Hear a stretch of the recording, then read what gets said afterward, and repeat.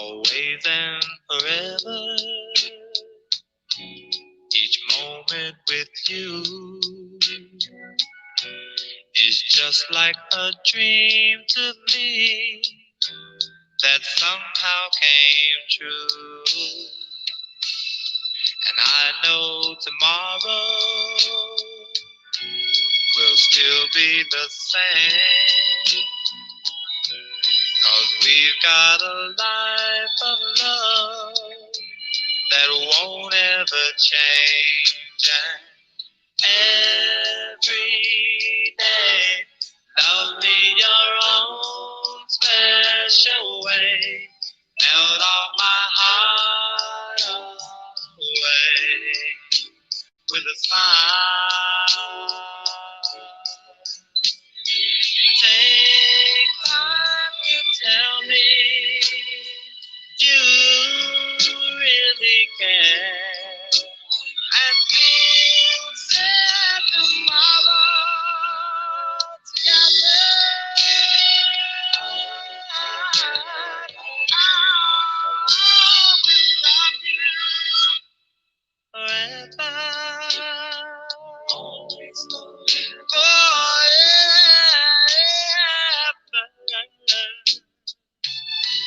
There'll always be sunshine when I look at you. Something I can't explain, just the things that you do. And if you get lonely, phone me and take a second to give to me that magic you make. And every day, love me your own special way. Melt all my heart away with a smile. Take time to tell me you really care, and we'll share tomorrow together. I always love you ever.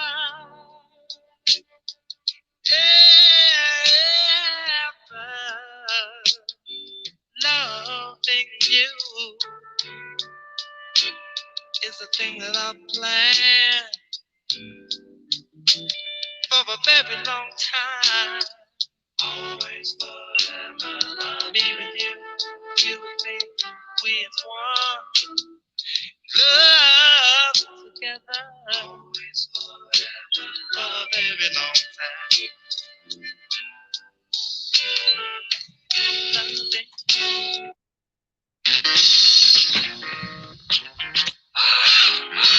I am third known. Before the book. I can't swim. I never could swim. I never will swim. Put me down. There go my man. I know I can be a shot. I know I can't swim. Oh, no. Put me down. I hate water.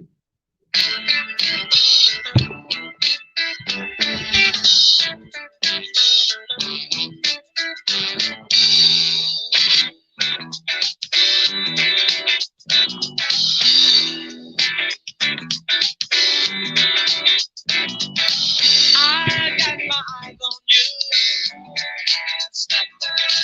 watching what you do. Don't think that you can jive, 'cause I'll be checking all the time. We gotta do it good, like you know you should. Don't stop the flow, 'cause we're the funky. Are you good?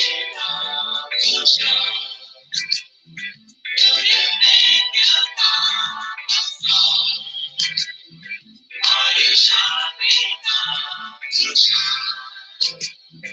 And you party all your time. Don't let your motives run. Keep on keeping on. Don't let me see you slide. Cause the people keep it tight.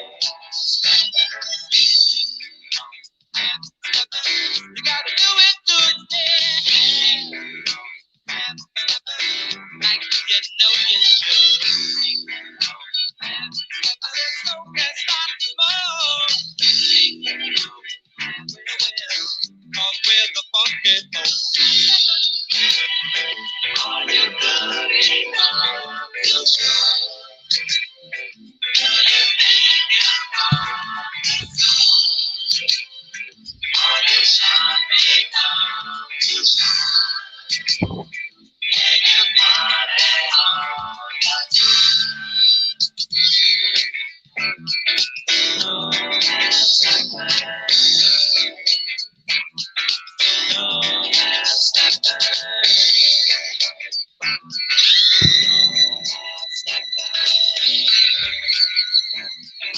no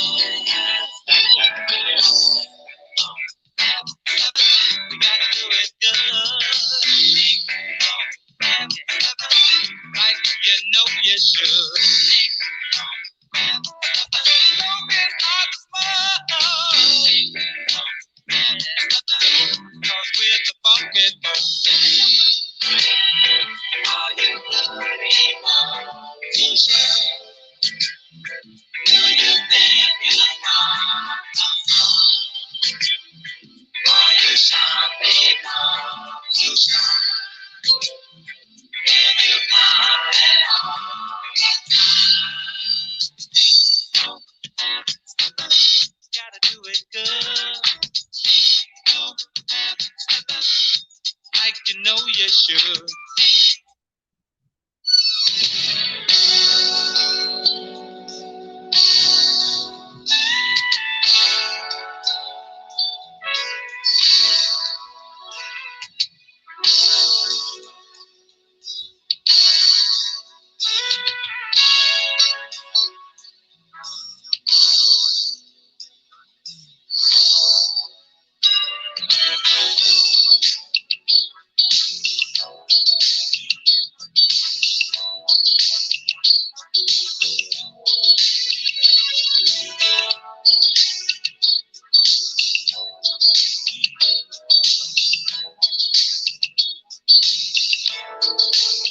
I knew I wanted on myself. I don't know blame to no one else. Now I realize I can't get over you. And though I do my very best, I just can't find happiness. And girl, it's all because I can't get over you. Hey, baby,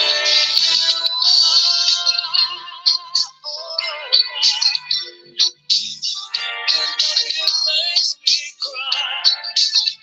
Matter how I try, I'm gonna love you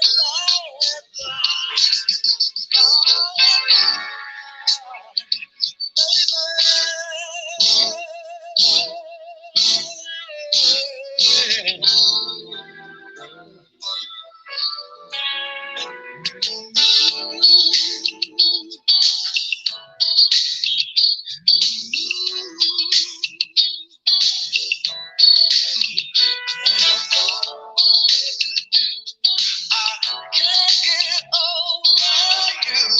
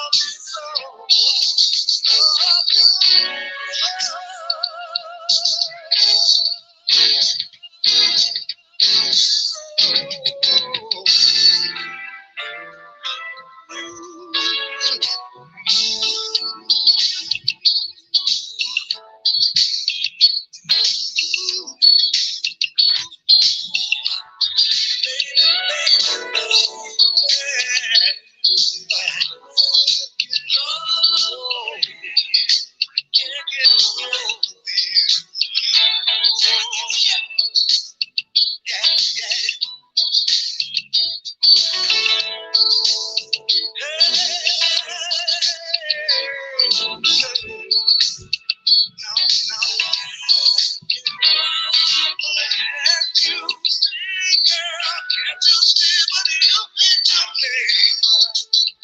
Oh, no.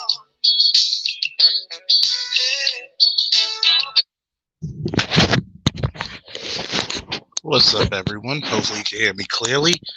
Woo! Ha ha. Captain Faulkner has a good ring to it. Thank you for all the well wishes. Like, share, subscribe, donate if you feel inclined. Now, first and foremost, do I know we have haters? Yes, indeed. Yes, we have haters. Yes, we're gonna have people coming in hitting the dislike button.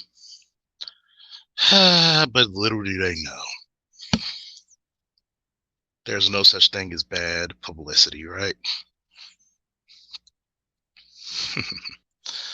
So, Charles Curry, Sheila the Quiet, Stone, James Keels, Keith Wisdom, Don Calypso Organ,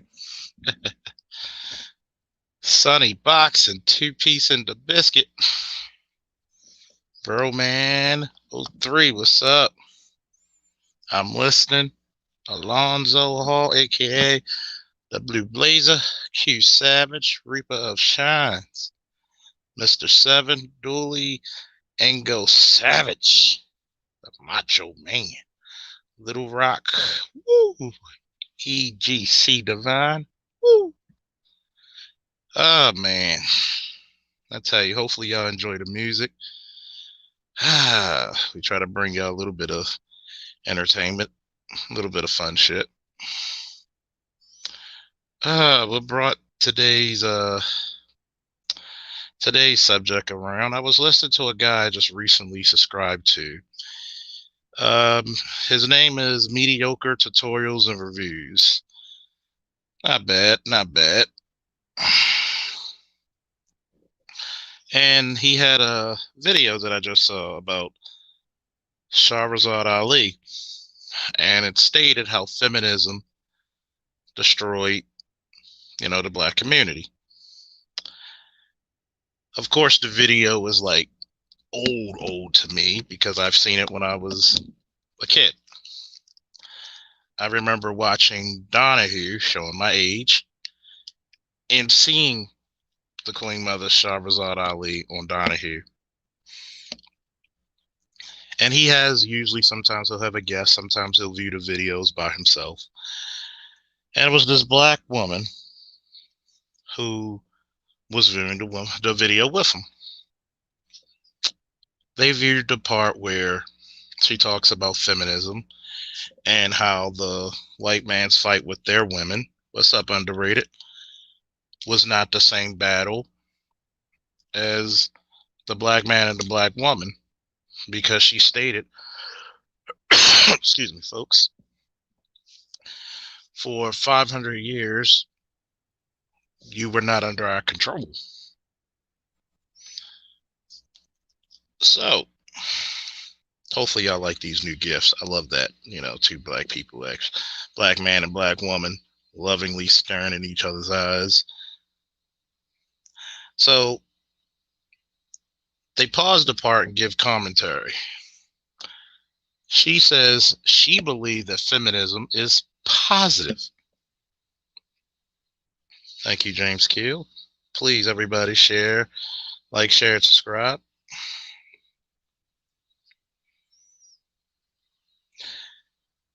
And I got to thinking, why would somebody say feminism is positive when feminism is one of the root causes to your community's destruction? Got 21 people viewing. Hopefully we got 21 or more liking it. And when I listen to the lady, I'm thinking to myself,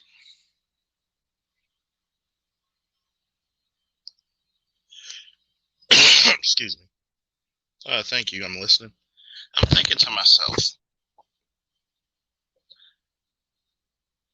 you don't remember Michelle Wallace's book, who was tag team partner of a CIA paid informant, the Black Macho and the Myth of the Superwoman, which many believe that was co-written by Gloria Steinem, who was also a CIA operative.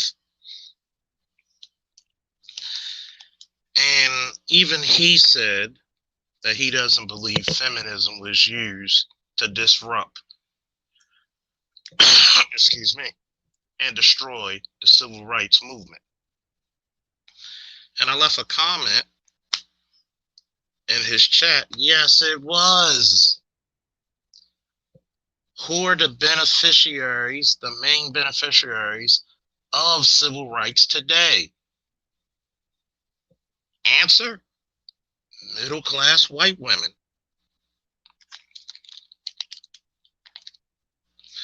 So you're telling me that middle-class white women and their non-struggles compared to black men and black women are the main beneficiaries of this shit? And people ask, how? Let me take you through a short history lesson. Charles D. Curry said, they don't know history to say something like that, and that's the thing I can think of. That is true. James Keel said, nothing like black love, nothing like it in the world. Damn right. And you were used to co-op. You were the patsy. Black women. I'm not blaming you for it. I'm just giving a history lesson. Not all, but some were convinced that you got the same struggle we do. No. No, you don't. Because you had a good time with your man. She was looking to be his equal to her man. And what happened was she took all them jobs, all those careers, all the benefits, all of that education, gave you crumbs, and went out like a thief in the night.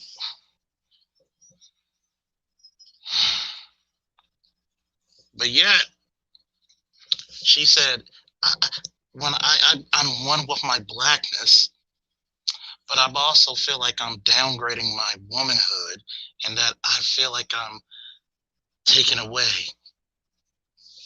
See, that's the problem with feminism. Excuse me. Feminism makes you believe that you're a different category altogether. Whether if you're a black man, black woman, black child, in this world, you're still looked at as one big nigga. The only difference is you're not going through as much hell as the men because you're not seen as a direct and imminent threat. See, this whole thing when she said feminism was positive, what the hell did feminism benefit black women? Loneliness? Did feminism get you more married? And then she wanted to talk about independence. Well, I don't need a man, I want a man.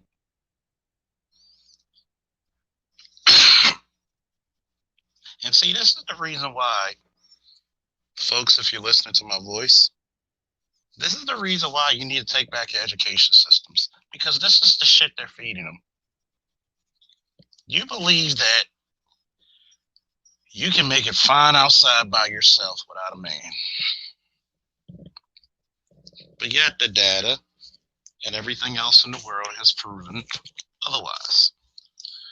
What's up, Simply Neat?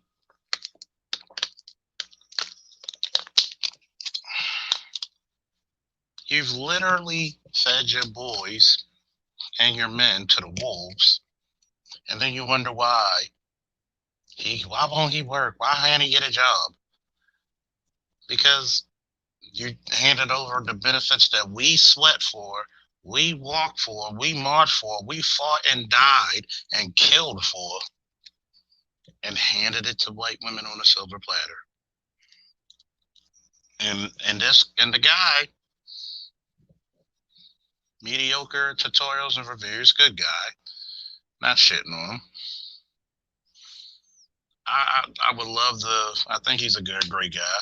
He said he doesn't know about that. I'm like, look, dude, I left it like, dude, I told him, just research those two, Gloria Steinem and Michelle Wallace. Just Google them and how that book, and it predicates off of the stereotypes, like black men are these uber abusive folks.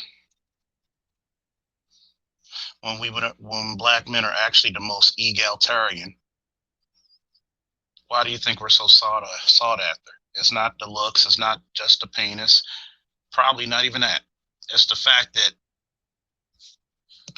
we're the most easygoing.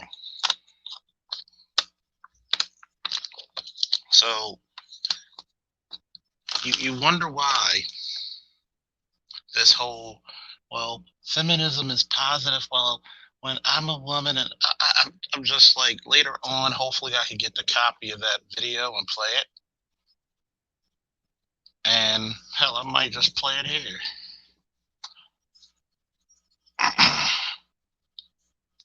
Might play it later on when I get guests on the panel. But it makes me think, when I hear that, I want to partner. Feminism is positive. The indoctrination is strong. I mean, the Superman got to teach you something again, ladies and gentlemen. I told you. Stop that. Stop that.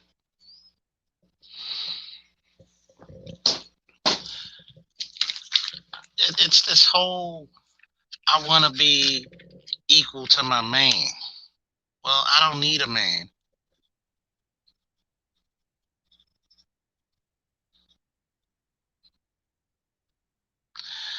What's the point of getting with a man if you don't need him? See, men, like women, are not something in the damn garage you pull out when it's a nice sunny day. Last time I checked, a lot of sisters are not working right now. And automation is eating their jobs up like a game of Pac-Man. But this whole I'm independent, no, you're not independent. You're only as independent as the men and the government allow. Okay? If the men actually said, you know what, get your ass back in that goddamn kitchen.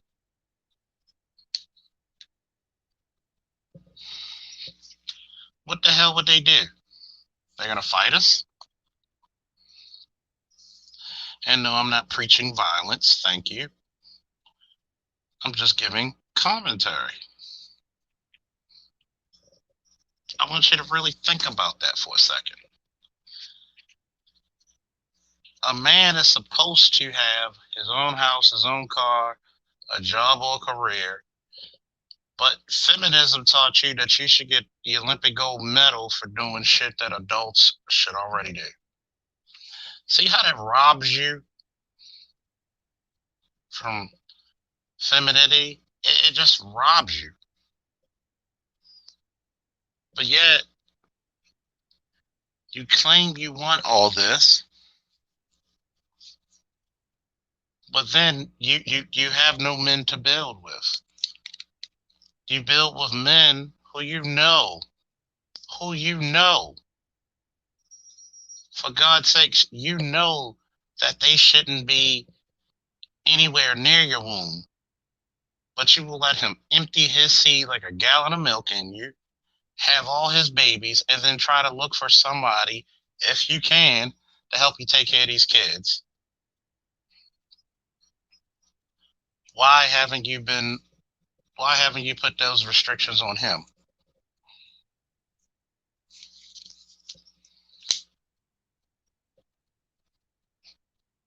See,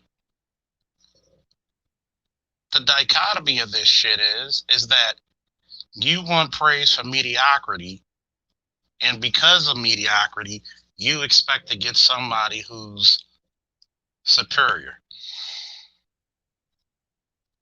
You expect to have black men out there die, fight, kill, and build, which I don't have a problem doing, but as soon as black men say these words, what do I get out of it? We have a problem.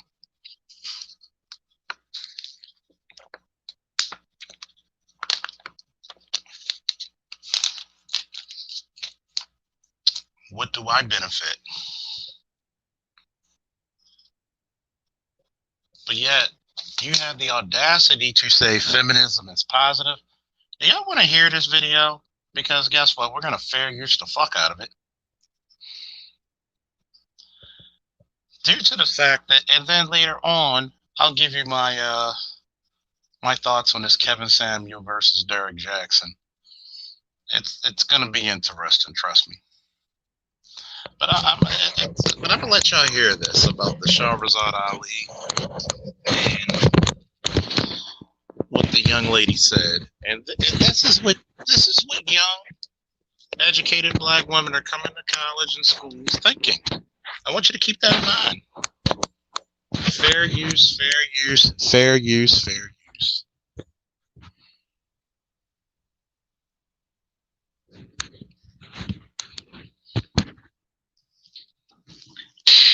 What up, YouTube? I am your host, Media Over Tutorials and Reviews, back in here with yet one more video, joined today by a very special returning guest, Teet. Hey. What up? What up? Let me know if you can hear it. Welcome back. Give me a woo if you can hear it clearly. We're going to enjoy ourselves today with a good old-fashioned discussion about feminism. Okay. And how it destroyed the black family. This is real. This is heavy. Yeah. We're about to go in. Shout out to you, Patreon supporter Michael Bennett. Thank you, sir, for sending over this content. And listen, we're going to do a in-the-moment reaction. We haven't looked at this video at all, but I feel like it's going to be a good one. Yeah, I'm already triggered, Michael. Just by the title. She's already triggered. So we about to go in. Anything to say before we get started? No, let's just go in. Let's just go. Without further ado. My position is that the black woman's disrespect and rebellion against the leadership and the authority of the black man is a direct cause of the breakdown in our black family structures. Now, of course, there are many black people who consider those fighting words because as black women, we have never been subject to the kind of examination that our men have been subject to since we have been here. We have been somewhat protected and shielded from any kind of critiquing about our personal behavior, whereas our men have always been up for examination. The book is not an attack on black women. I have never said that all black women do everything that I list in my book. None of us have lived long enough to do everything that I list in the book, but most of us do some of the things that I've listed in my book. And I do say that it is not because of generalizations that we are all victimized by some of the negative patterns of behavior in the book, but the book just represents our collective contribution. This is some of everything that we have done or that we do daily that contributes to the breakup of our relationship, the destruction of our man, and the failure of our children to be able to function. They did not tell us that all of that being my own person and I'm independent would lead to separation, loneliness, celibacy, and lesbianism. They didn't tell us that if you give up the man, you're going to take one of these things and it's worse and it will destroy your nation. They didn't give us that information. They made us think that it was some kind of glorified position to brag about the fact that I got my own job, my own credit card, my own car, so I don't need no man. I don't even know how we got that mixed up. Ain't none of that got nothing to do with being with no man. We have some serious relationship problems that nobody has been able to address. Whoa. Wow. There was so much. We could only watch like 50 seconds before before we had to stop it. Let's have an initial reaction based off what she was saying. Let me paraphrase real quick in order to make sure that we're talking about the same points. She just hit us with a whole bunch of information. She's saying they did not tell us what the outcome would be by this INDEP, right? This Miss Independent, all that stuff. I'm scared to correct you on the spelling, but I spelled it wrong. I'm so vulnerable right now. I'm so vulnerable. I'm in a vulnerable place. I'm just gonna say that. You grew up in the era of listening to songs like that. You grew up in the era of listening to media, push an idea of a strong, independent woman. But then there's concepts that within that might break apart a man and a woman. I just want to hear your initial reactions to what she's saying versus the things and the images that were showed to you, the videos that's been showed to you through media throughout a child of pushing a narrative, and especially from your perspective as a Black woman. And I think that that's key because what you hear a lot of this ideas of feminism is not made for our Black woman. It was made for the Caucasian woman. Okay. So I wanted your initial reactions based off of that.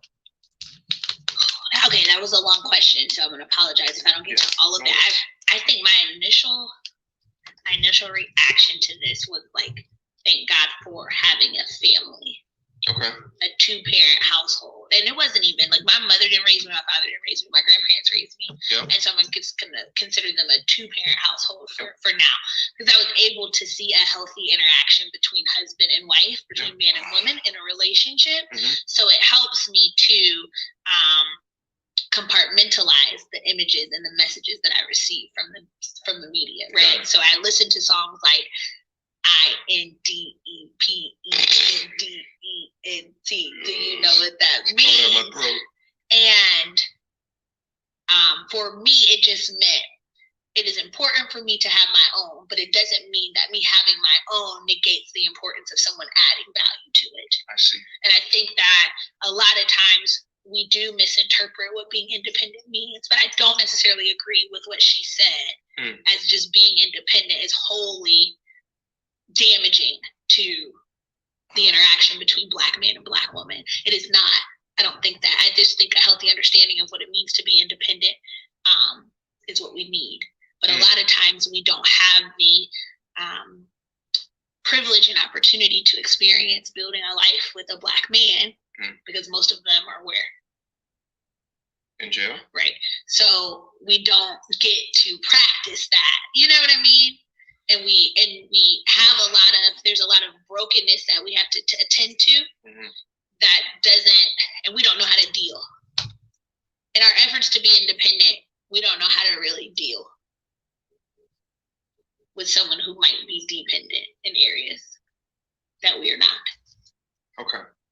I mean, so let me give a brief reaction to that. I think, what I was trying to highlight before is that, we are all products of our environment.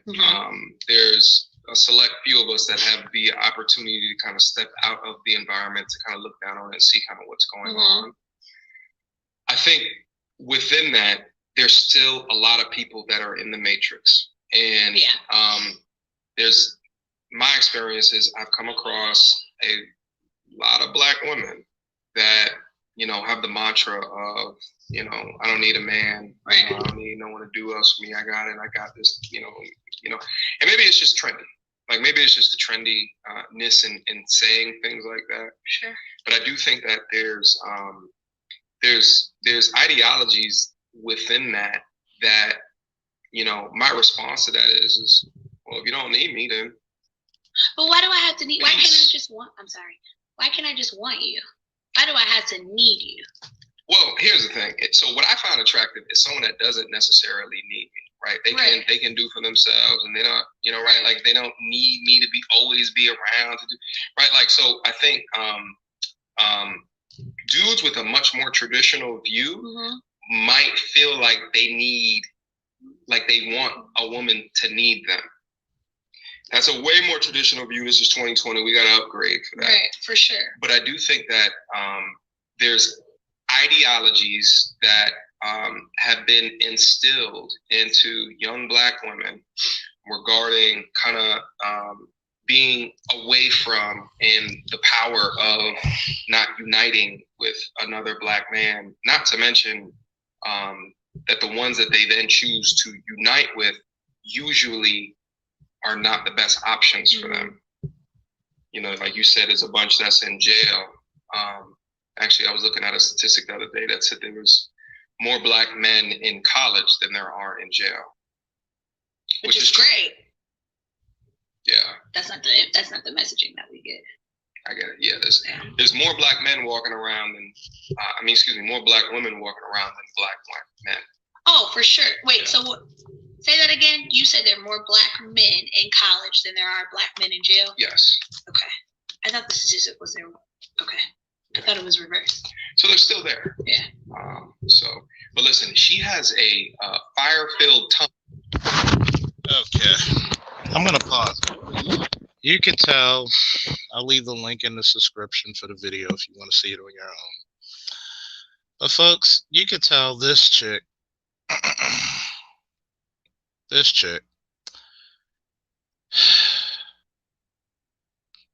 she's pretty lost in the sauce. Like I said before, and I'll say it again, she suffers from too much information, not enough knowledge. Obviously, she's in her mid to late 20s, maybe early 30s. She believes that, and this is how I could tell. You've been brought up under feminist ideology. Feminist ideology, especially Black feminist ideology, that you think that most of your men are in jail. I see a lot of Negroes walking around the streets of Baltimore. We're 70% Black. Okay? So we're about what, 48, 49 million? So half of that is what? 24 million males, maybe 23, 22-ish. So you're saying a good percentage of them are in jail. See how there's a difference between being intellectual and educated? You're just going over an improper narrative, a lie, a bold-faced lie. Like, I mean, for God's sakes, can someone Google real quick the actual percentage of Black men in jail versus in college? But we believe this, as she even admitted. That's not what we hear. I thought it was the other way around, because she does not research.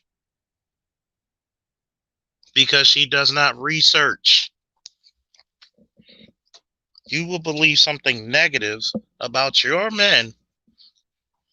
And remember, how many of these colleges are women getting to? You literally have access to the cream of the crop.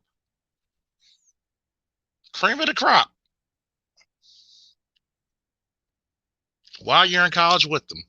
Why aren't you married when you get out of it? Why aren't you married 2 years over it? I mean, 4 years. Think about it. You meet a guy, you're both freshmen. 4 years? Is it enough to get engaged? The 5th or 6th year to get married? Because you're not looking for a man. You're looking for, air quotes, education. Once again, like I said earlier, you want to be independent. So there's 1,500 Black prisoners for every 100,000 adults, which still means majority of our Black asses are outside of prison. So as you can tell, she was even shocked, and I'm glad he actually corrected her. 6%? What's the percentage of black men in college? So just it's these bastardized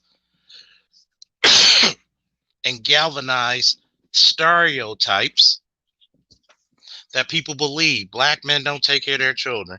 But 52% of y'all black asses don't have children and you're unmarried.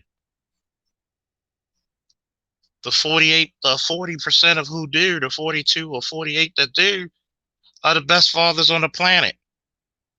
You're only talking about 8 to 6% who are deadbeats, and you still got to go by the narrative. Because a lot of chicks play games and weaponize their children because the man doesn't want to be with them.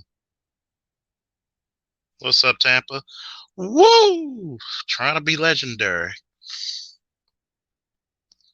Sometimes extraordinary, definitely legendary. But yet, what's up, T. Riddler? Sketch One, what's up? T. Wells, what's up? Excuse me. But yet, you have all this access. You hear of all these chicks going to community college, going to all these schools and whatnot. Why can't you find a man? You actually believed that all of us are in jail? Let's back up to what she admitted. You were raised by your grandparents. Okay? So if you were raised by your grandparents, that means something catastrophic in the legal system that your parents failed to raise you. Unless your parents both are deceased, which will give, pause to.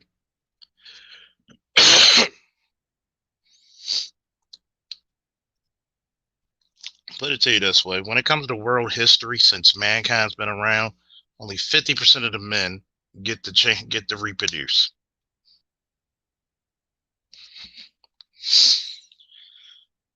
So you really believe that all of us, majority of us, are in jail?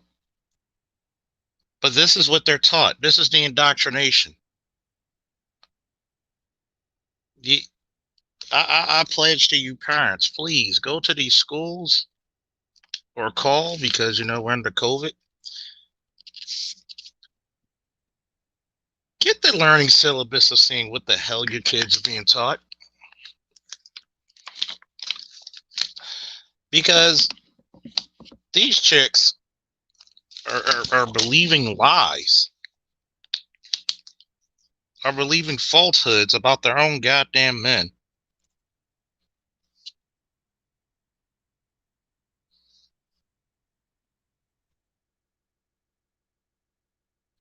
Yeah, let me look at this.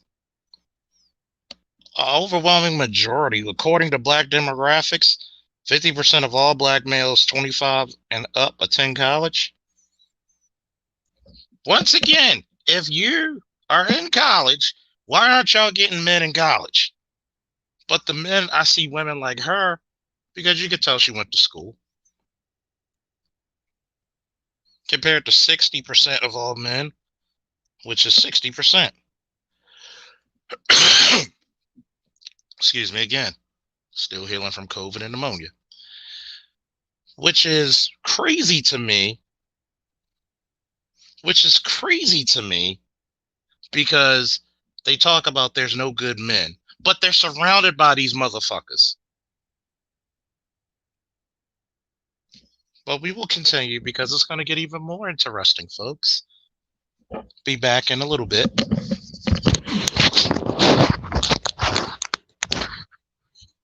black women walk around than black men.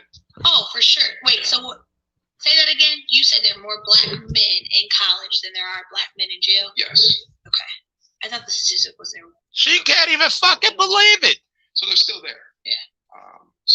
But listen, she has a fire-filled tongue. I want to hear more. I want to hear more of what saying. So let's go back into it and let's come back. Okay? Okay, we got it. Press us on because everybody wants to pretend that this is not going on. You know, over 60% of our women are single, widowed, separated, or divorced. They don't have a man. I just came out of Florida and they got a housing complex that the Urban League built, which is a Black organization that is for women and children only. They say they don't allow any men in there. I didn't have time to deal with it, but I talked about them real bad. That's the silliest program I've ever heard of. You know the women that had men if they got a bunch of children. They need fathers. They need protection. We hear about the drug problem that we have in our projects across the country. It's one of the major places that we have a drug problem. You know, we talk about the great strength that we have as Black women. Well, the welfare department don't rent government apartments to single Black men. Those apartments belong to Black women who are allowing this to go on in their home. We have not looked at what part of the responsibility do we share.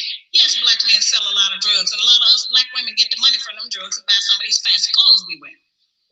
Drive around in some of these fancy cars.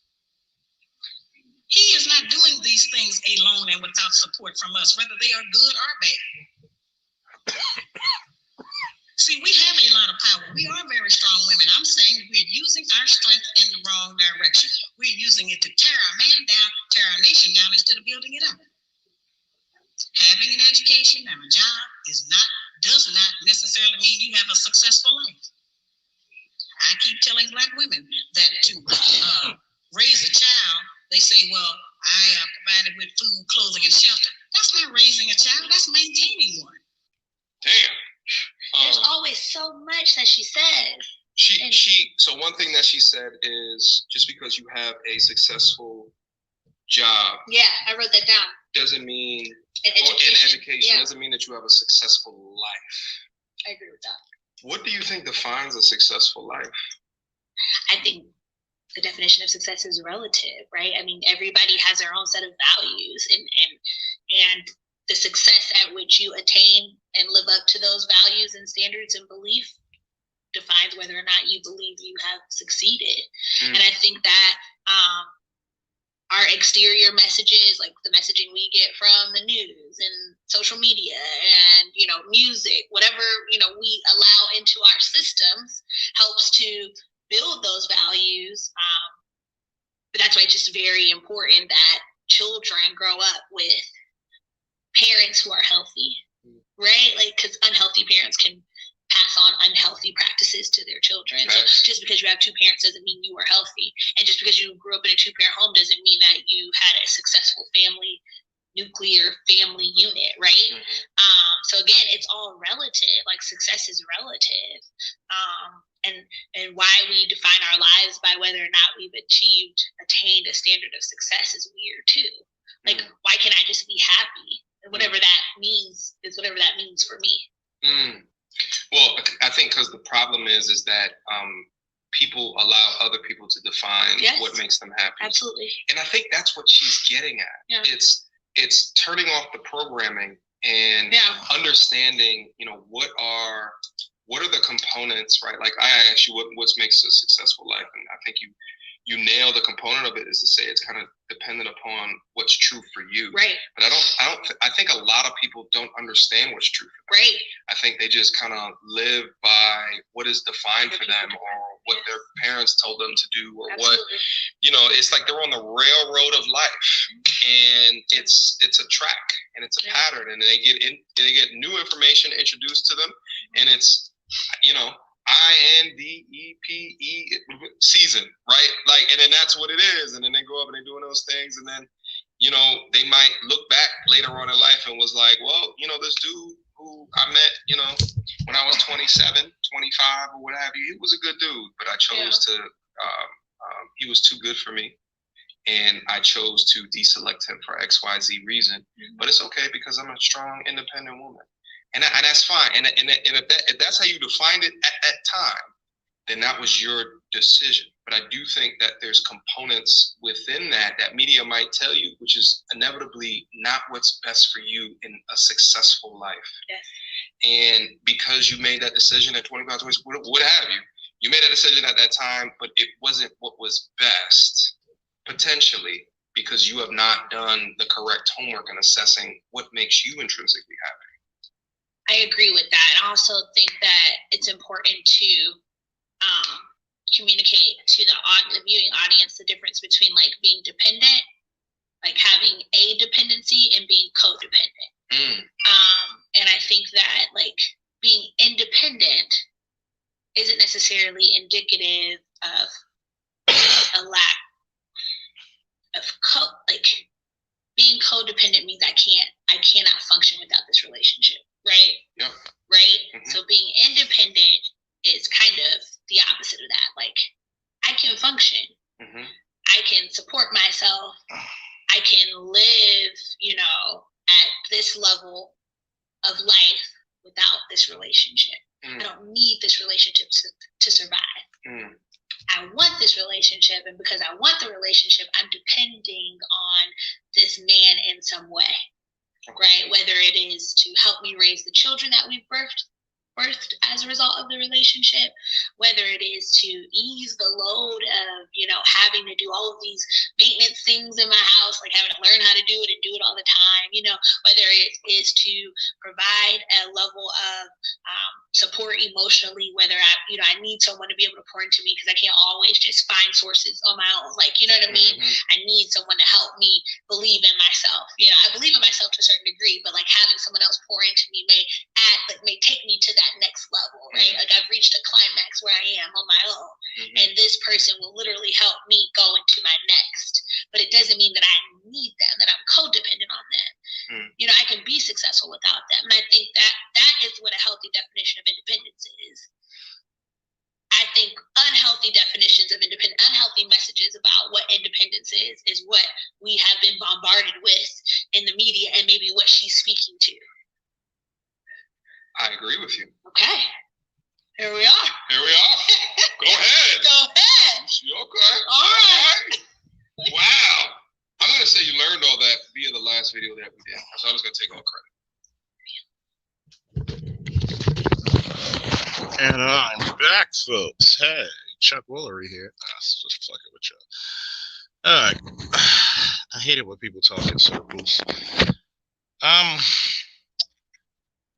You ever notice how, depending on your age, your mother and father, your grandfathers, and if you're fortunate, your great-grandparents were codependent off each other? Notice how codependency with each other in a relationship build stronger kids. If you're next time I hear a motherfucker tell me they're independent, I'm gonna ask you, who's your head of state, what is your constitution, and what's your national flag? No one's independent. See, independence is a joke that feminists gave black women for getting brownie points for being an adult. You don't get any special privileges for having a house, a car, a job. You're supposed to. Your independence is your hubris. It keeps you from learning. It keeps you from growing. As a matter of fact, when a lot of times you find that these great guys, instead of saying, I want to build with him, your indoctrination, your training says, I want to dominate him. Or the reason why you don't want the nice guys, because you're going to have to be submissive, cooperative. So you're thinking that I can have it all. I have all the time in the world, which you don't. And guess what happens? Your eggs are dried up. I mean, look like egg McMuffins up in your uterus. You're stuck in your ways, and guess what? The men your age are checking for the newer models. The same way you were checking for the older, more stable, more mature men when you were younger in your 20s, and some of you in your teens. Don't lie to me. I went to high school with you motherfuckers. I've seen the older boyfriends that were picking your asses up when you were 15, knowing damn well that motherfucker was in his 20s.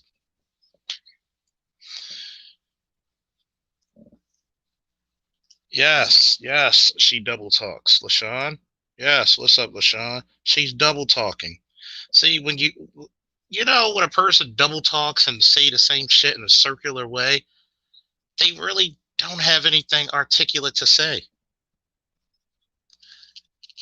You cannot debunk what sister, I can't even call her sister, the true queen, Shahrazad Ali said. Keep talking that shit, Dre. They're gonna defund your ass. You can't take away from none of the stuff and none of the words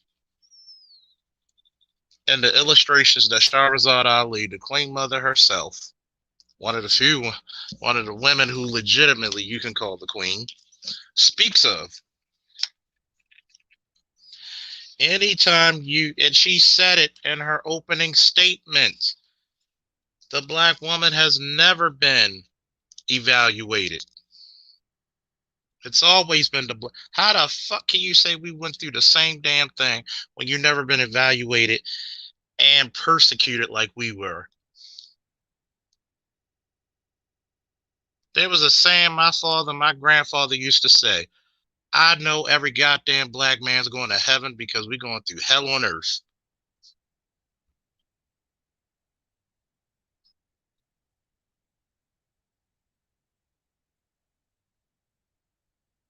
Yeah, that's true, Sketch One.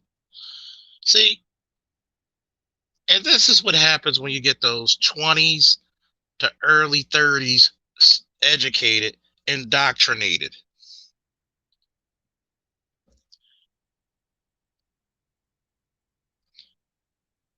But yet, you can't even take in consideration nor do any research because I'm pretty fucking sure when I went to college, the one damn thing you had to do was research your fucking work.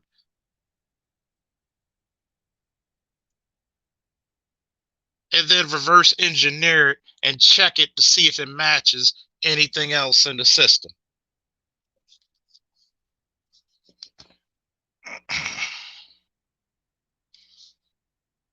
I get so sick and tired of people giving all kinds of fucking bullshit. Lying. Straight up lies. But yet you're quick to tell me and other people that black men are predominantly in jail. And you wonder why, but yet y'all pick the jailbirds. Y'all will come out of y'all mouth to say, excuse me for a minute.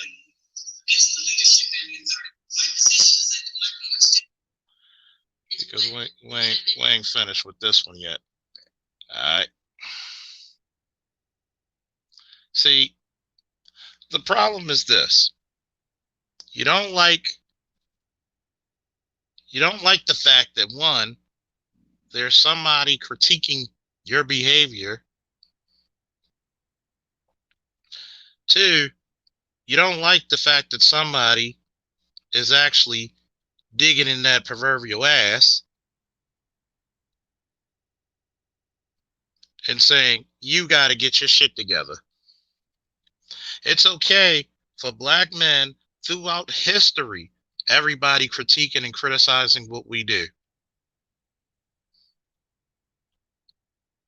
It's okay to say, why don't you build?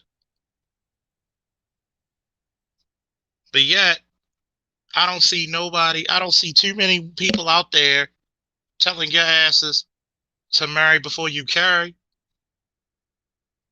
But then you want to get upset when the motherfucker isn't a good father because you didn't vet him. I had a woman, I'm not afraid to say her name, Goldie, gonna tell me that men need to take responsibility because you believe this fucking narrative of lies and fictitious bullshit, but yet you have a goddamn alleged invisible husband with you.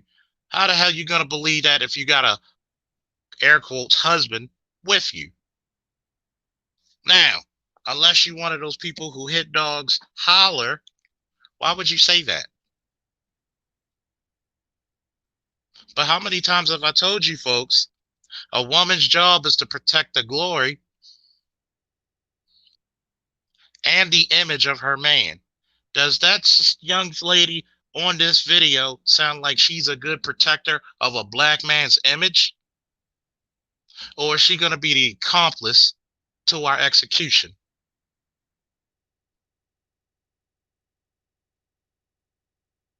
Remember, character assassination is even worse than the physical.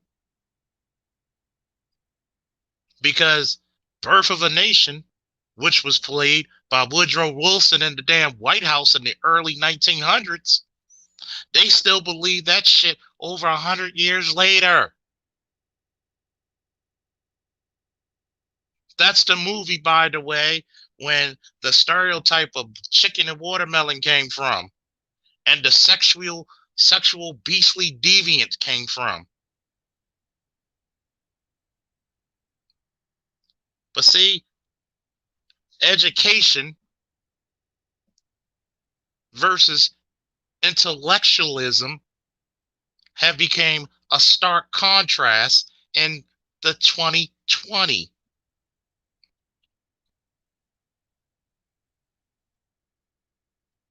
But yet, for those women who are not afraid to be shunned and said to hell with this imagery, I'll be damned to leave my black man to the wayside because I need him.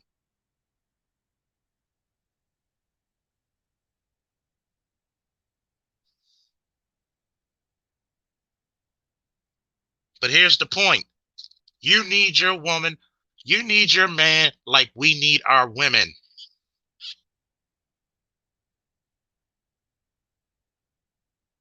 Okay? Get over it. Well, I'm independent. Bullshit. Well, black men don't protect black women. Bullshit. I've seen it out there where black women were getting in trouble and getting accosted, and black men who didn't know her from a can of paint came to her rescue.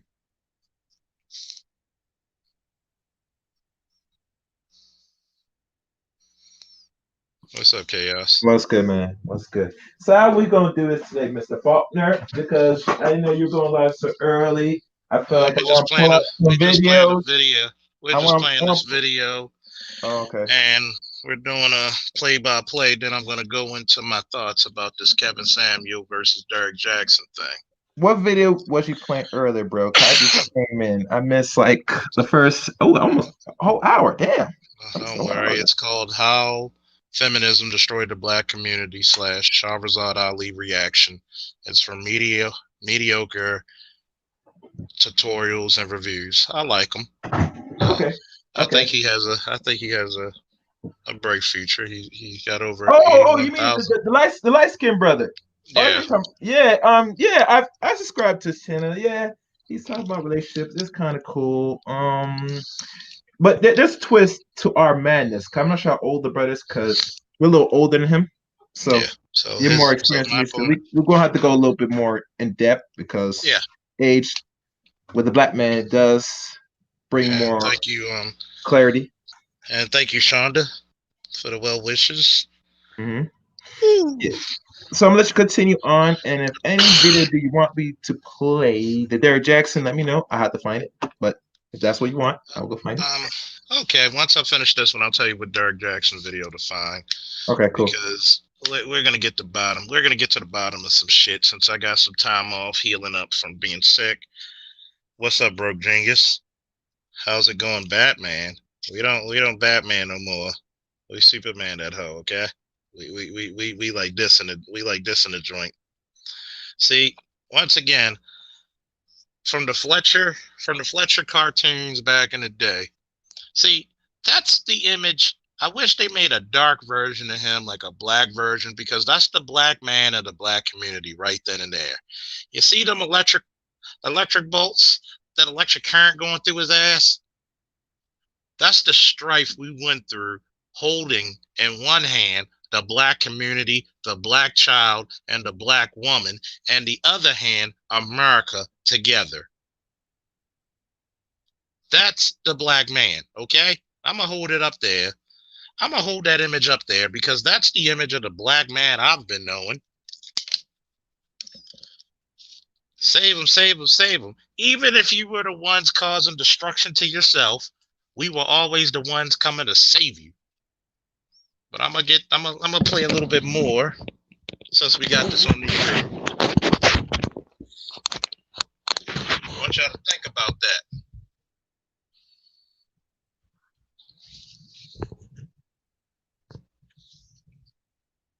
Bombarded with in the media and maybe what she's speaking to. I agree with you. Okay. Here we are. Here we are.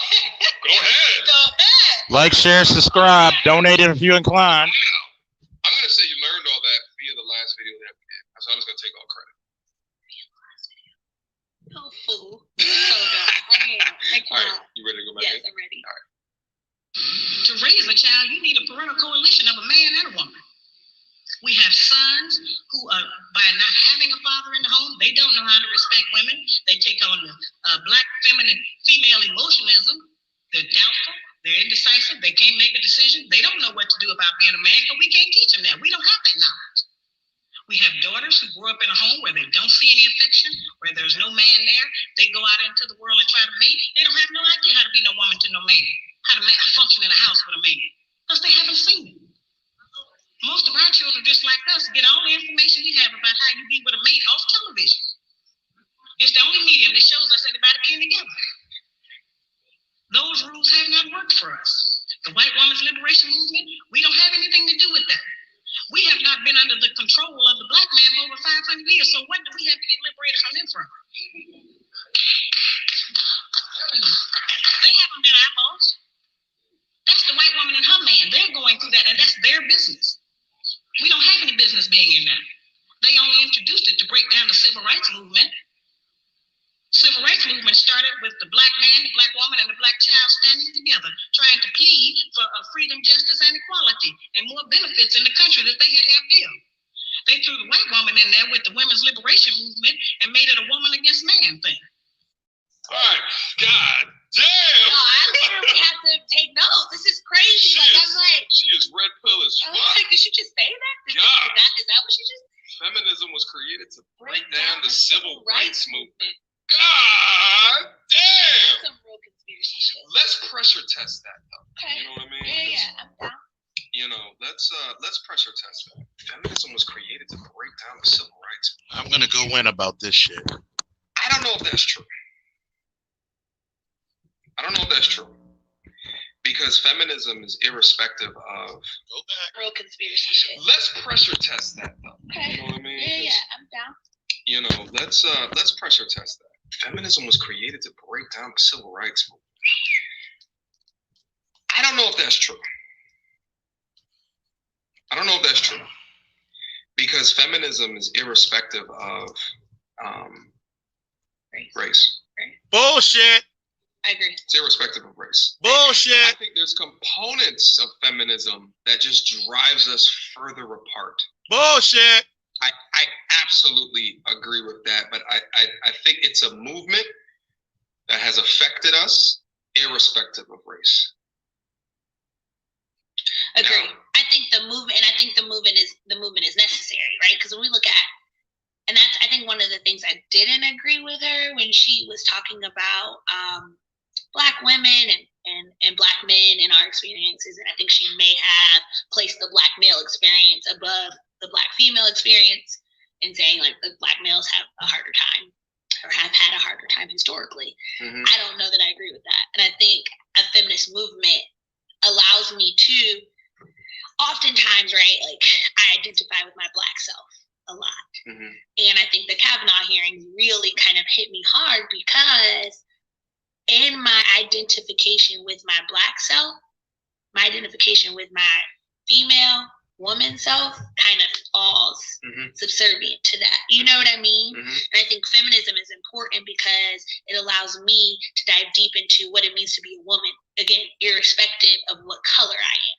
Like, we share an experience, white women and black women. Then when you think about the black woman experience versus the black male experience, and I'm using versus for lack of a better term here. I'm not saying that they're pit against each other, should be pit against each other. I'm just saying that that's a double negative when you think about like the American experience, right? Because when you think about the hierarchy of society, it's the white male. Black male is before black female in that. Let me bring it back to I think a different perspective than what you're thinking about feminism. Okay.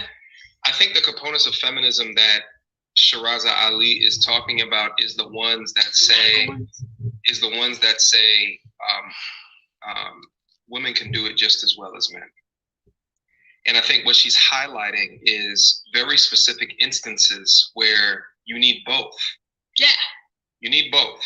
Okay. I think your definition of how you put in feminism in order to come up to a summary of the Kavanaugh hearing is different than what she's saying. Okay. I think what she's saying is there's components of it where, you hear, maybe a single black woman saying that she doesn't need a man to help raise her son. And part of what I've been saying on this channel and part of, right, is like, you need a man to raise a man.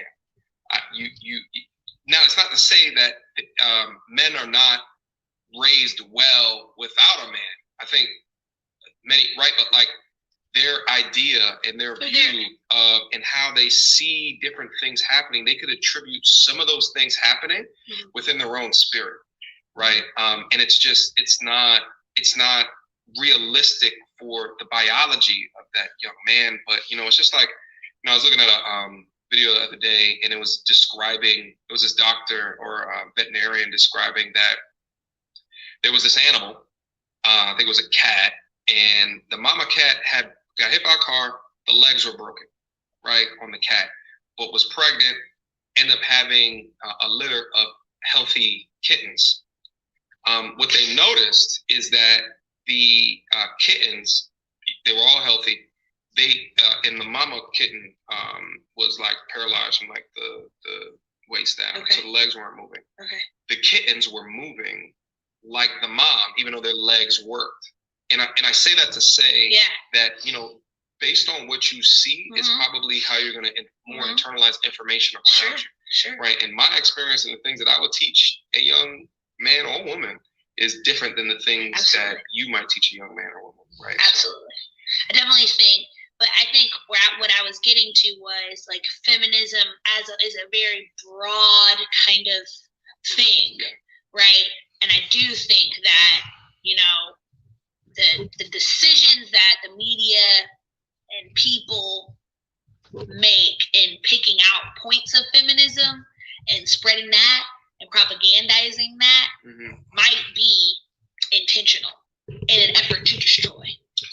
But that's why I feel like it's important. Like for feminism, for me, is this. But that's not the messaging that we receive. Obviously, because she never talked about feminism in that way. She's talking about the feminism that is damaging versus the feminism that actually is positive. But I love the way that you summed it up and that the viewers can see it being summed up completely differently. But using the same word. Yeah. And I think like a lot of times what I see is that people are arguing off of a term, but then they have a totally different interpretations and life experiences based off of that same exact term. So it's almost like you have to set the definition up front before you can have a conversation about it. And not a full understanding, right? People don't come from a full understanding of what certain terms are. They literally just come from whatever messaging they've been receiving about the term, what it's like? I just wanted to bring a different perspective because feminism is positive in a way. I like to break analogies on the channel. It's like trying to have a goddamn conversation regarding like who's the best rapper of all time. But both of the people who are having the conversation have heard different works from each artist. So so your point, your grounding of how you're coming up to it is different because you both have different data points. You have different experience with the artist. You have, one went to certain concerts and the other one different. So it's hard to come up to unless you're going from objective factors like album sales or something like that. So that created a big separation between black men and black women, because then everybody started going for self. Then they. I wouldn't say or something like that. So.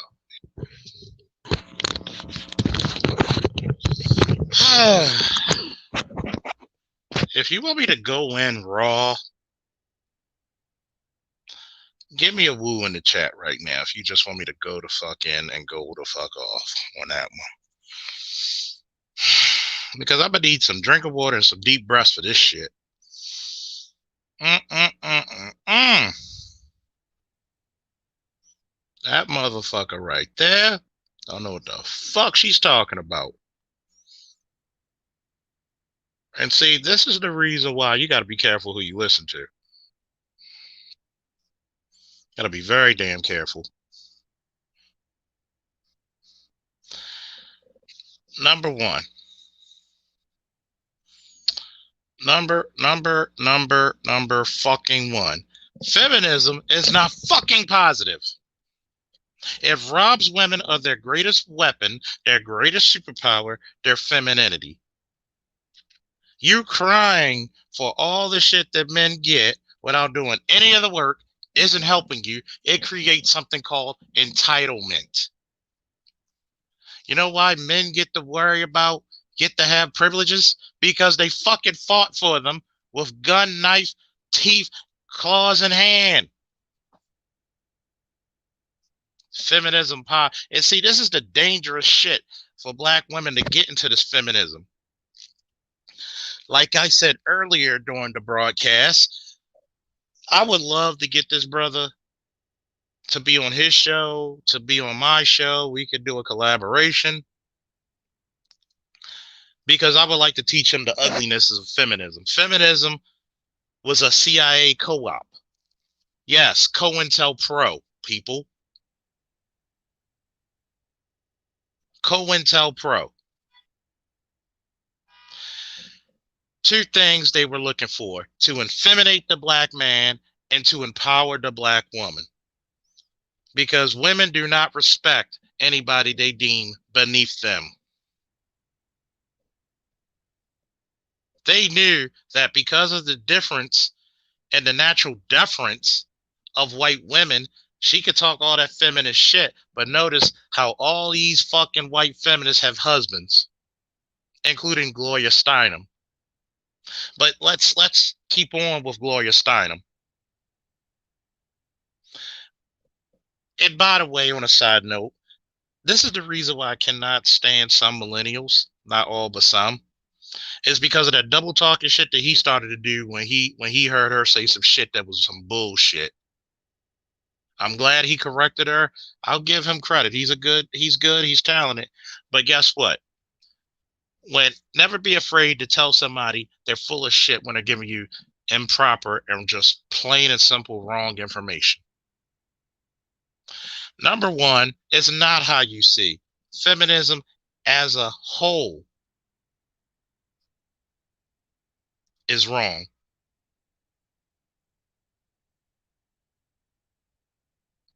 Feminism, where did it benefit? This will be my defining question for her. When did feminism benefit the black woman? It demonetized your man. It broke up your family. It decimated your society. And now the problem with it is psychologically, she thinks that she's both a woman and black instead of being a black woman, which means loyal to your people. You worrying about being in sisterhood with people who don't even see you as a person. It ain't no racist shit. This is historical. Look it up. Look it up. You look at Michelle Wallace when she wrote Black Macho and the Myth of the Black Superwoman. And so many of the lies that were told on black men when the book was co-wrote, maybe even written by Gloria Steinem. But notice, she wanted this woman power, this girl power, brawl, burning shit. But what did she do? She went back to her man. Where did Michelle Wallace do? Go into hiding for 2 to 3 years because people were upset with the propaganda she tried to spew.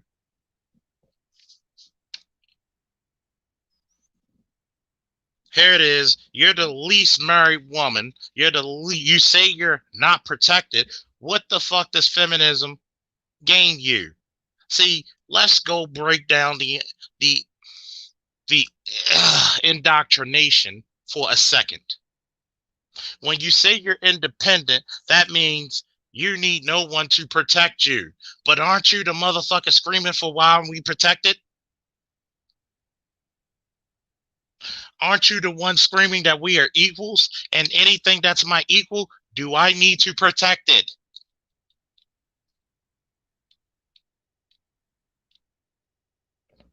Somebody answer this damn question. Let's go even further. If you were so equal, why don't we have the equal amount of police officers, the equal amount of construction workers, the equal amount of chefs, military personnel, firefighters? Why aren't we equal? If we really are equal, why don't we have the equal number of people in these fields?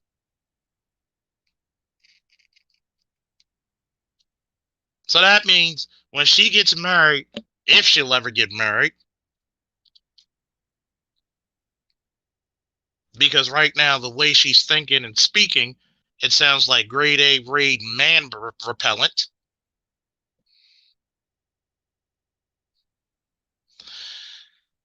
So you would have to go downstairs when there's a sound in your house and let your husband be kept upstairs with the kids because you're Miss Independent. See, independence is only good when there's safety and protocols to protect your ass. Like I said before, black feminists want all the respect without the responsibility, all the acclaim without the accountability, all the strength without the struggle to build the muscle.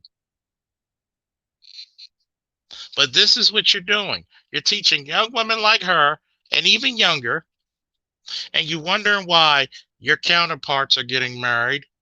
Your counterparts are living happier. You're developing more masculine characteristics. You're fighting in the street, carrying on, being unladylike because you got a piece of paper on the wall and $100,000 worth of debt. You think you're doing something. You're looking down upon the blue collar worker, but that mechanic is out earning you. Oh, you're a damn social worker, but that mechanic is making what you make in 4 months that you make in a whole damn year. And apparently, you're not even smart enough to take advantage of the motherfucker while he's still developing. You want everything in the kinetic, but nothing in the potential. And that's your greatest fatal flaw. We're going to continue this.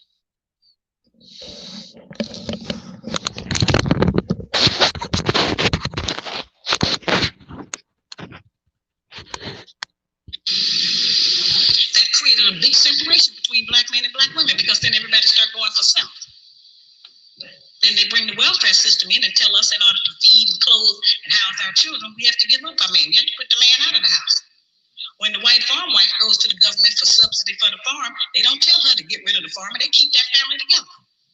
But in the black community, they make it a requirement because they want to keep endorsing into the black community that the black man is no good and that he is not deserving of respect. He is not deserving of us letting him give us any protection or instruction, and that we are better than them.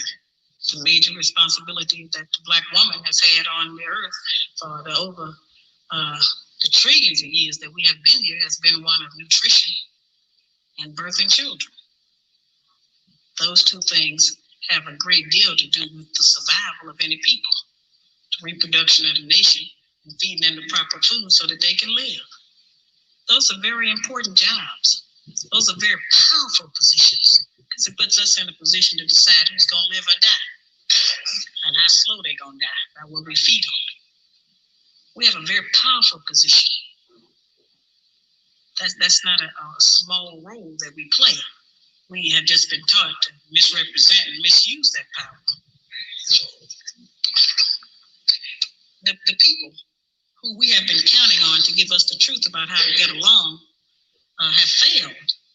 The white people don't know how to get along. They don't have that information themselves. They don't get along with nobody on earth. So they didn't have no information to impart to us about how we're supposed to get along. They changed their relationship rules at will. We have, tons of Black children around this country that I hear from who have grown up traumatized by the fact that they were referred to as the outside child. When we were having children like that, they called it illegitimate children until the white woman started having them, and that's single parenting. They changed the rules according to what they're doing. So I've called on our people to change them depending on what we want to do, what our needs are. There's another need that has not been addressed in our community, because nobody will deal with it, and that's one that God did not create three sexes. We only have men and women. Now, I have not said that we should reject the sisters who try and act like men and the men who try and act like women. I'm not saying to reject them from among us, but they need to be taught. We don't have to accept that as some kind of normalcy because that's not normal. All right. So let's get back in there.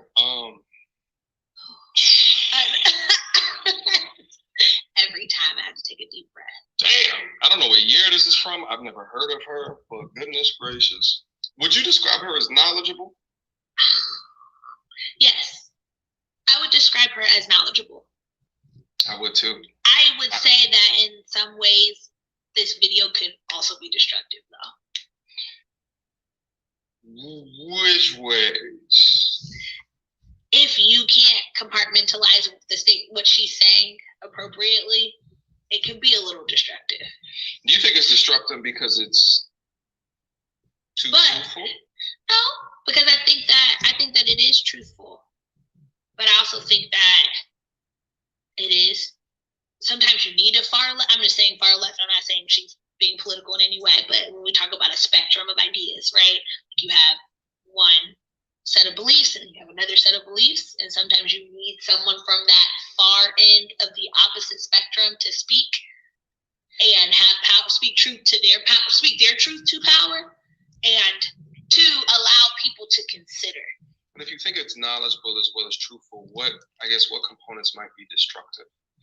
Is it that it's so different than information that we hear in media today? I think that, right, like when we were talking about feminism, I'm just taking it back to that, like she's coming from one particular perspective, one definition. Right? She's coming from one perspective, one definition, one experience, or a collective experience, but not the whole, right? So it's partially truthful, but it doesn't mean it's false. It just means it's not the entire story. She's coming from one perspective, and it's needed. And just because it could be destructive doesn't mean that it's not needed. I think it's needed, but I think that it has to be served with the idea that this is not the whole truth, nothing but the truth will help me God. This is a perspective. Bullshit. What part about this perspective doesn't sit well? Because everything that she's saying, except for that feminism was created to destroy the Black community or civil rights movement, I think she said. I don't agree with that one, but other components of what she's saying, like it just speaks. And what's crazy about this is that this video looks like it's in the 90s or something like that. So this is probably a 20-year-old. This looks like a VHS. Definitely giving me Queen Latifah, UNITY. Yeah. You know? You know what I mean? So it's like, and in fact, what she is experiencing, what she's going through, what's her truth at that period is probably not even anywhere near as left of the truth of today. Right. So like it's not going anywhere closer to what she's saying, but in fact it is going even farther away. You know what I mean? Oh yeah, no, absolutely. Because I think when she's talking about like there's only two sexes. Is that what she said? There's only two sexes. There's not three genders. She said, yeah. She said there's not three genders. There's not three genders. There's only two sexes. Like that would be more conservative view, right, than where we are now in 2020. Yeah. So if someone in 2020 was listening to this and they were living their truth as maybe what they thought was a third gender or fourth or fifth, whatever, that her statements can be destructive to that person. Do you see what I'm saying? Yeah, it can be, but you know, I feel like sometimes. Which I just think it has to be served on a platter of empathy and on a platter of. So it's destructive because of the way she's delivering it. Yeah, her delivery is a tad insensitive, I think, to individuals that aren't living the same experience. And I also just think it is one-sided in a way. Okay. But I do think it's necessary. I feel her on some things, and we were talking about just what I wrote down, like the Caucasian race changes rules according to what they're doing. And I think when we talk about like the war on drugs or the opiate epidemic versus the opiate versus the crack epidemic. The opiate crisis versus the opiate epidemic. So like now that our Caucasian brothers and sisters are going through opiate addictions, it's become an epidemic. This is a thing. This is a world problem. Everybody, it's a health crisis. I was thinking about the opioid crisis versus the crack. Versus the war on drugs, versus that. But it was never defined as an epidemic until white people started going through it. Yeah. It was never a healthcare emergency, right? Yeah. No, yeah. So I get her wholeheartedly when she talks about how the majority creates their own rules based on what they're experiencing, and they're wholly different, and they lead to wholly different responses. That's a fair point. All right, listen, I'm gonna wrap up the video right now. Woo! This is this is a good video, Mike. All right, it's mediocre tutorial and reviews. The link to the channel is to the chat. I like the brother. But I'm going to read what Shonda H. said. Many black women don't want to face their double standards. Also, it's too many people who have deep vested interests in keeping black men and black women divided and at odds with each other. Facts. Woo, love facts. See, I'm gonna really say some shit. As only Austin Faulkner can say. Number one, any woman that finds the Queen Sister Shahrazad Ali offensive, that's a telltale sign you don't need to be with her. You don't need to be in a relationship with her.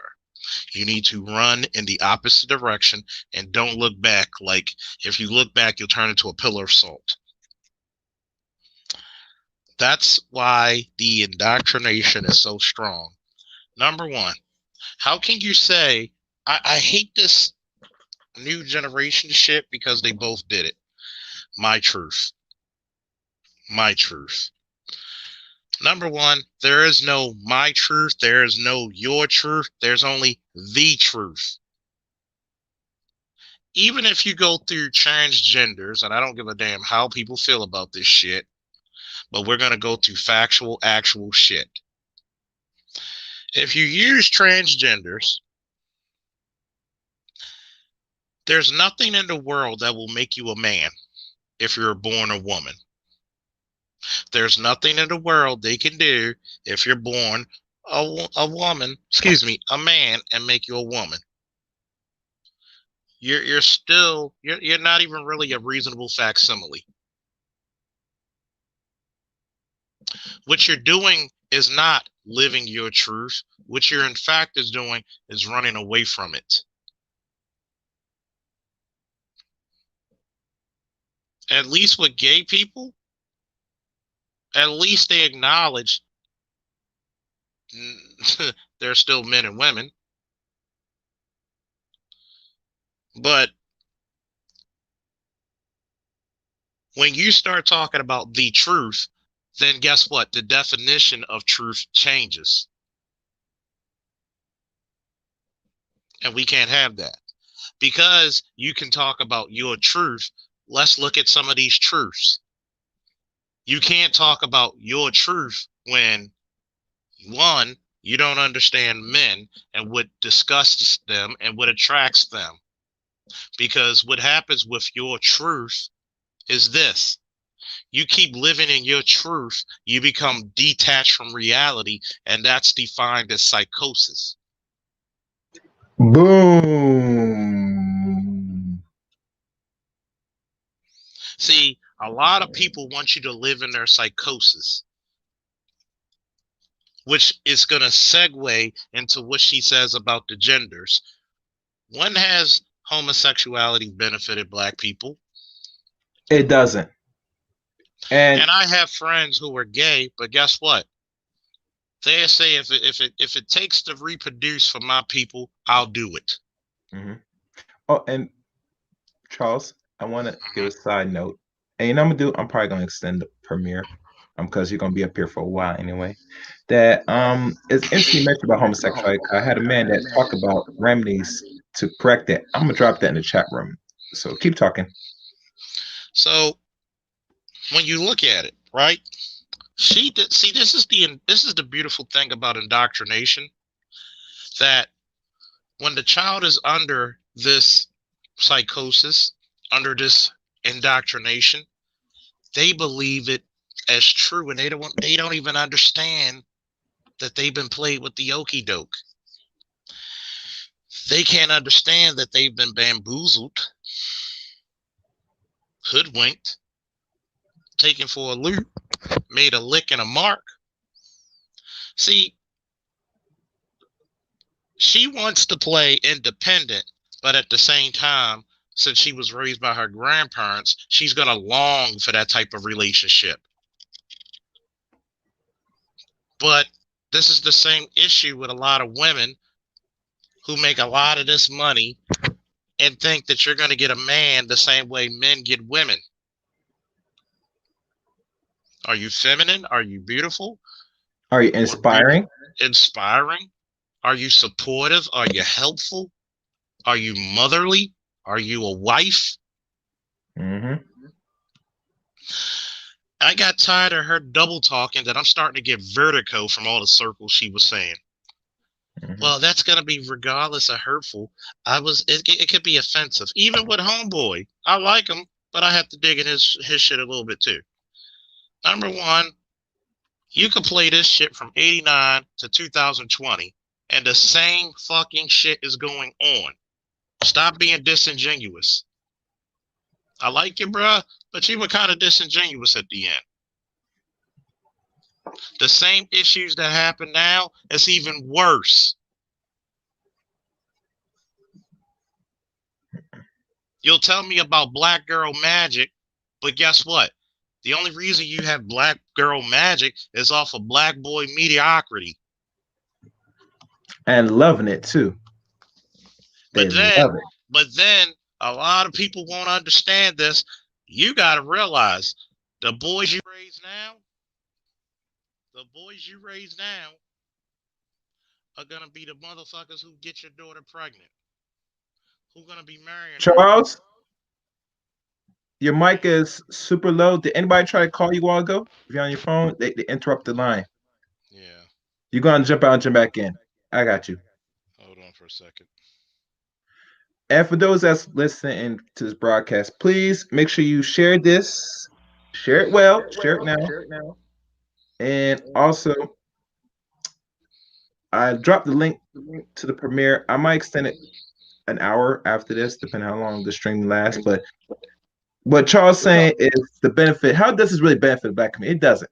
And the man I had on that talked about it on my podcast, he explains the remedies and solutions for those that's about that life. You gotta watch the stream itself. So the link's on the chat room. What about now? You sound perfect now. Good. And see, this is the dangerous part about so much information, not enough knowledge.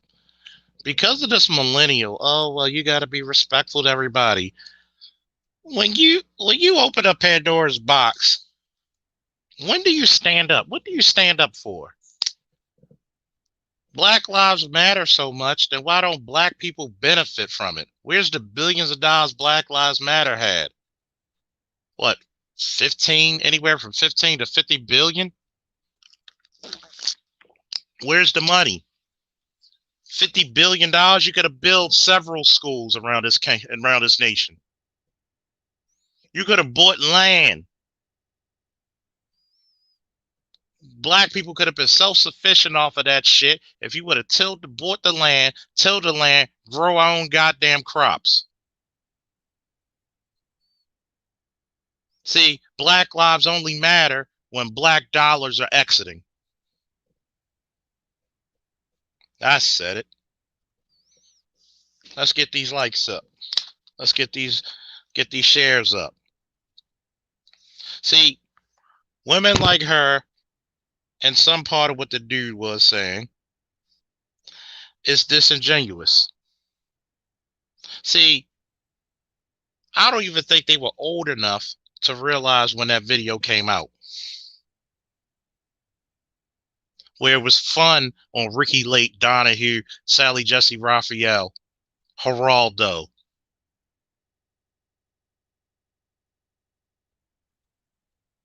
To paint black men in certain pictures where you can't even be accountable for your womb. The number one damn thing black men ever told you to be accountable for was your goddamn womb and what comes out of it. And you failed at that. Not all black women, of course, because we still have some very exemplary sisters. But the one damn thing we asked you to be totally responsible for was your womb. I'm almost a 40-year-old man, and I will ask this question. Does your truth benefit you? Why don't you actually go by the truth instead of your truth? How can you have children by a guy who has multiple children and takes care of them not, and expect him to be a great father? See, at least men, on the contrary, they like sluts. How many men are trying to marry sluts? At least we're logical with our fuckery. How many men are purposely trying to get sluts pregnant? You are purposely trying to change men who you know won't change. But you sit in colleges with men who are going to be the movers and shakers. What do they call it? The masters of the universe. Yeah. On their He-Man shit, I have the power. You literally sit in classes with these guys and you let other races of women beat you to them?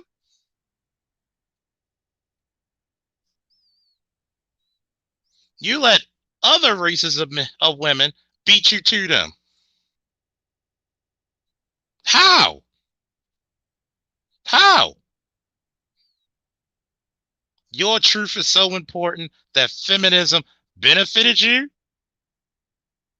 White women were jealous of you. When they came and said, you have a say in your home? This man works hard for you and y'all go out? He only requires you to cook and take care of the kids? Sew them up something? Treat him with some respect? He doesn't expect you to be a certain size? Let's break this shit down. Half of you can't even lose 10 pounds. It's a curse word to tell you motherfuckers to go to a gym. But yet, the white woman said, you know what? And I'm going to tell you what the truth is. The truth is the white feminists and the black feminists are jealous of each other. You think the white man she's married to was going to give you some white womanhood, and he will not. And the black and the white women saying, I want her man because he's still manly and he's egalitarian. You see, when you look at your truth, see, there's one thing to have different perspectives and an open mind. But when you fill that mind up with garbage and disinformation and misinformation, there's no perspective that you're truly going to get except falsehoods, except undeserved entitlement. Because if you really wanted to look at the truth would be like this. Was your community doing better before feminism or after? Were you having meaningful relationships before feminism or after? Was your men working, married to the women they had children by, in successful families before or after? I mean, I rest my case. Feminism positive. Feminism is the ultimate evil. I mean, this is how I view feminism.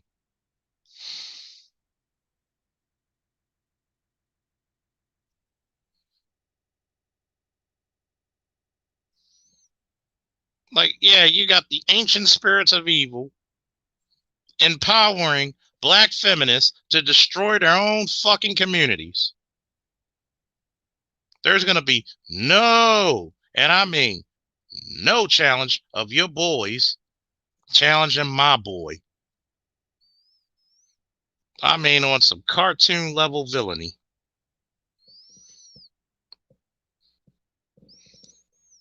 But guess what?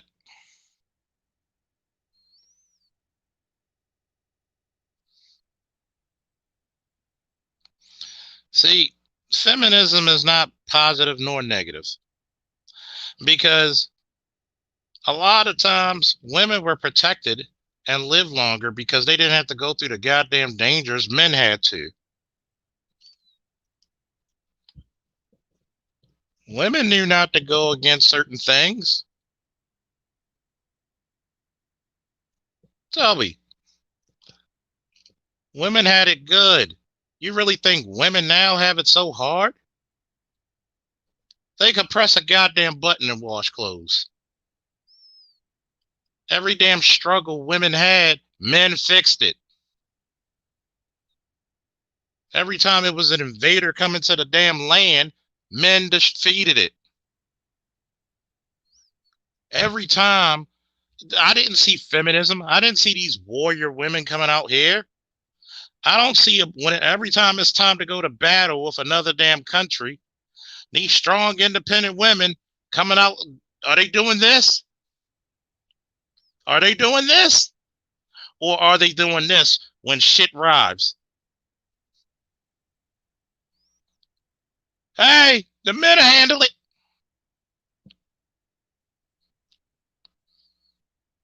Feminism is destructive. Even with the women's liberation. Them chicks told Frederick Douglass, why should you have the right to vote? Why should the black man have the right to vote before the white woman? When we fought in the Civil War, we fought in every goddamn war. Feminism is nothing but fucking entitlement. Because if you really want equality, we'll put you on one standard. There's no men's standard. There's no woman's standard. There's just a standard. And see how many women still be working.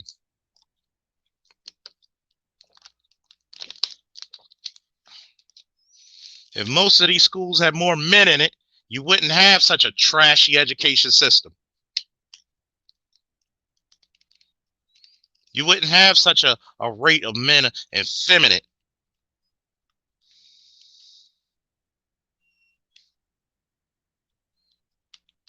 You wouldn't have a bunch of people who can't solve problems.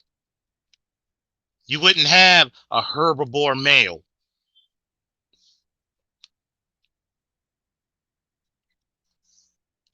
See, the problem with feminism is this. You're not a respecter that women and men have their abrupt and obvious differences.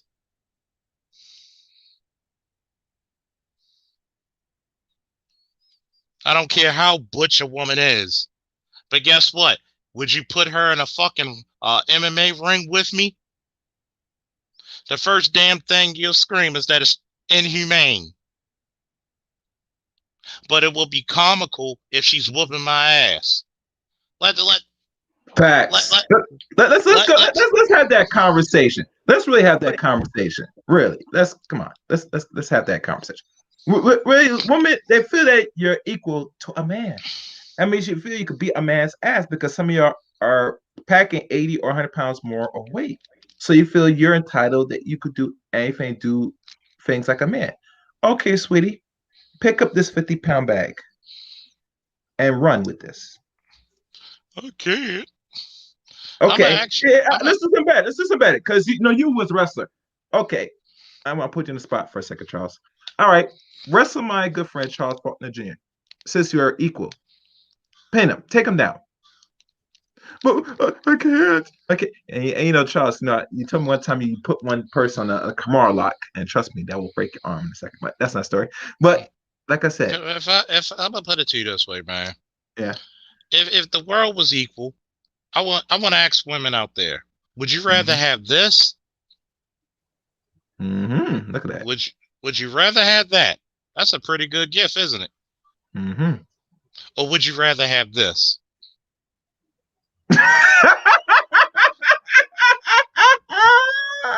I'll put myself on mute, man. Like that's what I want to. That's what I really want to know. Has feminism bettered your life? Because your testosterone rose, so you're less feminine. You're less of a woman. And this is not just for Black women. This is for women everywhere. Do you want what you see in my background? Because if you do, there are some changes to be made. And I'm here to help. See, what we have here is the true spectrum of masculinity and feminism.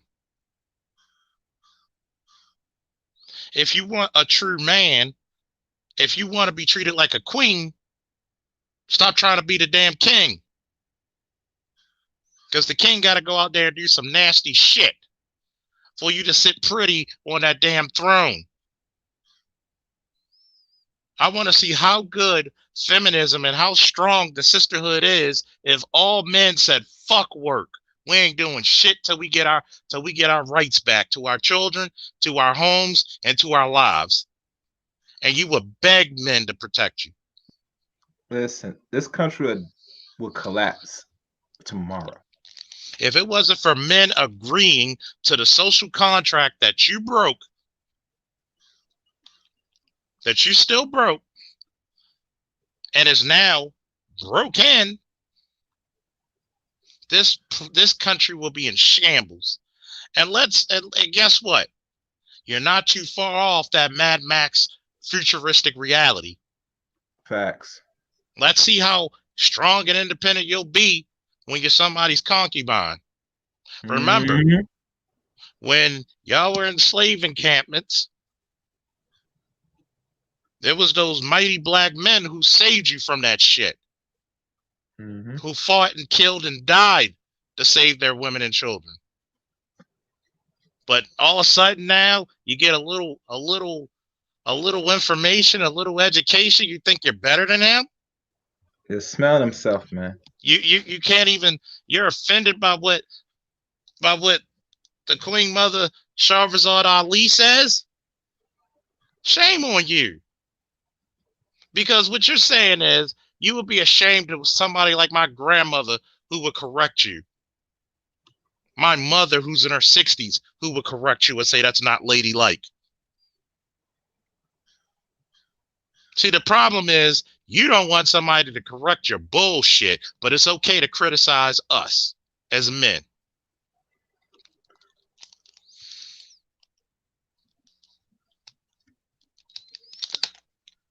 And here it is. you get mad when a guy like a Kevin Samuels talk about your average at best. And think about it. He's just going off of looks. He didn't say attitude. He didn't say supportive. He didn't say submissive. He didn't say inspirational.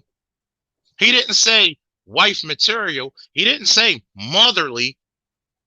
The attributes that either put you over or put you under. How do I know she ain't somebody's wife? Because 13 years you had a chance. Mm-hmm. At the age of 22, that's how old your son is. You know? That's how old she was when she gave birth to him. So her son, yeah. 22 years old. So you telling me you started out early and you already had a shady nigga to have a baby by? I swear to God, man. Mm-hmm. I just want to know, why do y'all pick the worst motherfuckers to have babies by? Y'all, you know what? I would actually go out in the grass of my fucking lawn outside and slow clap if you motherfuckers could actually get babies by motherfuckers who making it. That's doing something, you know what I'm saying? About something, you know? Being productive. God damn. And I really, I'm curious about that shit. I would, you know, one day I'm gonna have an all-female panel and I'm gonna ask that question. Why do so many females have babies by guys who they know they're not gonna take care of them? Or no, they don't give a fuck. Let's keep it real. It segues to my second point of the show about this Kevin Samuels versus Derek Jaxn. Mm-hmm.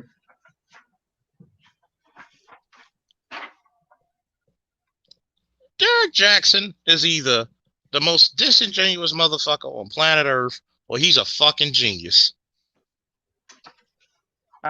He's not that smart, bro. The only thing he is this: he has a certain look appeal that women are attracted to, and all he does is tell them what they want to hear. That's it. See, one thing you gotta understand in the female psychology, something that's always been consistent. They always say they want somebody taller, darker. If they got some muscles, good. That will keep their attraction attention going. If you have all three cures, you're good. All you do is tell them something that they want to hear, and they'll just fall on your lap. Matter of fact, they'll get on their knees. If you play it right. I'm gonna read a couple of things. I'm gonna read what Ingo said first, and I'm gonna read what Shonda.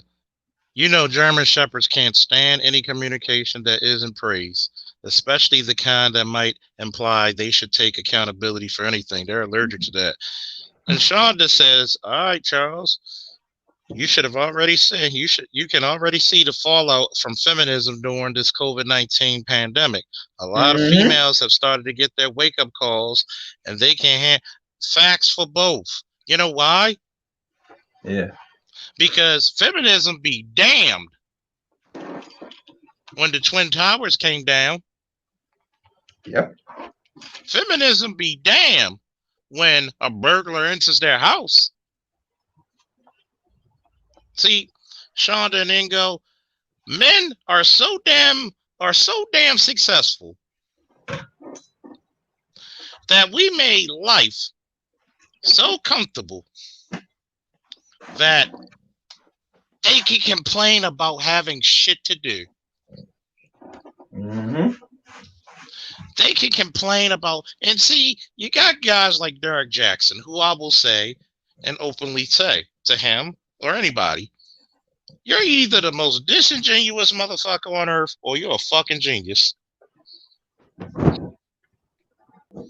Or doing Katrina. Thank you. See, I've learned one thing from coaching and from the military and the police department. Comfort can be a good thing, but too much comfort brings complacency. Say that again. Repeat that. Comfort can be a good thing, but too much about comfort can bring forth complacency. Yep. You are losing your men. You are losing the best of your men And you're not even listening to channels like this, BGS, Angry Man, Obsidian, Kevin Samuels. You're not even listening to get pointers on how to keep your damn men.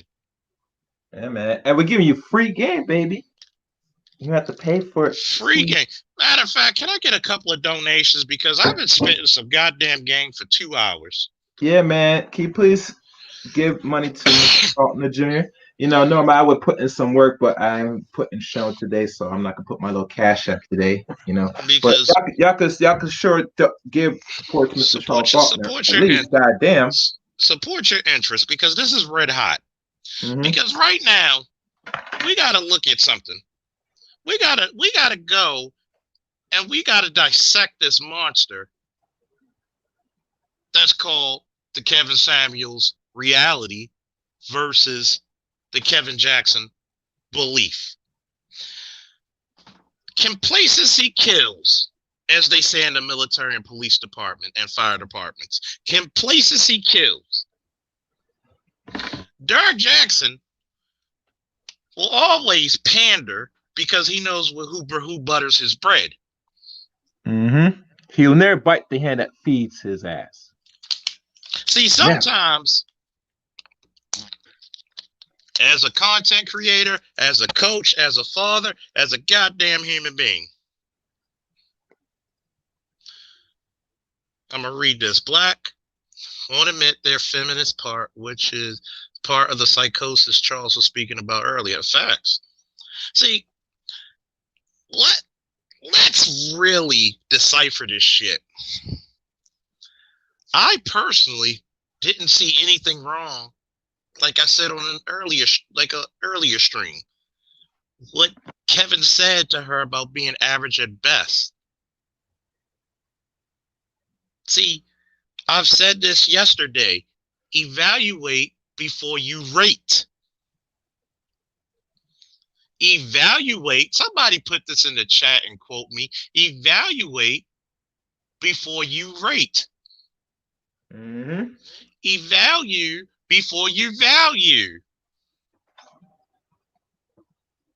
See,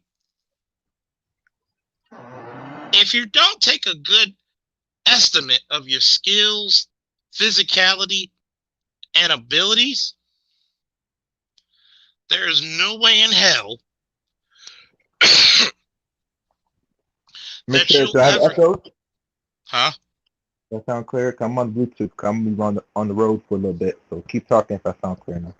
All right. There's no way in hell you are going to honestly get a fair shake in life. Both men and women. But what I notice about women, more so than the men, guess what?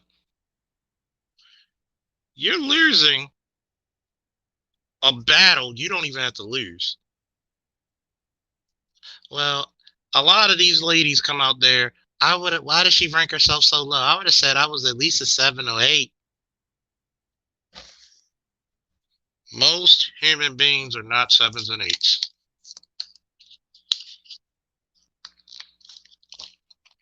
You ever been to high school? Does everybody win the championship? No, most of us don't.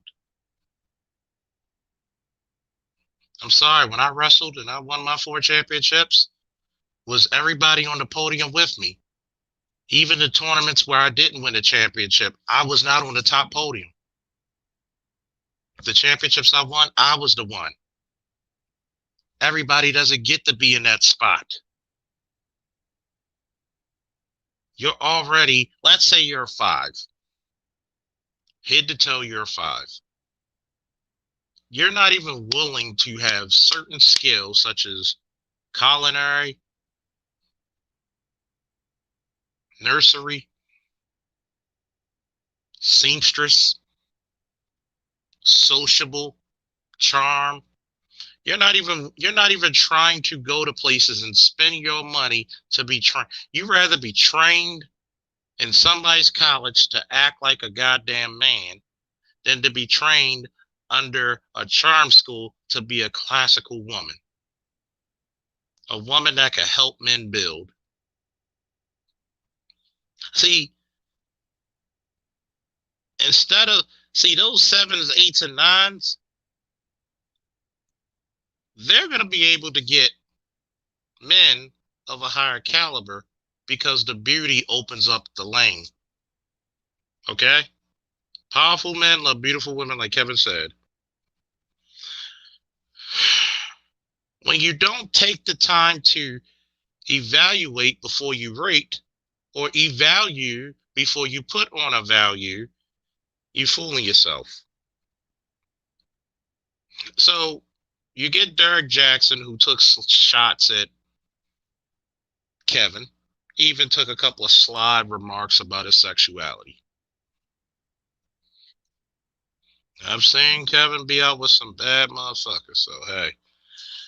So one thing before you continue, another thing that was never explained, they have black women also went out there to go find a Karen to defend them about the Kevin Samuels thing. One particular Karen, I'm not sure if she's from the United States, but she filled and timed in on it. I see a lot of women were sharing it on their timelines on social media. Well, some of them, not on but maybe YouTube possibly. Nonetheless, they up here going now asking white Zaddy and their mama, with the woman that is their competitor, go get at this big old tall black man.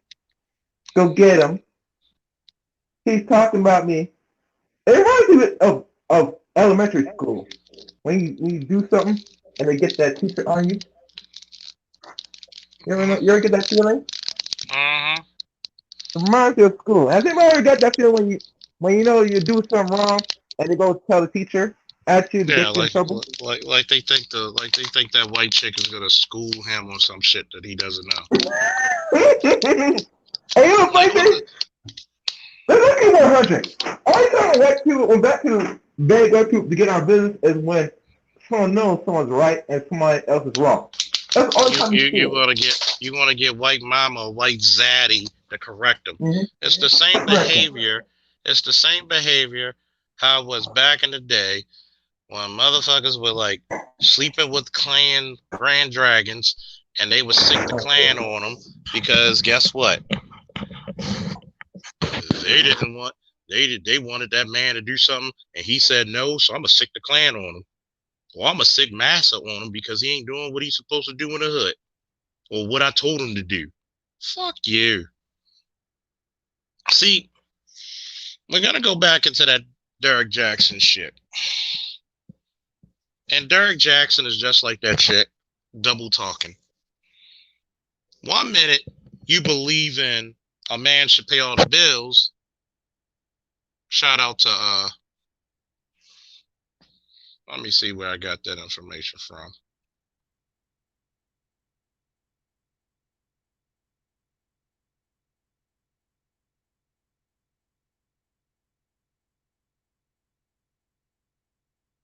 You know, shout out to Bernard Riley for that one. But yet, you believe that 1 minute the man should pay all the bills, but you also double talk recently saying a woman should stay and wait, and which time lessens a woman's value in the dating marketplace, believe it or not. And wait and wait and wait and work until she finds somebody that she can match with. Good luck with that. You're instead of passing up men who are going to be good men for her, you want her to wait. You want her to pass up all those men who are good to her. You want her to wait for the top 15, which is 75,000, or the top 6, or maybe 1, which is 100,000. Let's get these likes up, people. Let's get the likes up, the shares. You want them to wait. Instead of telling the women the truth, could a lot of these women, here's my question for Derek Jaxn, right? And I know this is going to be a bombshell because I never heard anybody else on YouTube, Facebook, Twitter, or anywhere else. We're up to 100. Thank you for 100. Let's get 100 likes, people. Woo! I want to know If the chick who was into Kevin Samuels when he was giving that little breakdown to that viral video, was she ranked high enough to be with a guy like you?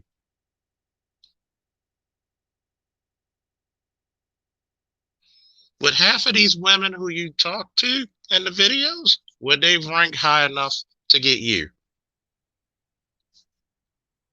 You claim you're making money. I'm not doubting it. You probably are. Most likely. Tall guy. How tall is Derek Jaxn? About 6'2". Muscular guy. Thank you for the support. Underrated. You know, you're a muscular guy, no homo, handsome guy. Would majority of these women rank high enough to get a guy like you?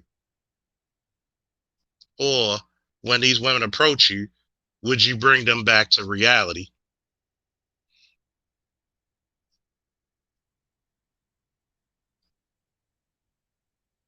See, that's what I want to say. That's what I want to hear. Let's look at reality. Would these women that are average at best, like Kevin said, would they rank? What's up, Underrated? If you're not subscribed to Underrated Darkness, please do so, because his morning brother fellowships are the shit. And trust me, they talk about it. It's like being in the barbershop or the pool hall. We fellowship and talk about many different issues that are plaguing Black men today. And not only that, we talk about the answers of how to solve them. Woo! Subscribe to the Underrated Darkness. Now, if the average woman might rate him as an 8, at least, would that 5 equal or rank up high enough to get a guy like Derek Jaxn? Or would he shoot her away? See, we need to really look at reality and not pander, because in order for Black women to do better, which I pray for them to do because I love them, they got to live in reality like the rest of us. If I don't like the way I look in the mirror, then I got some work to do. I got to work out. I got to buy better clothes. I got to learn to what? Style and profile all together now in the chat. Woo! See, we have to be really honest. Because we're not honest with our women,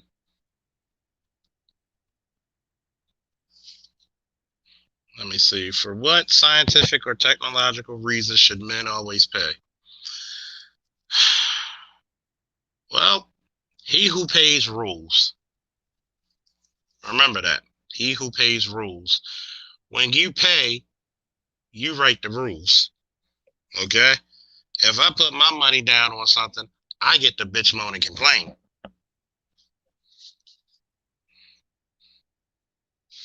All right?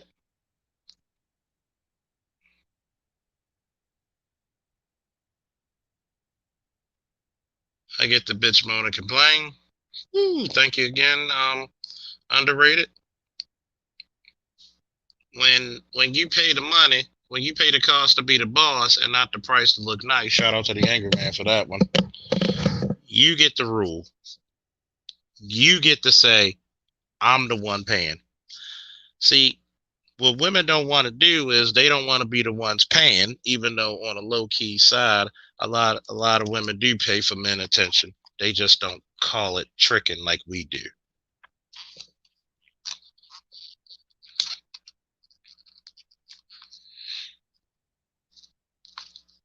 Black people pay a lot in America to do what? Depends on what they do.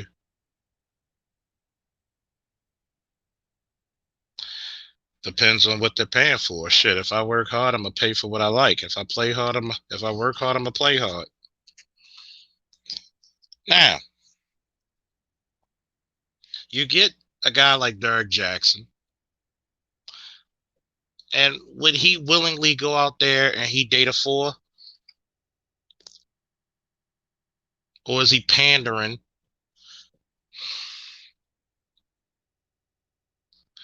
so he could get what these women are going to spend? See, you can't. What I look at it is, I look at it as jealousy. Oh, this hot nigga coming out, so I gotta feed off of this nigga's success. Which, hey, if you can start a rivalry and get paid off of it, by all means. But what do you get out of it trying to call him or make shots at a person's sexuality is against me. But at the same time, I'm part of Kevin Samuels' group. There's a lot of eligible, high-earning men. There's a lot of eligible, beautiful women in that group. Guess what? Them women are in a fucking gym. Guess what? Those women, if they have men, are cooking for their men.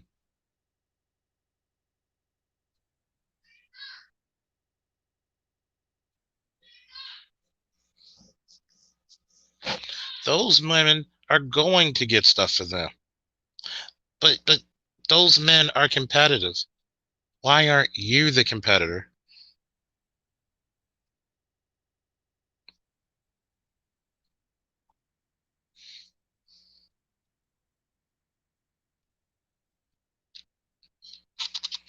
Well, you got to remember, men are producers, women are consumers. That's just how it was throughout history. They're going to consume because why? They're nesters. We're the ones who challenge the environment. So we got to produce.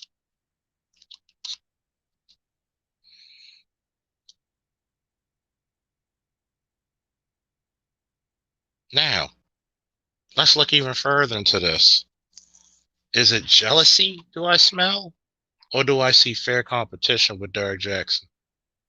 Does he feel, oh shit, this nigga's going to hurt my bottom dollar pocket if he tells these women the truth about themselves? See, you can only make money out of telling a 3 that she's really a 8 for so long. You know why? Because the market and the world will tell her the truth. All right. I'm 5'10". I'm not going to be NBA standard.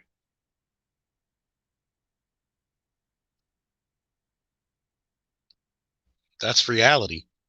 There's nothing that's going to change that reality. That's no different than telling a woman who's 4'2" and 200 pounds, she's an 8. That's a lie.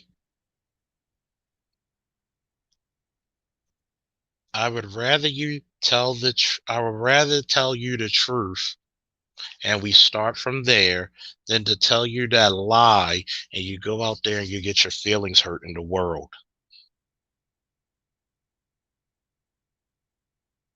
On a serious note, that's how people commit suicide. Because they believe one thing and the world shows them something else and they can't handle it. And they end up taking their own damn life because of the ridicule. We got to be very careful of this pandering thing. See, I'm not here to beat up on any women. I'm actually here to help a lot of them. I'm not a woman, so a lot of the shit that I'm going to say is going to be harsh. Even when it comes to the men.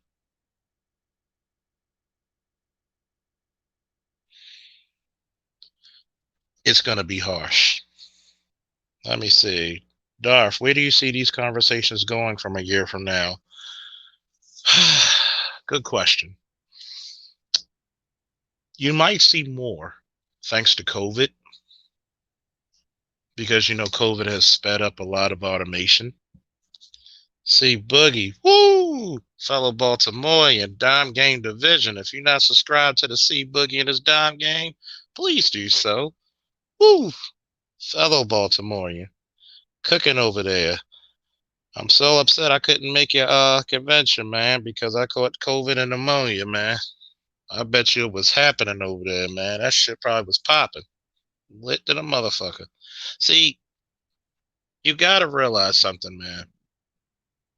I like to tell women the truth so we can have a starting point.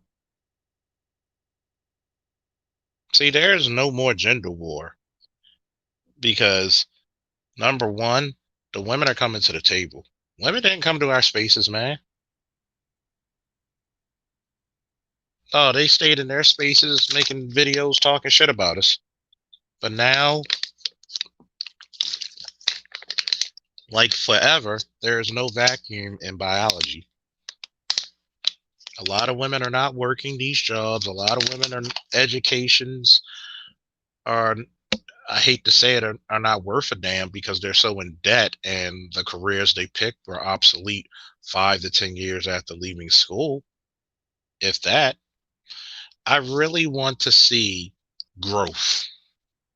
If I could tell, because I've trained women in fitness, women tend to stick with it longer than men, but men are quicker to pick it up. If I told a woman, look, yes, you're a little heavy. Yes, you're not Beyonce or Kelly Rowland or Bria Miles, but this is the platform where you can get to that. Don't try to be Beyonce. Be the best version of you. So I can't afford to pander. I can't afford to tell you that lie. For what? Quick money? And then when you walk outside into the world and they ridicule you, you ready to fucking argue with me. Or if you're not as have the mental fortitude, you might take your life. We got to be very, very careful with pandering. See, what's up, Green Machine? What's up, Raiden, God of Thunder? See, we have to be very careful with guys like a Derek because, hell, like I told you before, I think he's the most disingenuous person on earth or a fucking genius. I don't know which one he is. Because if you don't be honest to these women and say, look, shorty, you have a better chance of joining the gym, working out, learning, picking up some culinary skills, going to a charm school. You'll make money. I mean, really, if you see Boogie, you still there? Next year's convention, I got some ideas. We're gonna do the Charles Faulkner fitness and culinary tests. Because if you like, people forget these old sayings like the best way to a man's heart is his stomach. If you show that you can be a benefit to these guys, let's say you meet a guy who's an 8, excuse me, and he's making 90,000, and you're a 6, you're cute. Let's say you go to his house and you might see something out of place, and you start cleaning up, you start washing dishes, you start wiping things down. That man is going to value you. Because guess what? It's like playing Madden Ultimate Team. Your chemistry just went up. Because I put certain things in your box, your attributes just went up. You took Lamar Jackson from a 93 speed to a 98 speed. Same thing with you. Because you showed that you could benefit this man with your wifely duties, he's valuing you more than the 8. All she got is beauty. You're still cute and attractive. You may not be the 8, but you're cute, you're attractive, you're fit, you cook, clean. Okay. You rank higher than that 8.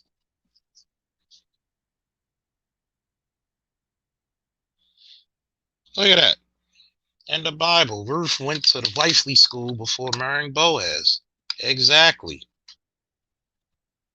I had to know how to be a husband before I get married. Excuse me. That's like a woman's going to value a man off of his provision, problem solving, protection, and he's able to procreate. I'm from Baltimore, man. Go Ravens. So, if you really think about it, the more you pander and say, well, this woman, she, you know, it's never your fault, some of these guys are not man enough to take care of you. It takes a real man to deal with a single mother. What you're doing is giving a lot of those women a false sense of security that they can't afford. This is COVID, bruh. I'm recovering from COVID and pneumonia right now as we speak. If you heard me in the last few weeks, it was worse. You're going to see, and to properly answer the question of where these conversations are going to go, they're going to pick up.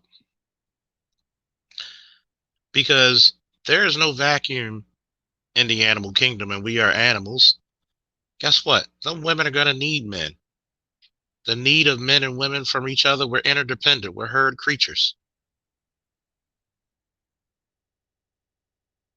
If you're a high tier man, a woman, a good woman, is what's going to benefit you because she's taking care of home. She's playing a good second in command.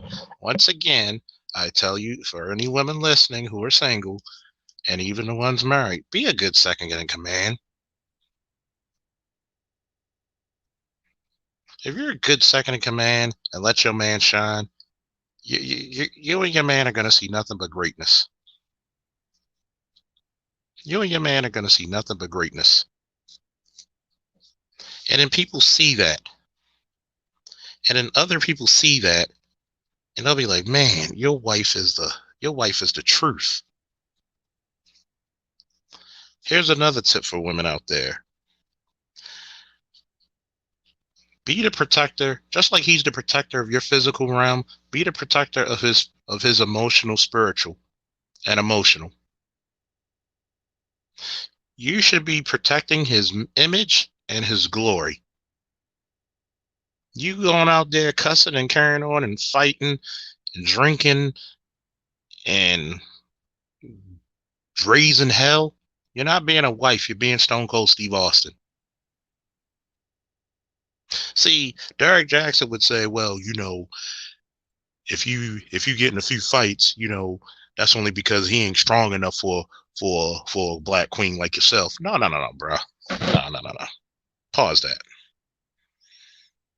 See, what we need to go back is the reality, is when there were consequences for women acting ape shit. You didn't get dates. You didn't get men speaking to you. You didn't get help when needed. You suffered in silence. See, we also gotta criticize this one thing. The thirsty nigga is one of the most fucked up creatures in the human race. We all know one. No matter how fucked up this individual is, no matter how fucked up an individual is, they so thirsty for female company and attention. Instead of being his own man and learning what he should value in a woman, he's like, I know, you know, You know you ain't do that bad. I know you broke into that store and you were pissing in the liquor store and you broke the glass in there, but you still a black queen. No, no, no. You get more out of telling the truth. And this is the reason why, in my humble opinion, that Derek Jaxn has an issue with Kevin Samuels. It's not because of what he said to the young lady, which she was not young because she's almost as old as me. It's because, guess what? You're hurting his bottom dollar. If you keep telling these bitches the truth, they're not going to listen to me anymore. You think these muscles pay for themselves, nigga? Come on, man. You can't be fucking up my flow. Yeah, you're right, Orlando. The truth hurts, but it also works. Let's get the like, shares, and subscribe up. Anybody want to donate? Hey, here's the Cash App if you feel inclined. Number one, this is no different than when I train men. And I tell them, look, we got to evaluate your fitness level. You come back to me with a physical from your doctor to see what's good, what's bad, and what's ugly. You come back to me, we'll do a small evaluation to see your fitness, how you do on the treadmill, walking or sprinting. You don't want to be on a treadmill for long. Get to the elliptical for 10 minutes and then get to the bike. Then we start the weights or the resistance training. I'm the guy who's going to motivate you. Same thing what you got to do with your woman. See, sometimes, and I got to tell men this, sometimes we get 5s, but we got to put the time in making her a 7. See, we're into this generational bullshit about not taking the time to make the perfect wife or husband for us. When we see the potential, yeah, there's 95, there's never going to be 100% you like about anybody, including your wife, hell, including your kids. But guess what? There should be so much overriding their flaws that you love them anyway.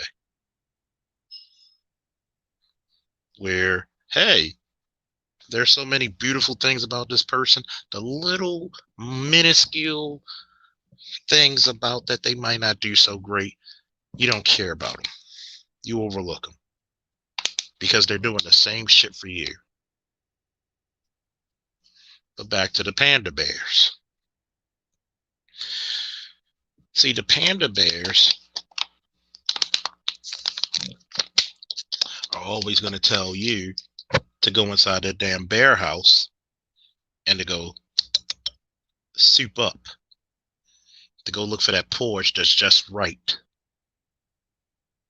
Instead of actually, taking that goddamn porch and getting the fuck clear out of there and say, you know what, this is the best goddamn porch that I'm going to get.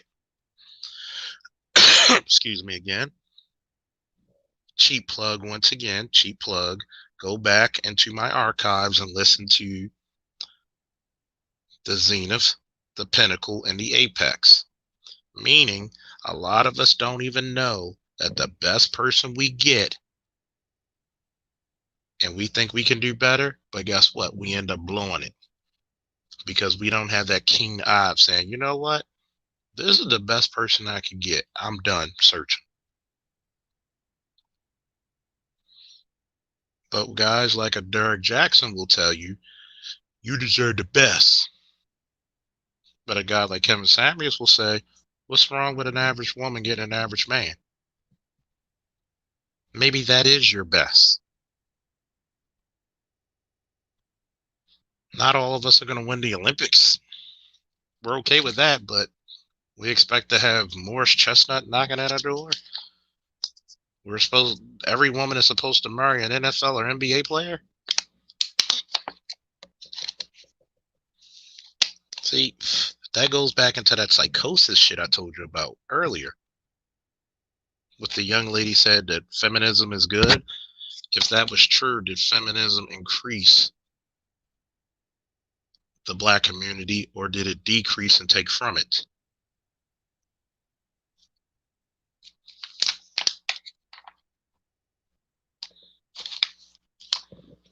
I'm glad you said that, Charles Gary, about the blue collar. The blue collar are the guys. Let's get the likes up, people. Get the likes up. See, the blue collar are the guys. Oh man, we got 105 and we got 135, 138. Come on now. Give a brother a few more likes, man. See, the blue collar are the guys who keep this country and this world moving. If there were new, because guess what? That corporate guy is not going to come when you broke down in the middle of the street to come get your car moving. It's going to be that mobile mechanic / tow truck driver. We have 142. Come on, get these likes up. When you have an issue or somebody breaks into your house and you're single, it's going to be that policeman at the door who's making 6 figures. That when something's on fire, it's that firefighter who's making 6 figures. When it's summertime and it's 100 degrees, it's that HVAC tech coming in. Excuse me. So to overlook anybody in the blue collars will be a loss for those ladies. Let's not talk about the fellas who have the skills in masonry, carpentry, the electrical, and all those home improvement or home adding needs.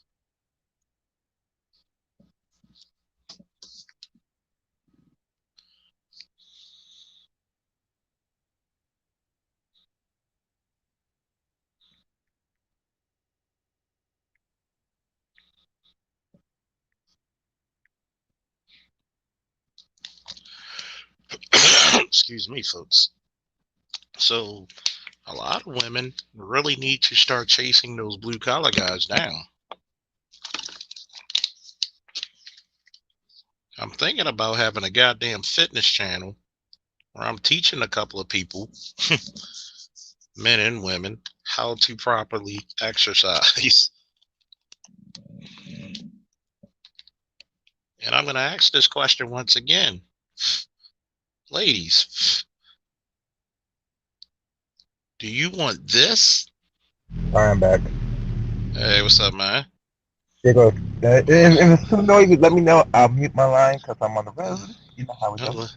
Just a little bit. Like, ladies out there, do you want this or do you want this?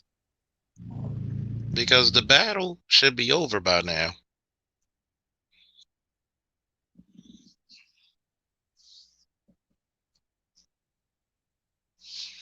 Well, the reason why Dre has something to say about the police is because, Dre always gets arrested for being ugly.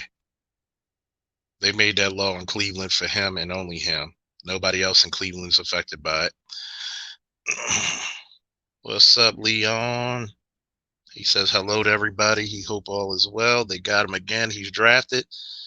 Ooh, man, that's rough.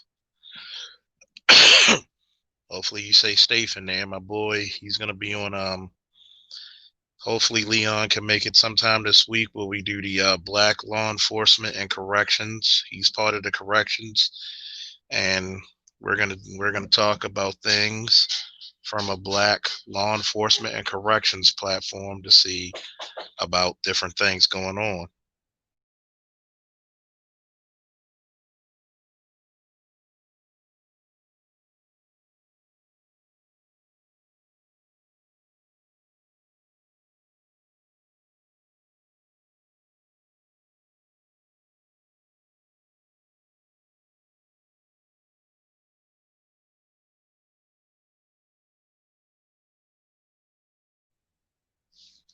Well, am I healthy? Well, I'm healing because, hey, getting over COVID and pneumonia.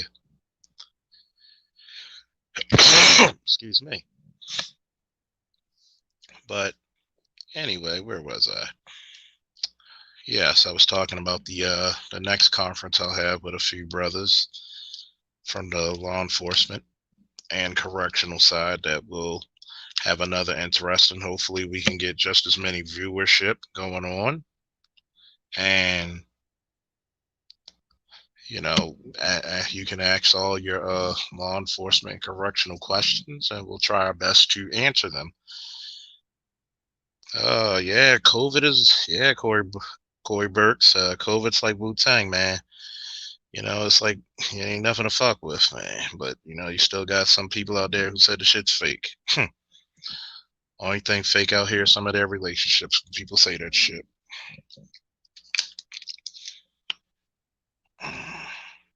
See, you know, he says black women want to be Wonder Woman, thinking they could get with Superman, but Superman wanted Lois Lane, and she got with Steve Trevor. So it shows you that you can't get with somebody as your equal. Yeah. Well, you got to think about it, right? One of my favorite comics, you know, a few years ago, which I wish they would have kept it ongoing, was the Superman Wonder Woman. See, you kind of want a relationship like that. And as big as a Superman fan I am, I can't stand Lois Lane. And I'll tell you why. Lois was in love with the image of the man. She loved, as Dean Cain, and I am a fan of Lois and Clark, The New Adventures of Superman series. Dean Cain said it best. Superman is what I can do. Clark is who I am. So remember, Lois, like a lot of these chicks, yeah, New 52. New 52 was cool with me. I like it. It was a new take on a lot of old stuff. Lois was the problem with a lot of these chicks since we ended Derek Jaxn, Kevin Samuels. And I'm gonna break this shit down for all my comic book geeks out there. Yeah. Lois was in love with what the man could provide her, what he could do. She was in love with the image. If I'm Superman's wife, that brings more prestige to Lois Lane.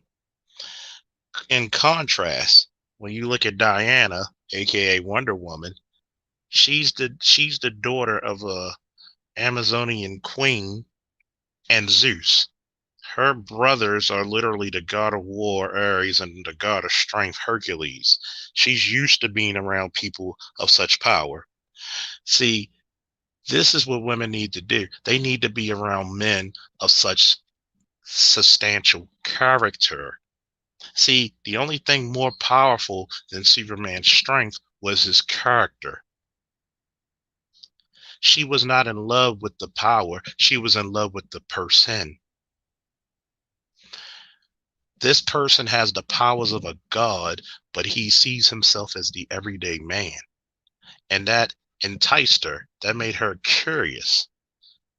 And that's a pro tip for some of you guys out there. See, a lot of you guys need to get your status up to as high as godly allowed, but have a little curiosity. Leave a woman with a little curiosity, like, why is this guy, he's doing all this stuff, but why is he so regular? I gotta find that out. See, Wonder Woman cared about the person. She didn't give a fuck about the image. Like literally, my mother's the queen of Amazons and my father's the king of the Olympian gods.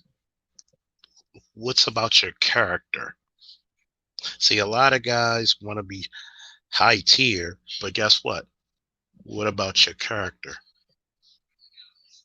Don't also just get a high tier body. Don't just get a high tier bank account, but also get a high tier character. Are you somebody who gives their word and you never keep it? Because if you really want to be in them high tier spaces and you give somebody your word is bond.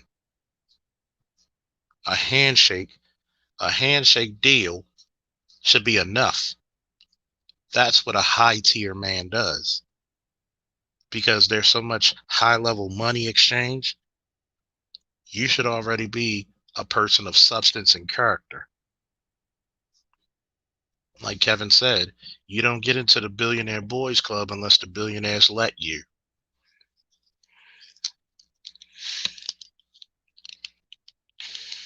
Yep, that's basically the premise of Lex Luthor and Clark. See, this is the reason why people be like, well, Superman, he could do everything. No, he cannot. He even says it. I can do great things, but I can't do everything. One of the greatest stories is when he tried to save a gang member, and the gang member says, what happens when you got a person that doesn't want to be saved?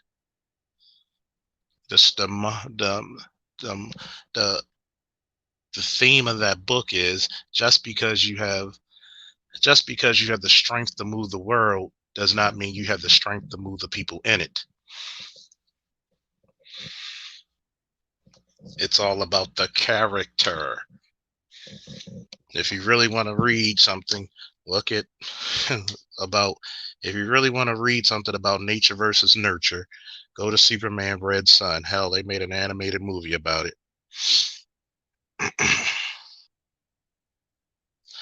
And that's the part that a lot of times when we get into these debates about high tier, see, a lot of us are not going to be high tier men and high tier women. Why not try to connect? This is what, if I was Derek Jaxn, this is what I would tell them. Why not get an effective and efficient man with quality women? Should I say that for the niggas in the back who didn't hear me? Get the effective and the efficient man with the quality and supportive women. But you're never going to hear that because that might not sell. And then it looks bad because when, instead of saying the truth like that, it looks really bad because now it looks like a case of jealousy. Oh, this nigga getting all this fame? No, you ain't gonna get a couple cut into my deals. Nobody's trying to cut into your deals. You can keep pandering. I'm pretty sure there's a lot of women who wants to hear that they're not the issues of their relationships. I'm pretty sure that, you know, there are still women in there who think that nothing's ever their fault. I'm pretty sure. See, the biggest problem is this. Black men and black women have to really go back into the lab and study each other. You don't know what the hell is going on with each of you.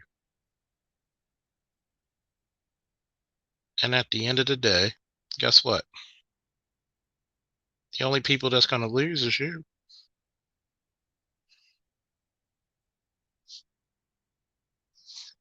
Now, for the black women that are listening, are you willing? Because I know a lot of my female subscribers are in long-term relationships. So for the ones that are single, are you willing to come back to the table? Are you doing better out there in the wilderness by yourself? Or would you do better with a man?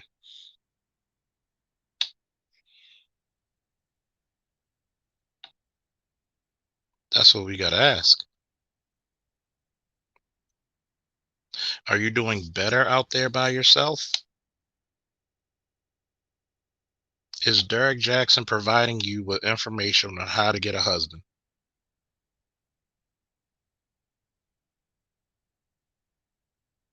Or Kevin Samuels giving you the hard truths? Is that going to be a closer way for you to get a husband?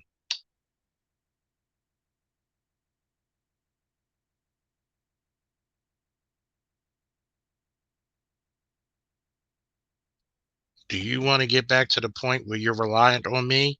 See, here's a dirty little secret about independence. Do y'all want me to go in about independence real quick? Give me a woo in the chat if you want me to go in about independence. I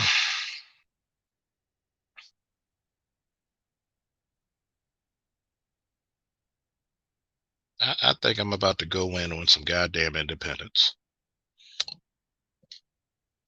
See, we I'm gonna have to wait a little bit. I'm gonna see if everybody want me to go on to this goddamn independence. See, independence robbed you of your femininity, but it robbed your man of his strength. See, men conquer great lands in the name of their women.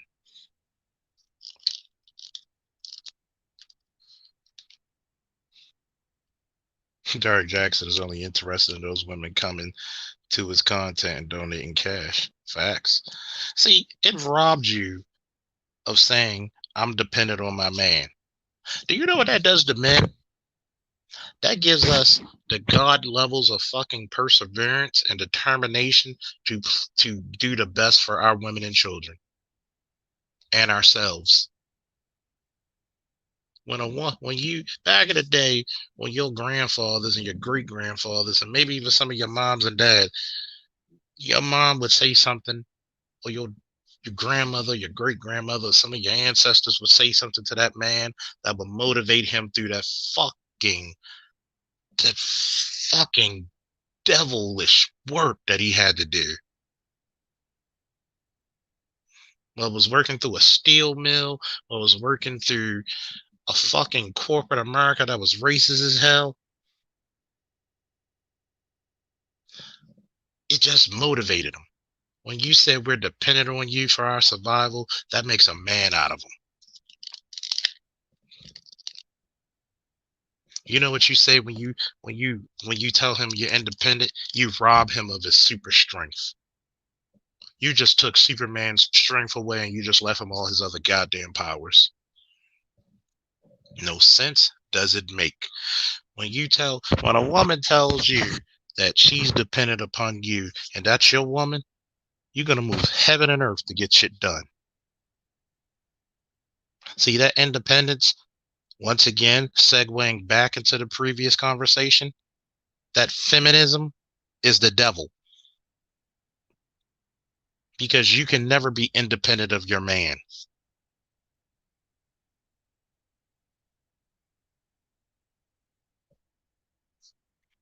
That motivation that a woman speaks into a man's life, I've always told you, a woman can do two things in a man's life. She can make him feel like Superman, or she can be his kryptonite. There's only two things. Think about it. You're working a job that you can't, and you waiting for a better one to come through, and your wife packs you a lunch, or your girl packs you a lunch, and she says some kind words. She puts a note in your lunchbox to motivate you. When that woman says, I'm dependent upon you, that as a man, make you grab your dick over your shoulders and hold your nuts, and you go out there to face the goddamn world like the goddamn warrior you are. That's what independence robbed the black community of. Can I get a woo for that? See, independence didn't make you stronger. It made you vulnerable. You didn't jump out the goddamn world looking like this with some goddamn independence. That's not how y'all been jumping out the plane. For the last 60 years, this is what you've been getting. Boom, single mother rate. Boom, government. Boom, COVID. Boom, automation. Boom. That's all the fuck you've been getting.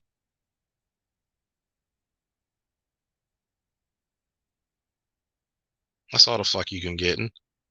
But yet, the women who are reliant on their men and not independent, they're getting this. Look at that. Does that look like a man who's happy? Does that look like a woman who admires her man, who looks to her man to protect her, who looks to her man to provide for, who looks for her man to get shit done?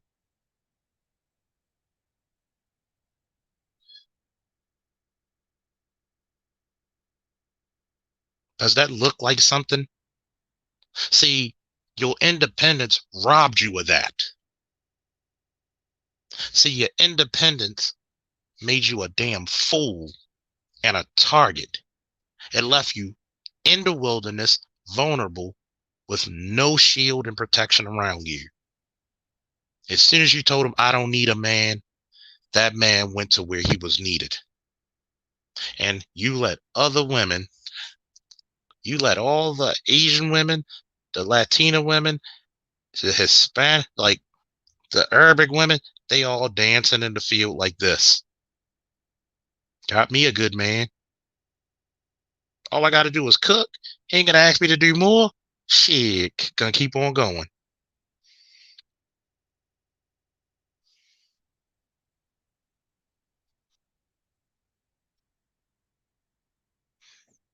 But when a woman says, hey, I'm dependent on you to keep us going and afloat, these kids need you, we need you, that man is going to be like this.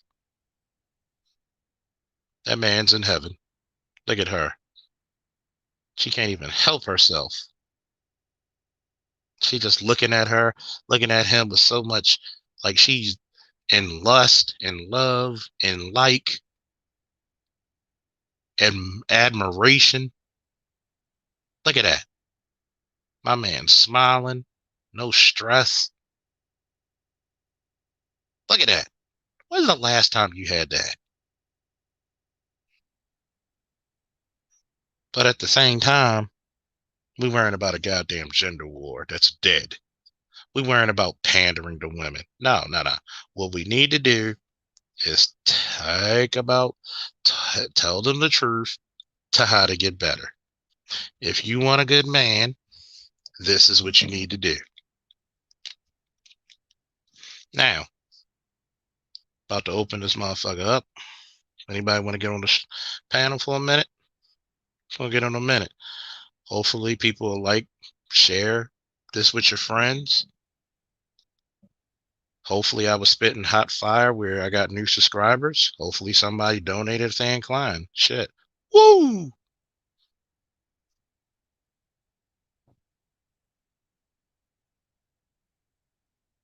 Gonna give you a few minutes. Play a little bit of music waiting for people to come up. Hopefully y'all enjoy it. We're gonna continue the conversation. Don't worry.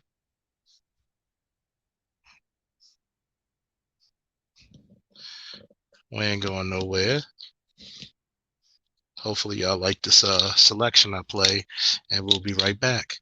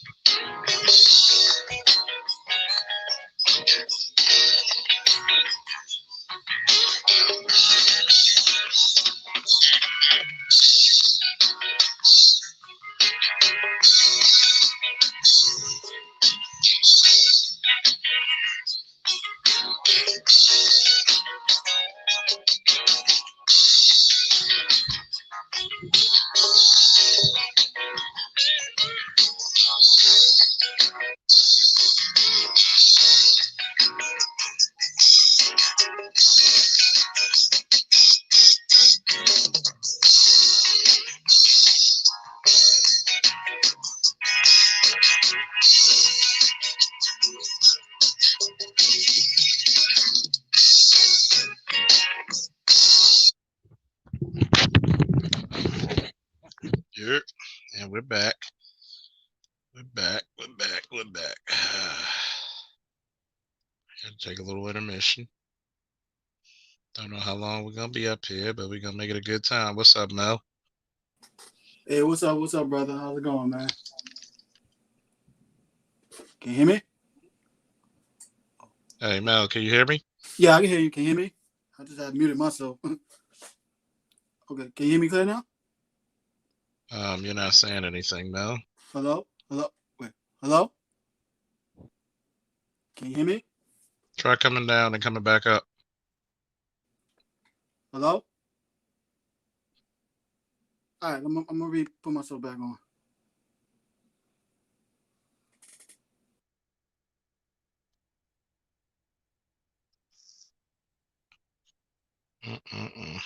I'll tell you about that, man. I know some of my subscribers dropped off a little bit, well, a lot bit because we were in the hundreds, but yeah.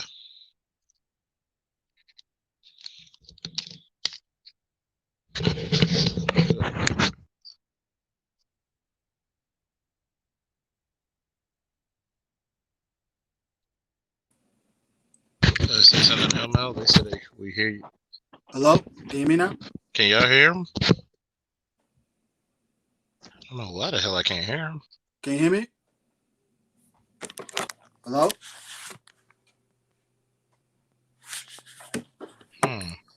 Hello? Can y'all hear Mel in the chat? I don't know if I can't hear him. Can anyone hear me? See my thing moving like I'm talking. What the hell? Maybe it's your part because I see my thing moving like I'm talking. Yeah.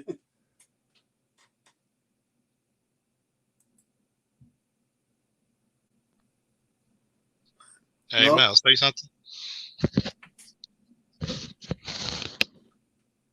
All right, can you hear me? What's going on? I can hear you flickering.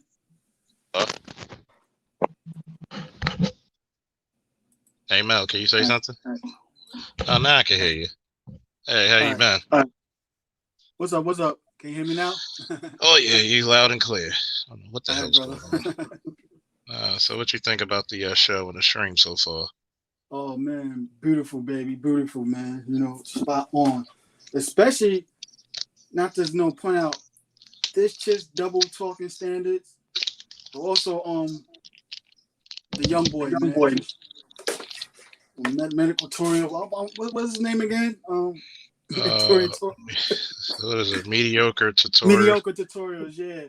Because I caught that on a couple of his videos like so much. He's like the type that he reminds me of a friend I used to know. I used to be friends with too. Like, you know, he's the type that wants to be liked by women so much. He talks like he's very knowledgeable, red pill knowledge in one way, but it still comes off blue point standards when he probably feel like men and women are still equal, but you know, just to be liked one way. I like his content that I've been viewing so far. I just think that some of it he's just afraid to tell a woman that she's just outright wrong. Exactly. That's the vibe I'm getting. And that's not the only video I've got it from him and stuff. And just like another point out, he's kind of like, I think he's in his late 20s, young 30s, probably a little older than 32. Yeah, so it's like, so he's still experiencing life. Exactly. I'm about to be part of the 40/40 club next week. Yeah, I'm about to be. I'm 38 and I'll be 39 next year. So I'm closer than on 40. Exactly. See, I don't work out anymore for fun. I work out to maintain. So shit. Exactly. So it's like when that millennial thing about, well, you know, it's gonna hurt somebody's feelings. No, the truth is the truth. Nowhere in the universe is 2 + 2 ever not going to be 4. Exactly. If you think anything that Shahrazad Ali is dangerously saying, you got to check yourself. Oh man, that's like a light when I first heard about her. Telling it from an older perspective now and everything. You know, because I was younger, I probably hear it differently. But now, oh man, she's like a godsend. I mean, she was back in the late '80s and early '90s cutting chicks down like with a lightsaber. Yeah. Like she came in that bitch like Luke came in the damn Mandalorian. Exactly. Like came in that motherfucker with nothing but all I got is bubblegum and lightsabers, and I'm all out of bubblegum. Exactly. Came up that bitch, force crushing bitches with knowledge. Like it's crazy. It's crazy because on a large level,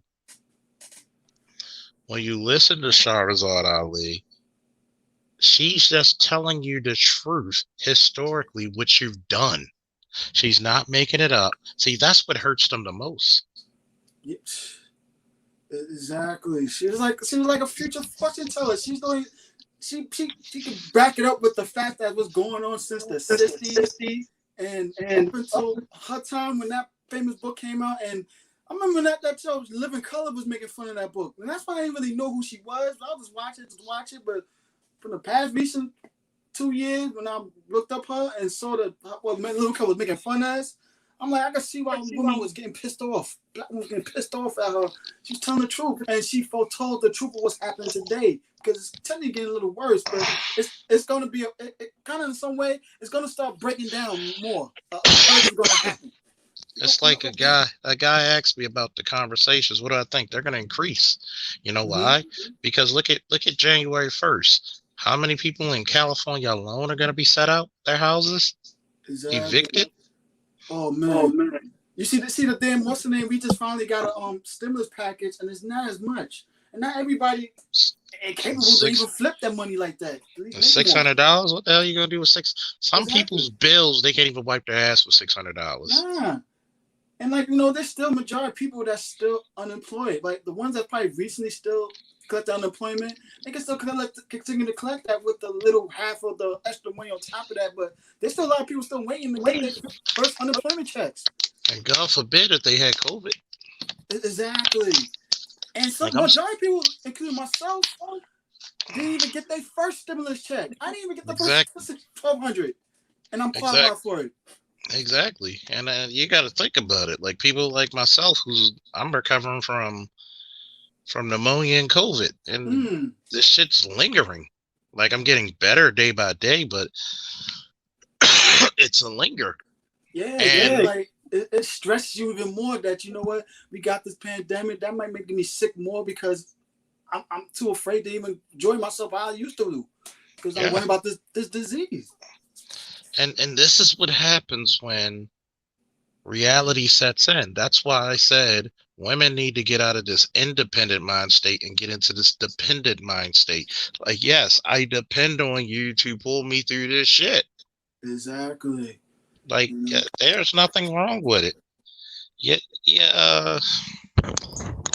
women are supposed to be the motivating factor of you wanting to do your best.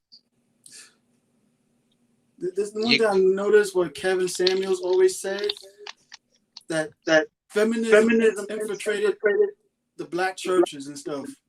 I'm not a religious person myself. I don't believe in organized religion, but one of the main factors I agree with him on it, that they let it interfere with the black churches because they cherry pick certain passages of the Bible and try to restructure and rechange it for their benefit.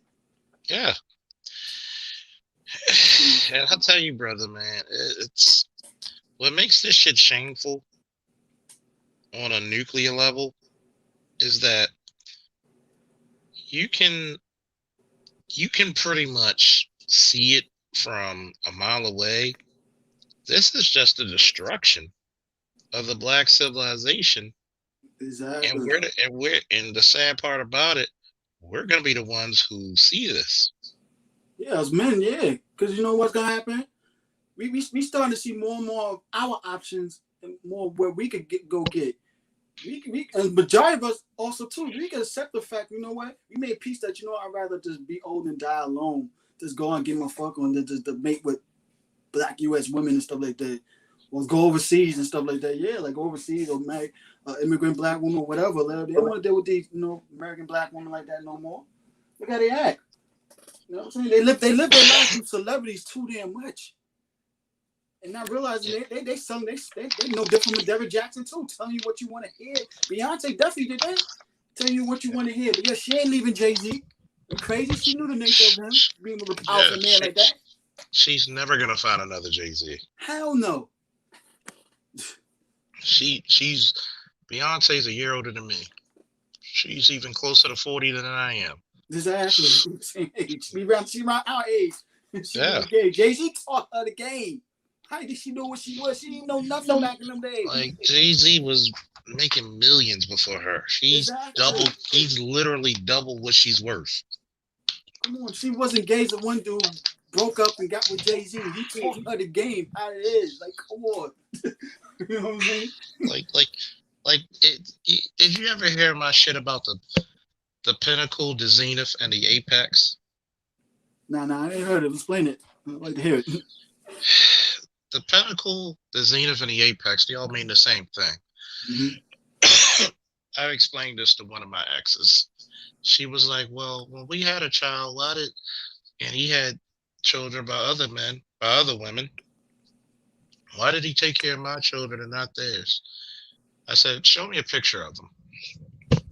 Mm-hmm. First chick she showed me was ugly as sin. Second, what's up, Triple X? Second picture, the other girl was ugly as a 70s pro wrestler. And then she's the cute one. That's the reason why you were the best possible woman he ever had in his life. You were his apex. You were his top of the line. Exactly. After you, he fell straight off. Mm-hmm. Instead of marrying you and keeping you, he fell straight the fuck off. Now he's messing with a chick with 7 kids and overweight. Oh, man. I said, so that's the point of the apex. A lot of people, first of all, Jay-Z is Beyonce's apex. Oh. She will never find a man higher than him. Hell ever. No. Nope. Women be like, well, he would be, nah, who's the billionaire and who's not? Exactly. You really think that, hold on.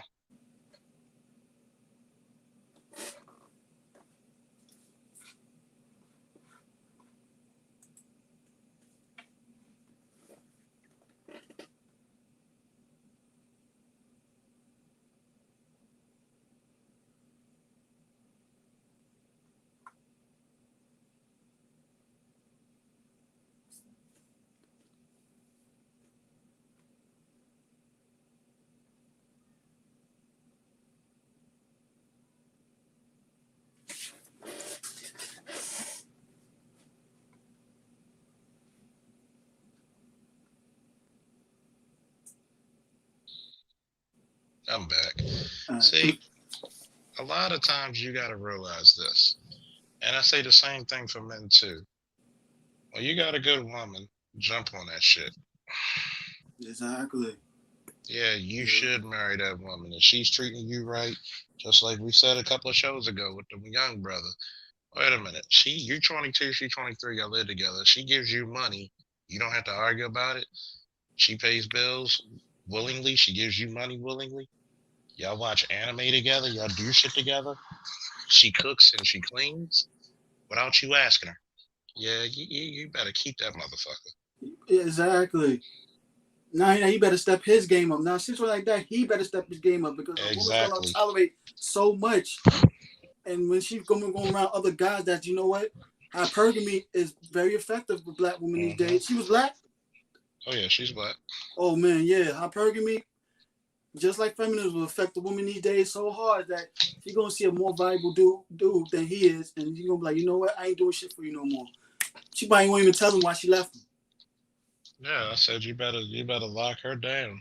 Exactly, lock them down and get your stuff together right now. Like she's investing in you so she can see the return. Yeah. Same thing with dudes do with females. Like we invest. See, a lot of women don't realize and everything. They keep talking about they the unprotected. No, we protect feminine, submissive type women and stuff. Not over masculine. Amazon and Wonder Woman warriors that think they can take us one-on-one themselves. Like I said, do you want this? Mm-hmm. Or do you want this? Exactly. Boya. Exactly. And then the funny thing about it is, you know why these females be jumping in our faces the way they do? Because 3 reasons. 2, she either crazy like hell. 2, she thinks you know what I'm saying? She thinks she could punk us and everything because she thinks she's a woman and think we're not going to hit back. Or 3, she got dudes around the corner on speed dial. So I told a woman, you send anybody to my house after I bury their asses, I'm coming for you. I'm gonna answer this question real quick. Mm-hmm. Do we want to be like Lamar Ball, or do we want to be like Dwayne Wade, pretending we don't care if our sons want to identify as a girl? Shaking my head. See, but he has a point though. That dude has a point because a lot of these dudes been letting women infiltrate their mind thinking and stuff like that. Me, I'm not raising no sons to be no girls. Nah, and you know what I'm saying? The universe, God, nature gave me a boy. He's gonna grow up to be a man. I don't do that identity gender bull crap, man. You know what I'm saying? And I'm gonna say this, right? You know what makes me angry is the media, and they break down. How the fuck can you say LeVar Ball is a bad father, but yet they'll prop up these fucking black mothers who've been putting their sons through poverty, having more children than they can afford, and then putting pressure on him to buy a house. See, LeVar Ball didn't need his sons to buy a house because he already had a house. Mm-hmm. See, LeVar Ball is a successful and a damn good father because all 3 of his sons play for the NBA in some form and fashion. Mm-hmm. How many fathers, white or black, can say that? All of my sons were successful. Then on top of that, he's a black man with 3 sons, and he even schooled his sons and said, "Look, now that you're gonna be in this league, you're never gonna. While you in that league, you'll never see what love is because everybody's gonna want something from you. See, love gives, lust takes. See, love gives, hypergamy takes. See, I'm not ashamed of a woman's hypergamous nature. They're always going to try to get the bang for their buck. Exactly. But guess what? If what I'm getting out of you, is it worth the sweat equity? Exactly. Facts. I tell women, I don't knock your preferences or whatever, but you gotta study your opponent, what you want to go for. Just like how you know what you want to take up in college and everything. You research what these credentials are and everything, how to get it, what to do to get it. It's the same way in finding a mate, and you got to find out if you're qualified in that lane to get that mate. That was no problem with the Kevin Samuels video. You know, there's another video out now with that chick with a matchmaking service now that came out yesterday. I saw a part of it. Yeah. Oh man, you see, I'm looking at that matchmaker like crazy. She like trying to hold her tongue from really trying to bash him for telling the truth, like, and try to retwist everything what Kevin was trying to do, like feed their narrative, and that's what they do. Like, here's the point. That's because women do not judge the same way men do. No. Like, a man with that type of money, he's gonna say, "Why would I want to get with a single mom when I could get a 20-something-year-old?" You want to know why also too? That I mean, cut you off, but also some women live their lives with other women. A woman's not going to admit that this next woman is more attractive than me. We might be in the same predicament. She could probably make 6 figures as I am, have a kid as I am, but she's more attractive than me. In reality, if we was to go to a club together, dress nice, act feminist, who's going to be chose over? The looks department. Men and women do not attract each other alike. We might be same on the basics, but us men, we put more on the visual. Women put more on the auditorial. Shout out to Alan Roger Curry. He's the one that said that. I got it from. And it's a true fact.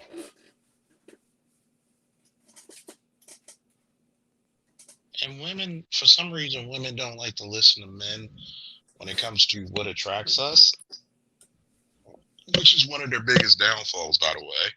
Mm-hmm. And I'd like to thank everybody viewing because we were doing really good numbers. You know, we almost broke a record. And the fact of the matter is this. A lot of women do not pay attention to their men. What happens is you get a lot of them out there, and then they'll say, "Well, I don't know. These men don't know what they like." Yes, they do. Look feminine. Mm-hmm. Like you might want to limit the damn tattoos and not look like a goddamn pirate. But they don't, like my homeboy said. Women don't dress for us. Yep. Facts, man. You kind of realize you go back in history, like before the 60s, when our great grandparents and grandparents was having nuclear family households. Majority, no, a good scene that would resemble what I'm about to say. Remember in Love and Basketball, Sanaa Lathan's character, how she looked down on her mother because she was a traditional housewife? Especially that scene when she tried to down her mother because daddy was late for work, blah, blah, blah. And moms had to smack him and stuff. That's what a lot of women did before that. Like in the 60s, was led up to the why they chose feminism. They rebelled against that because they felt like it was beneath them to be a traditional housewife. Not realizing that, you know what? Look at the benefits I gotten being a traditional housewife and all that. Mm-hmm. Like they like see they look down upon that because they think that I'm gonna be as equal to men. But as soon as they're put in manly situations, guess what? Now they want a man to pull them out of it. What's up, perfect wealth? Hey, what's going on, you guys? How you doing? How Can you you doing, guys hear brother? me clearly? Doing all right. Hopefully you're enjoying the show. Uh, yeah, I just got back in. Did you get my donation? Um, The super. Let me check.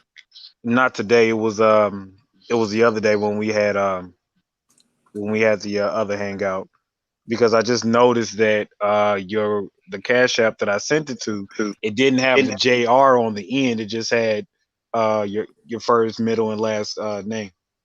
So I don't know if you have two Cash Apps or if that's the right one. No, I just got one. Okay, cool. Just the one. Shoot. Yeah, That's because Charles L. Faulkner Jr. So, okay, yeah, okay, then definitely, it must have went through. definitely appreciate the support. Oh, no problem, no problem. Just so same as before. I'm just catching up. So I'll just just sit in the background and then I'll see exactly where I fit in. Okay, that's cool. But you get a lot of this behavior from people who get upset with Kevin Samuels and other people like BGS who tell women about the realities they live in. They don't like to hear the shit. And what happens is they all start to fail. They start to wonder why they're looked past.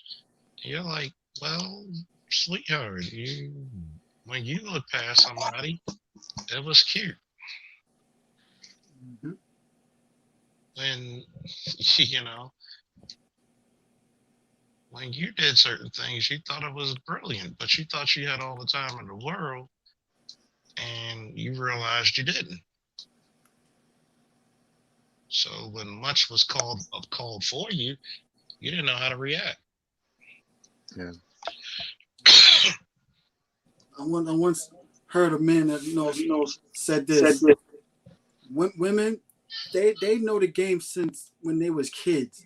Think about when they cried at daddy and daddy popped up and grabbed them. That was the start of them learning the game of man's nature and stuff. As they got older enough and they teenagers, mamas has to try to do like a Jedi training on her. Like, you got to learn to brace the different techniques of this style. And as they get try it out when they get older in their 20s and stuff like that, yeah, that's when they really start embracing what they are. But the funny thing about it, it starts backfiring all of a sudden. Their egos start kicking in like crazy. Like, The thing is that it's no different than how a man is to his son when he's taking him to the gym for to hit the bag a little bit just to grow their masculinity. What the women did is that, and I've said this before, the women passed down a script for them to follow. Okay. And leading up to this time right now, they knew everything, all the rebuttals, who hurt you, mommy issues, everything. they've had the answers to all of the rebuttals to the script up until the manosphere came, which Mm-hmm. is what's throwing a wrench in their overall system. And the thing is that what when I tell people about, and I don't use red pill because I've been speaking this. I know a lot of my exes are. I'm haunting a lot of my exes' dreams right now because I was spitting this before this got on YouTube. Everything, and because it wasn't popular rhetoric, they just kind of threw it out. So I was like, okay, well, we're done. But now that everything is moving towards mainstream, these women don't have a script for this. Nah. They're improving right now, and the thing is, with everything being based on image, they can see that everything is on the whole wide open floor for everybody to see. And the reason that is such a big how should I say issue with Kevin Samuels is like what I told Edward the other day. That was to women, that was a beheading. That was a beheading, and the fact that it wouldn't have been nothing if it didn't go viral, but the fact that it went viral, since all other races and seen it, and they know for a fact if black men wasn't as sought after as we are, and that went viral, they wouldn't have cared. Just think about that. If you was as sexy as an Asian man with Pee Wee Herman shoes and pants on, if that was your SMV right there, do you think that these women would have cared? Not a chance. Not a chance. It's the fact that everything that we're saying, they already know. That's why I said the last show, everything that they're doing right now is a shit test. If you fall for it, then yeah, they'll lead you right back to the desert, lost. Mm-hmm. But they know that you got that here on this side of YouTube, we're actually on to something. No different than women's studies when they go learn feminism in college. Well, They're scared. Go ahead. what's getting on their nerves? The fact that we discovered the truth, part one, and part two, we're speaking up about it. I've Yeah. talked about this a lot, and Charles, you've been on the air with me. Oh If yeah, there's this is the one, snowman people. if there's one segment of America, of the world, that gets overlooked, it's men. Oh yeah. I've had so many times on my show, and once again, Charles, you've been on with me. I've said men needed to come together for the longest time. That's why I refer to my late father a lot. I talk to my nephew as much as I can. I mean, hell, even in a recent trip, my wife and I went to see my son, and I told him I'm gonna give you the biggest hug possible. Men get overlooked. My wife and I talk about this a lot. If it's fair, and I know it is, it should be fair on all sides. Women get overlooked for certain reasons. Men get overlooked for a lot of reasons as well. If you're going to help one side, you got to help the other. You got to be fair across the board. I started a movement 3 years ago while living in Indiana called Manpowerment, and I would include it in my show. And these were the points where I would have Charles with me. And of course, Charles, you and I did the King's Court together. This is one of those times where a man had the nerve, the knowledge to start a manpowerment movement, bringing men together, being of like mind, saying, hey, we have to take our rightful place. You know what happened? Some women got a hold of it. Bust all of it up. Yeah. Facts right there. Three 3 years of work down the tubes. I even had an idea to do. I'm still going to try to do it. A nonprofit organization because I've been homeless before. I hate seeing men homeless, and I'm not bashing. Understand, not bashing the women at all. It's my feeling, and it's my take that men need to get the same kind of help that women do. Being fair across the board. Being fair across the board. And it's never been fair for men across the board, period. That's Just facts. hasn't. You got to remember, man, society, man, they gotta make sure a woman's not homeless. Because that's their biggest Yep. money spender.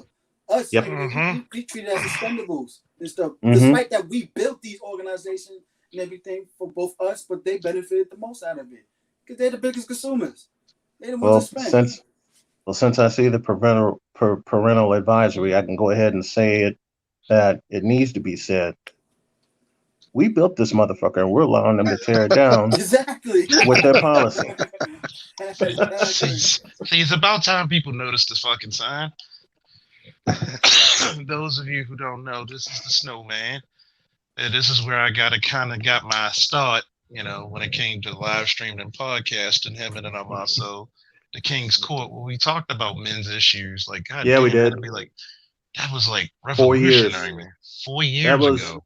That night we said, and I got to share this funny story, gentlemen.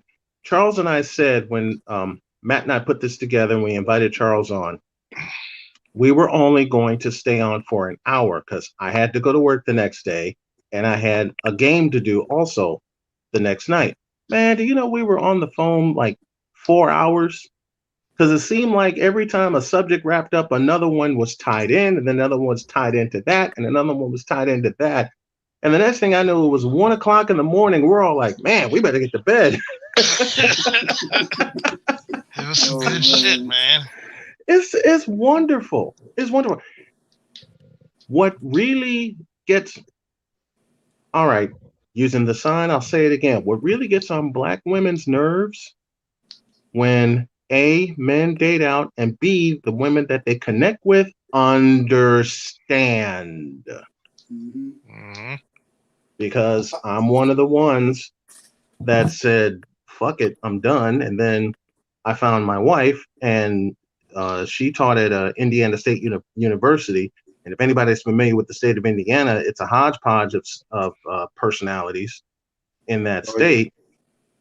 But it's me understanding her and her understanding me. And she knows what I've been through because in many ways she went through it herself.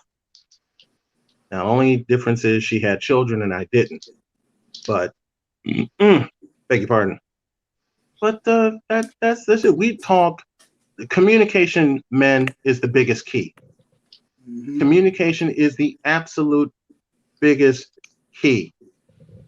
And that's what some of these Black women are finding out the hard way when men communicate with each other and we realize, hey, we have some things in common. Then the team gets built. Mm-hmm. And don't let them find out you dated out, or in my case, married out. You know what's even killing them also too? The men that they put as their choice Z, the ones that they friend zoned and all that stuff, looked over, use as backup. After they go through the men that didn't want them back, that they were sexually attracted to, they try to go back to their choice Z, and now the choice Z became a choice A for someone else, and now they got the power to be like, you know what, I got options, I don't want you anymore. It's like seeing them turn into a freaking She-Hulk going berserk. Yep. Mad. Who went berserk?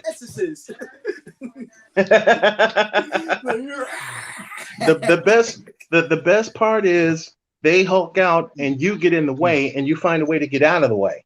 Exactly. You know what I mean?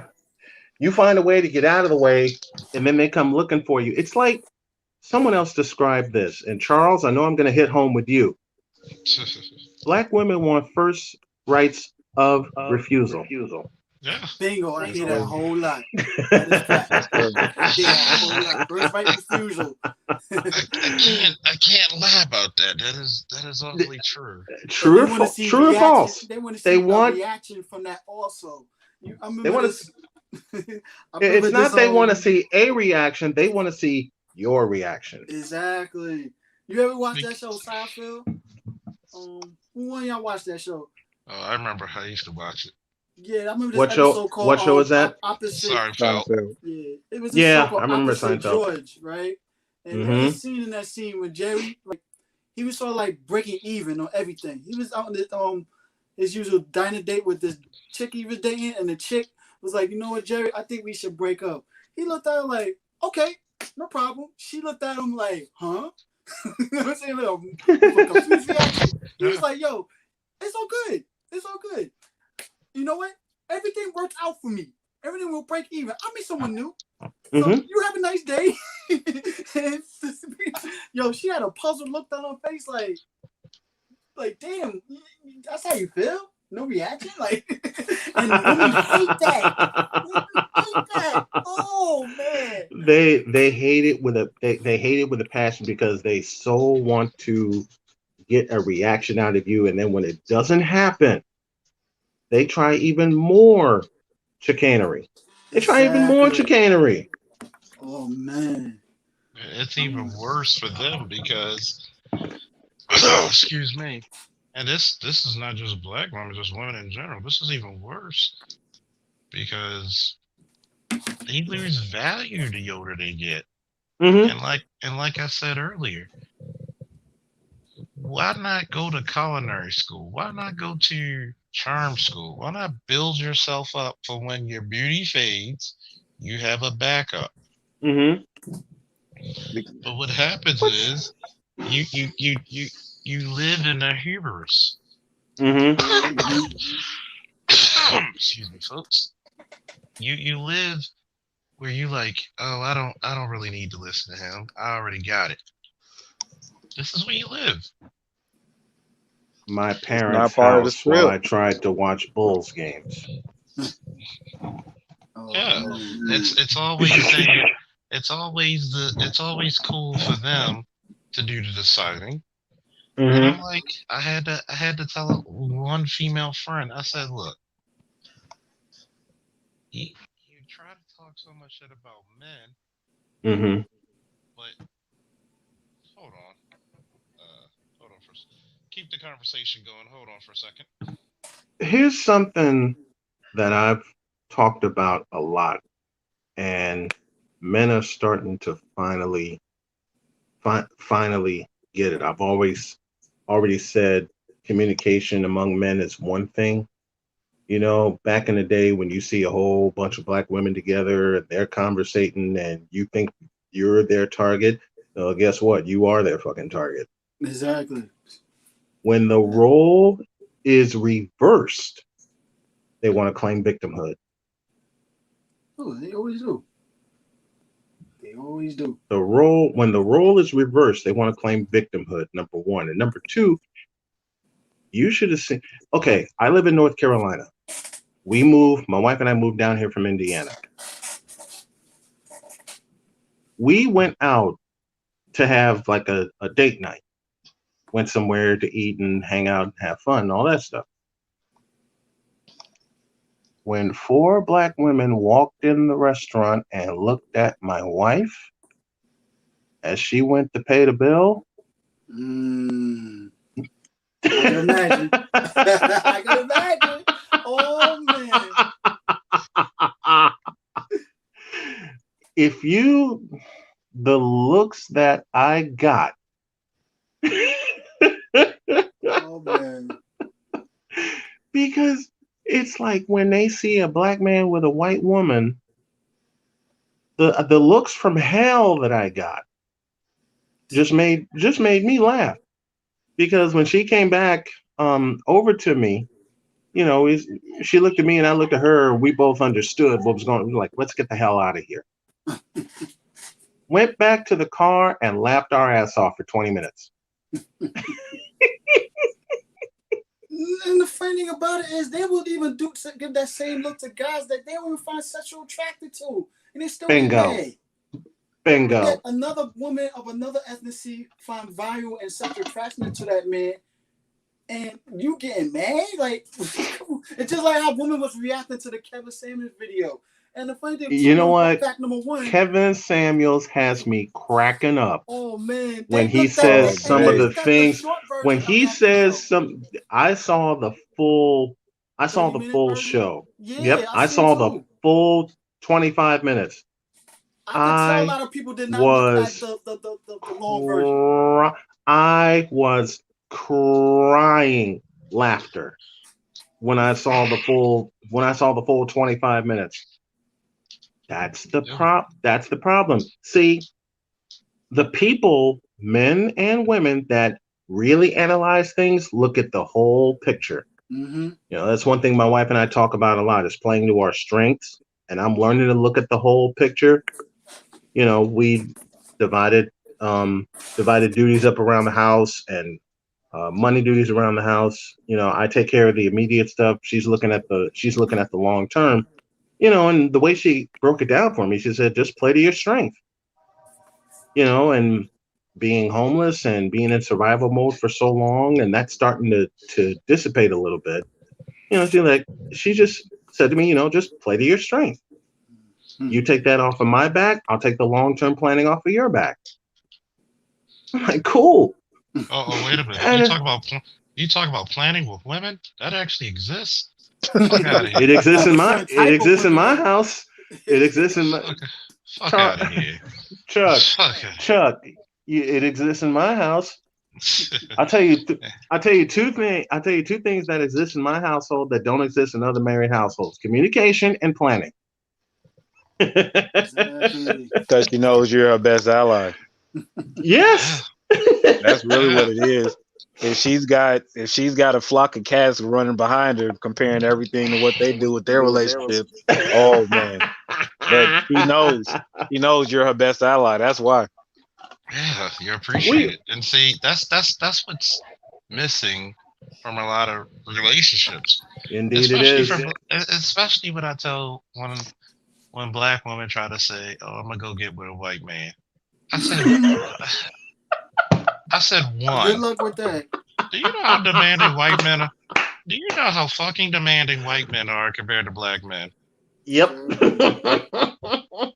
Come on, they don't even realize, they're not dating a lot of y'all by numbers. And even if you do, which I see another video like this, kind of 4 women, and all this one of them got so cringeworthy when she was dating this white guy because all the stuff he was asking about her. But I'm like, yo, y'all black women live by your stereotypes. So how you gonna get mad at this white dude for asking certain stereotypes that you don't like? Well, if you want to defeat that, just answer the question in a nice way so you can teach him not to be no stereotype. But you like, come on, you give what you want, you're still mad. Mel, I'm going to tell you this. You know what else exists in my house besides communication and planning? Laughter. Exactly. Peace. That's peace to me. Hey. What the fuck do you even hear that anymore? I got peace laughter? I got peace in my house, man. Because I could come home either from a game that turned out to be a loss or a hard day at work, and I just started a new job recently, and she's the first person I see with a smile on her face. And she'll know when I have a bad day because she'll do something goofy to make me laugh. What the fuck do you hear that? I mean, there's some old Dragon Ball Z Super Saiyan bullshit that I'm getting. This is truth. Like, Chuck, you already know. This is truth that you're getting from me. You know me long enough to. Yeah, I'm just leave him too, man. Like, the smile on your face, happy. You lost weight since I seen you. Exactly, dude. You're glowing. I've lost Chuck, since the last time you see me. I've lost since I've been in North Carolina, I've lost almost 50 pounds. Good God Almighty! It's so funny. A woman wants to already build Superman. They don't realize that you could build a man up to be Superman. Mm-hmm. How many times That's what my wife calls me. How many times have I told you on my shows? Women got 2 things you can be. She's either gonna make you feel like Superman, or she's gonna be your fucking kryptonite. Mm-hmm. Amen to that. Because the fact is, women are already Kryptonians. Who they get their energy source from? Simps, media, into them. Man, look, that's the I cannot tell you. Wait a minute. I cannot tell you how many simps I've run into between Indiana and North Carolina. Okay, because when my wife worked at Indiana State, I would see so many black people congregating in one area. Charles, you and I have talked about that.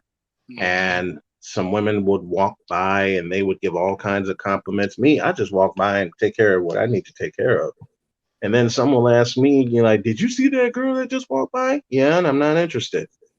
And they would look at me with a shocked look on their face, like, what? You're not even going to try to look. First of all, I'm in my 40s. Second of all, she could be my daughter. Third of all, I already have somebody. That's better. And I walk off. Yeah, you're good. You good, man. You know what I'm good. I got my championship ring. What the hell do they have? You know, shit. You don't see Robert. Like I tell a lot of motherfuckers, you don't see Robert Horry complaining. Exactly. How many rings he got? What, 5? Seven. Seven, 7. actually. 7. God damn. Yeah. So you Yeah. tell motherfuckers. See, this is the point when motherfuckers don't understand the truth about shit. What'd you say? Truth? What? Yeah, not You- every you man got- want to play the player route. Like, you know, they looking for that one. Like, you know, that's the problem with They- women too. They most it's only 10 to 20% of men that's actually procreating sexually with the women. The other 80%, they actually want what you have, Snowman. They hold up. I gotta do a Oshie do Jackson. Just look at this. Look at this. Just look at this. Look at it. Just look at the screen. Let me ask you this. Let me ask you this, Naya. Man, come on, man. It's like a tell off. Do you want to come up to the panel and have a dialogue? Because I'm asking you this one question. Come on down. Do you want this? Do you want this? Do you Do know you what want an this? Is, Naya? Do you want this? Or do you want this? Because here's my question, right? Here's my question. How did I get here? It's because you brought your ass here. Nobody wheelchaired you in the room. Right. First of all, my man Brian is married, so he cannot, by definition, be an incel. Hey, I drink to that and I salute to that. Thank you, Charles. I'm still getting laid by females, man. Look, in New York. I'm still getting laid. I have been happily married. I've been happily married since June of last year. I don't need to look at anyone. I don't need to try to look at anyone. I found my forever. Oh, it's just recommended on her feed. Ain't no recommending your damn feed, man. Come on. Don't recommend it on my feed, really? No. Okay. If it's recommended, Naya, I got a question. And it goes like this. If it was recommended on your feed, where did the incel come in your vocabulary? Mm-hmm. Because you're a very good watcher of these spaces. Right. Now let's talk about this, because see, this is how men speak. Number one, women love me. I'm a handsome motherfucker. Okay? You know, perfect wealth. You know, he trains people. Women love him. So does Mel. I got receipts for that. You know, my man Brian, he's hitched up and married. Yep. How can we be incels if we're not afraid of women? We have lives and we have women. So we're the total opposite. See, as a matter of fact, my man Ball right here, he's a married man, successfully married man. Both parties have to be brave enough to achieve greatnesses. That's the truth. But yet, let me ask you this one, Naya, since we gotta ask questions. Are you married? Are you in a committed relationship? From a scale of 1 to 10, what are you? See, here's something else that happens. I want to say about 6 months ago, my wife got really, really sick. And she knows my production schedule, but I didn't care about my production schedule. I wanted to make sure she was okay. If she needed me to get her some soup or some ginger ale or something, I went and got it. No issue whatsoever. When you love the person that you are with and they are committed to you and you are committed to them, if they're down, you're right there. Okay? A month after that, I became ill with a staph infection. And I couldn't eat. And y'all know I love food. Anybody that listens to my show, I talk about food a lot.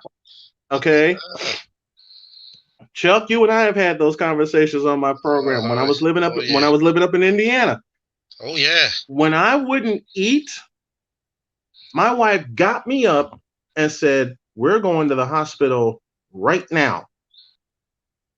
I was out of it. And she said, "We're going to the hospital right now because you're not eating." And part of my brain goes, "Damn, she knows me that well to know my appetite and my eating habits." And she's gotten me better on my eating habits and when I should eat and how much. And that's part of the reason I've been able to take off a lot of weight. Let me ask this question. You said you're 18, right? You're 18. Uh-oh. Okay. Oh boy. Okay. How are you going to talk about incels when you yourself are still on the porch? You haven't lived life yet. You still have the, not even being funny, but to be truthful. You haven't been around the block yet. You haven't been around the block. You still got the Similac on your lips. Charles, I hate you for that while I was taking a drink. You know what's so funny about that, though? This is what we tell incels, male incels also at her age, man. Like, how you gonna claim you're an incel? You're 18 years old. Exactly. There's no world yet. Mm-hmm. You haven't been around yet. To the folks that are watching, please support this YouTube channel for Charles Faulkner. And if you get a chance in the morning, check out Snowman in the Morning. I'm on from 8 a.m. to noon. And I think January 11th, I'll be coming to YouTube. So, okay. Just post your link in the chat. I gave you a wrench. Done. But it's just so funny, the reaction when men get together and do something like this. You think that you think the black women are not paying attention? Bullshit. Yes, they are. No, they paying attention like a hawk. Oh, you're incels. You're this. You're that. I mean, how can I? What are you doing? What are you doing having this conversation? You're 18. like really? Do you know at 17 I was in the military? Like 18, I was on my way to college. I was on my way to Missouri. I was on my way to Missouri. Like there's a lot of guys who are incels. Nyla, I want you to subscribe to my channel because I'm going to help you get into a successful relationship. And hopefully you're not a troll because that would be unbecoming of a lady if you were a lady. Mm-hmm. Number one. Because number two, what you need to realize is this. You don't want to be thought a fool and open your mouth and remove all doubt. Right. Because made that mistake many times over. All right, let me just be real. Because a lot of people in your generation do that a lot. Mm-hmm. They do that a lot. They open up their mouths and they're seen to be fools. And what happens is you're trying to tell me, somebody who legitimately has, and I'm not even the oldest person up here, I have 20 years on you. What can you tell me in my 20 years that I haven't already experienced?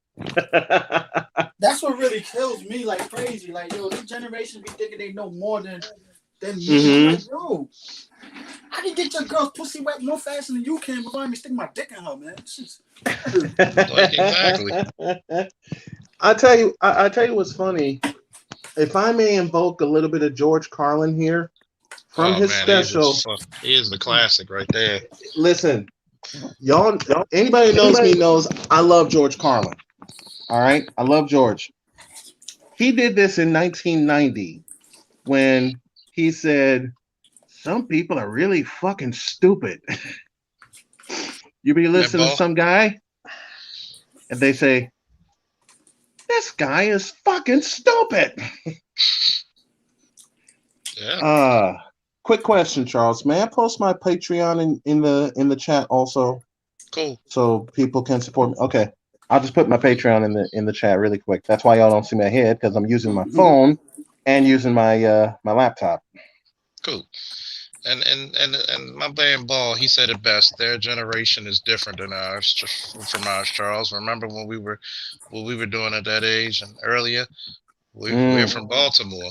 I said, you got to realize this, Ball. Even at that age, we still had some respect for our elders. We still had. We didn't walk up to guys 20 years older than us, 30 years older than us, thinking that we were their equals. We were trying to earn that respect. We were trying to learn from them. Exactly. See, this is the point that I told her to subscribe, because guess what? If she actually was listening earlier and I told her why you should give up independence, why a woman should be dependent, because your Mhm. dependence is your greatest weapon to a man. Okay? Yeah. That's that's what you should go you should strive for, because guess Hmm. what? That motivates men to be great. That keeps It him. motivates men to do what they have to do, motivates them to be greater than what other people before made them out to be. As a matter of It fact, Naya, where are you from? But go ahead, finish, Brian. Hey, now, it do you was know what a femcel is also too? Like I she, have I no don't know, idea because what a I see women femcel use is. certain terms, and A female incel. I mean, I know it is, but I just want her to know. Because one thing women do, they use certain terms so much out of context. I was debating with this female acquaintance of mine online on Facebook, and she used the word misogyny like crazy. That's a little comment I said that wasn't even misogynistic from my point of view. But I was like, your shaming tactics ain't gonna work on me. Like, you know what I'm saying? Yeah, like, I'm shameful Yeah, proof. it's, But women would do that to like so much. you're to from Canada. Baltimore, let me piggyback on Baltimore's statement. Generation is different from ours. Baltimore, you are absolutely correct. And Charles, to piggyback off your statement, we earned their respect and we learned from them. Okay. There were so many guys when I grew up in Chicago. There were so many guys that I talked to. We talked sports all the time, but then they would yank me aside and say, "Let me give you a couple of life lessons." And one of the lessons they told me was to always listen to my dad. It was like, always listen to your parents. Okay. That's why I revere my father to this day. When I lost him in 2007, I lost my hero. My condolences once again. When I lost him to prostate cancer in 2007, I lost my hero. And then right after Jody and I had gotten together, I had a cancer scare in 2018. Guess which one? Prostate cancer. Mm. But thank the Lord above, it was just that, a scare.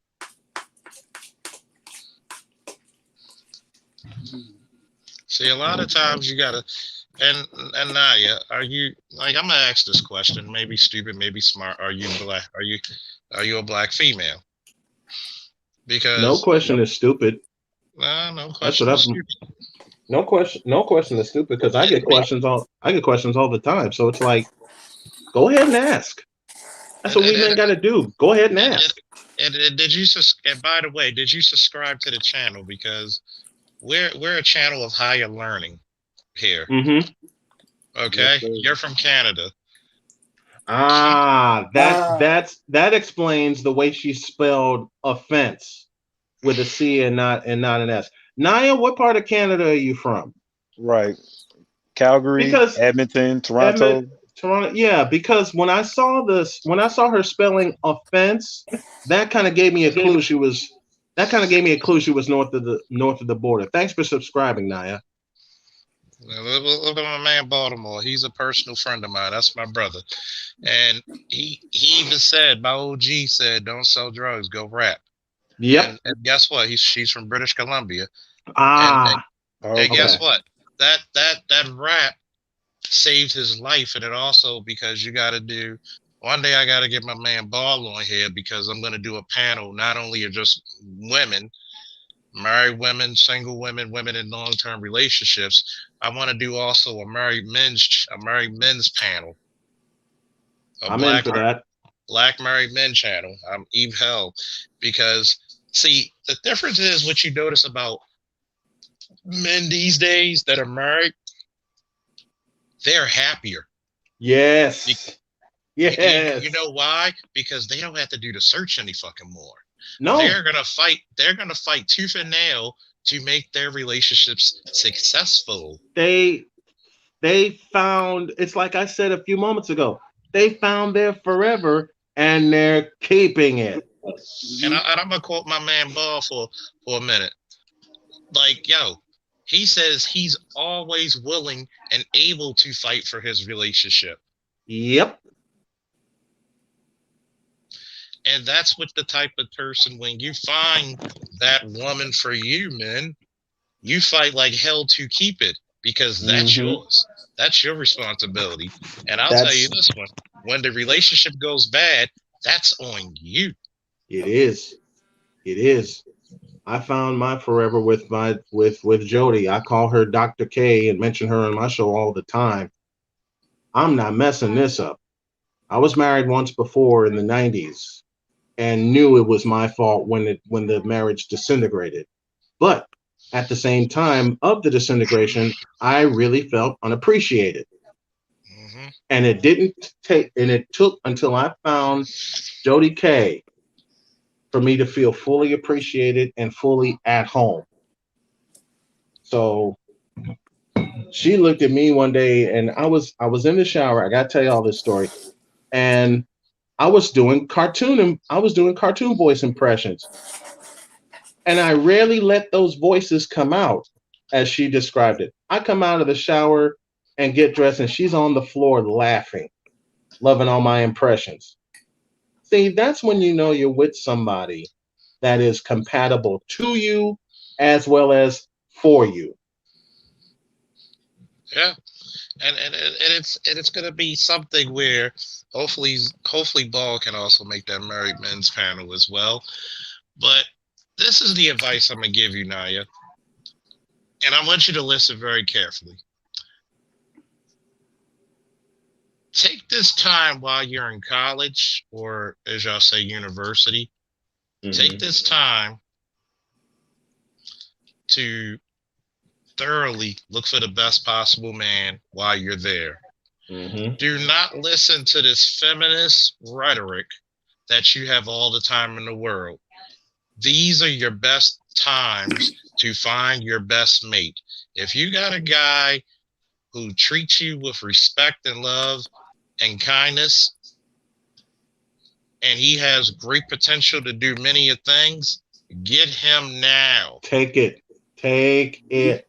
I don't know about Take that, it. Charles. I used to work out there in BC. That's one thing Naya don't know. When I was working in the oil refineries, I worked out there where she resides. Man, it's 6 to 1 when it comes to women and men out there. So, Wow. yeah.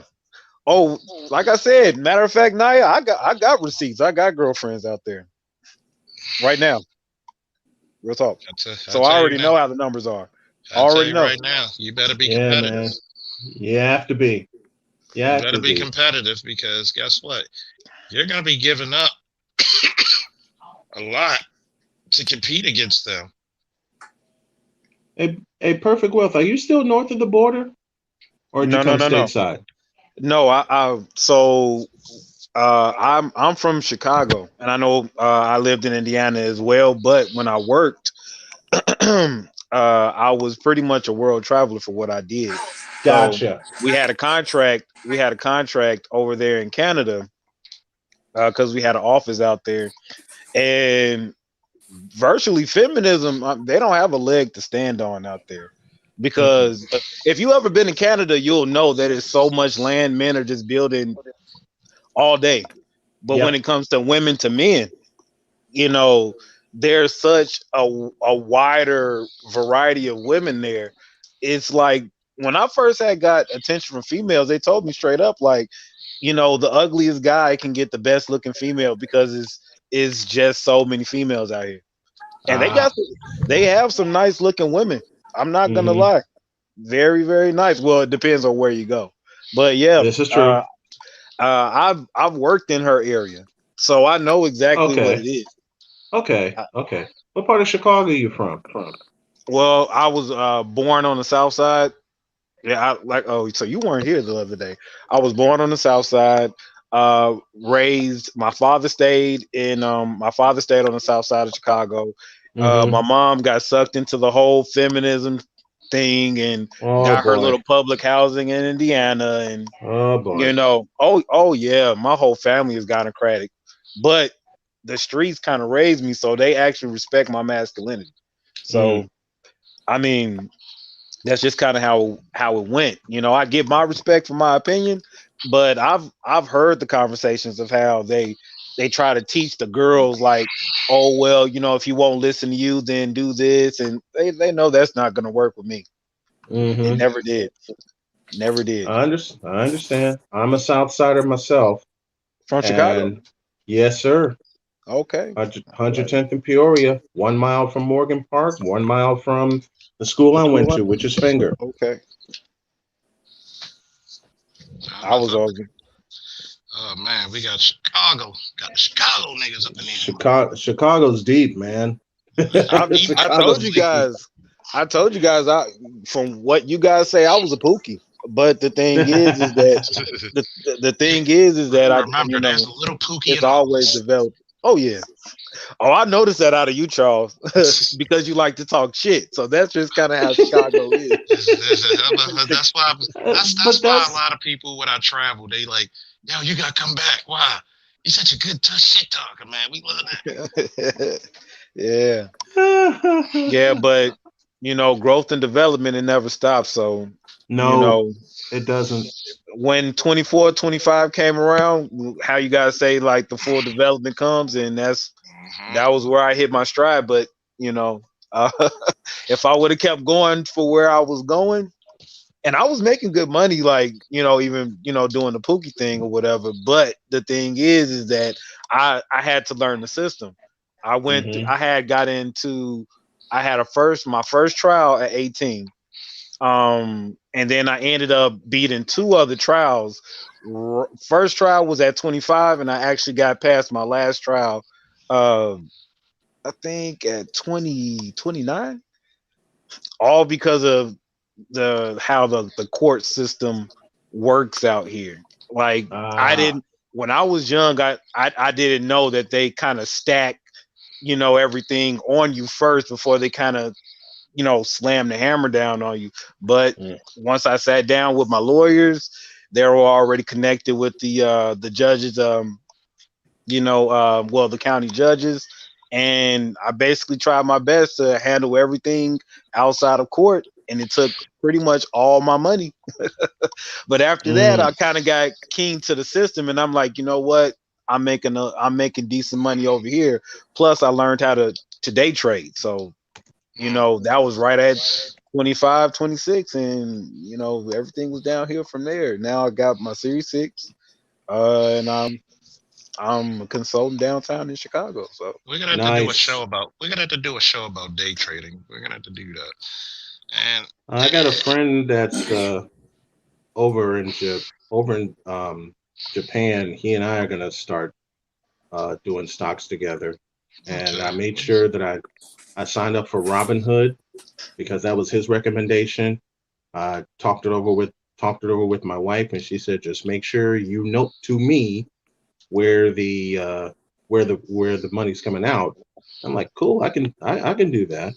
See, that's why I'm glad that she's chief of finances in the household because I've made too many doggone mistakes, and I don't want to repeat them. you know what's funny? I'm glad you said that. I'm glad you actually mentioned that. There's nothing wrong with having a woman and giving purpose. Hell no. That's what men are supposed to do. You give your woman Exactly. a purpose. And see, a lot of dudes want to be this herbivore male. I'm sorry. I think I might make my black ass a steak later. Shit, thinking about that. And I'm just like, give your woman purpose. Yes. You're the sun. She's the moon. Hmm. Like, what's wrong with these motherfuckers? They Like, don't look, think. like why Well, try to take? See, this is the stupid part. This is the reason why a lot of men die of shit early. You yep. stressing. What the fuck this woman doing here for? Hey, baby, I need you to do this. Hmm. That's Your all woman that. should be a great second in command.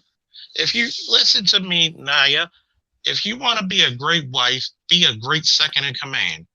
And be a great supporter too. Just be a great Hmm. support. Just be a great supporter because when, like I said, when my wife and I had conversations, she basically told me, you take care of the daily routine with the finances. I'll take care of the long range stuff. And she said it best. Play to our strengths. That's why she's chief. Like I said, that's why she's chief of finances in the household. Yeah. And I don't mind that. I've made too many damn mistakes, and I refuse to repeat them. Yeah. It's just that you need to get, like, a lot of men, and I don't want all four of you fellas to let's speak on this. A lot of men are afraid to get a woman with a purpose. If your purpose is financial, why not get a woman who's great at finances? Mm-hmm. If your purpose is to start a business, why not get a woman who's a visionary and is good with business and connects? Your woman should be your connect. Which is why I have the woman I have. That's So one of the reasons why I have the woman that I have. I want to get your fellas input with that one. Okay, from my position, I'd have to handle the finances just because I know I'm going to be way better with the money. But understood. But what a fitting wife would be for me is and it's funny because one of the people that follows Kevin Samuels, her name is Six the Goddess. She says that women are to be the woman that when you walk in the room, that she pretty much stops all attention, but with that attention, she allows that validation from your colleagues or your connections to be okay. Now we can take this guy serious. You know, his wealth and status is actually matching with the woman that actually. So that's a fact. That's probably what I'm gonna really need on my side. Somebody that can actually either incorporate more women to bring me either more clients, you know, to help them even day trade or even other endeavors that I'm going to be working with. Because at the end of the day, socially, women are way better at it than men are. They can go out and pull in way more clientele than a man could ever do. They're very good networkers, man. Very good. And I need one of they those. Are. Yes, I they need are. one. I mean, them motherfuckers. Shit, I remember, like, and this is just women I'm friends with. My God damn, it's like, oh, you don't know such and such? Oh, I know this such and such. Like, God damn, she pulling on her phone, call her cousin. I remember when I first caught COVID, and then the pneumonia and shit came around. It was so funny. This is my homegirl Danny. You might see Danielle in the chat sometimes. She called her cousin who cooks and she's a chef. Oh, my homeboy, he's sick and he can't get up. I'm getting all these gourmet packaged meals and stuff in the refrigerator. And this is a woman that I'm just like best friends with. Yep. So goddamn, I'm getting more out of friends, women who I'm best friends with, than some men even get out of their wives. You can imagine the network just by the women alone I know. Like, when you're with the right one, they will do anything for you just as you'll do anything for them. Period. Exactly. I'm gonna read these two comments. Negatar, I love that. Sounds like a negatar.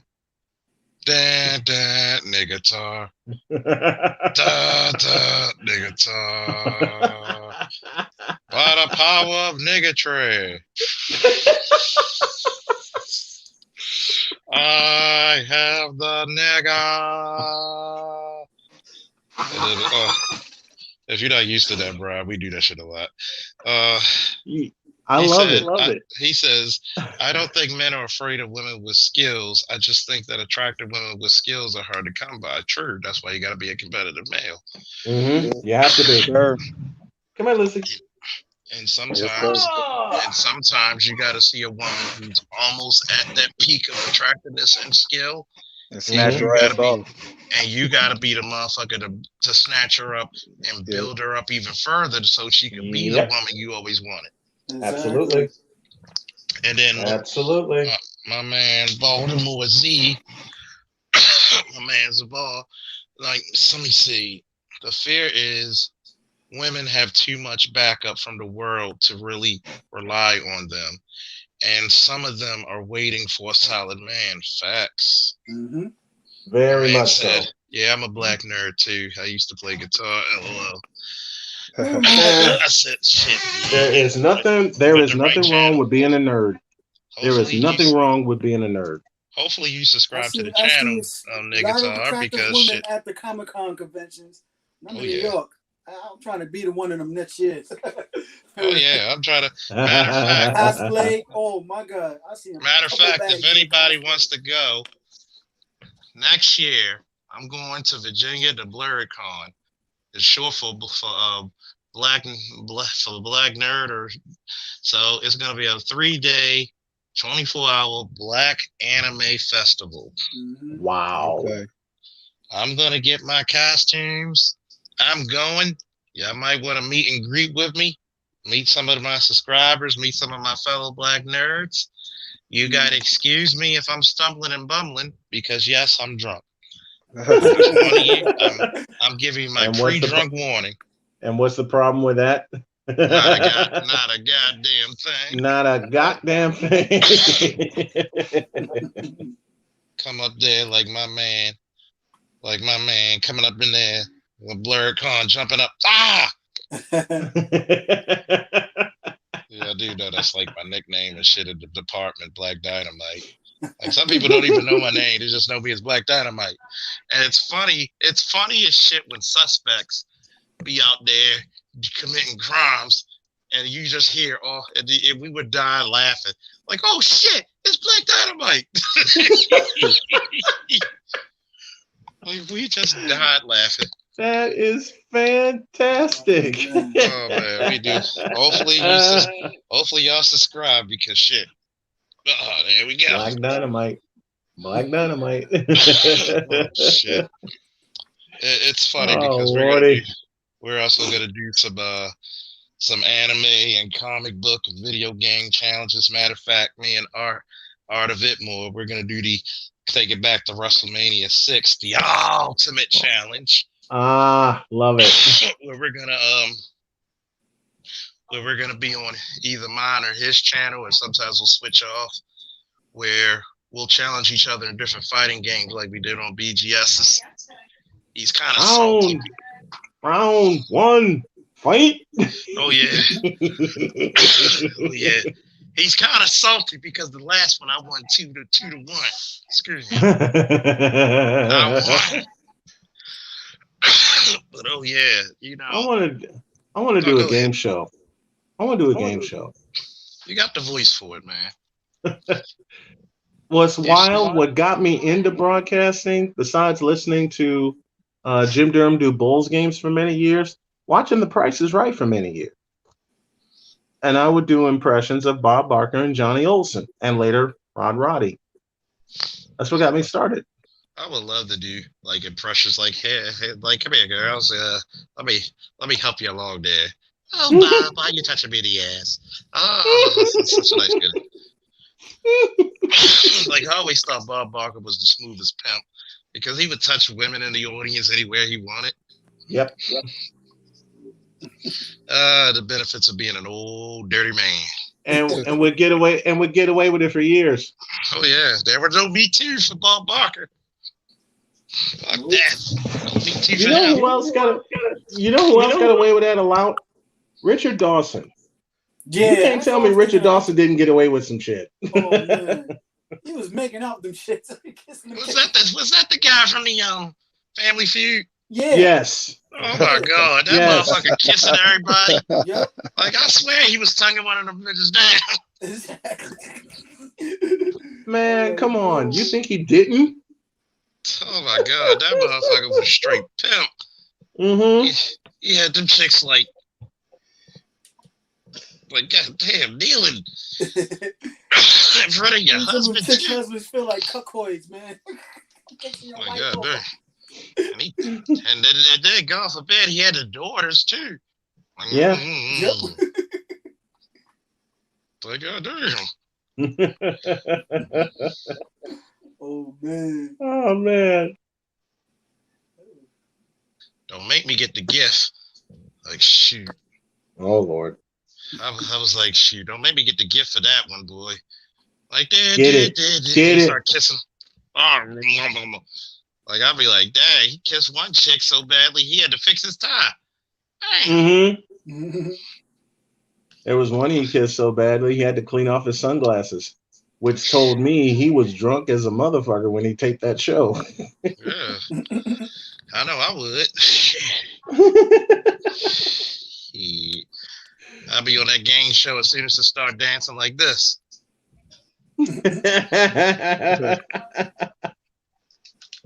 shit, didn't tell me nothing.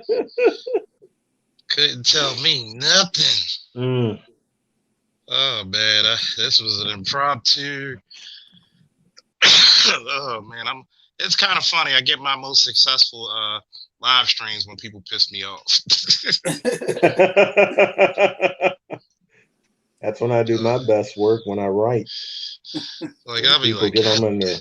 Well, I'll be like, God damn, you know what? She said feminism is positive.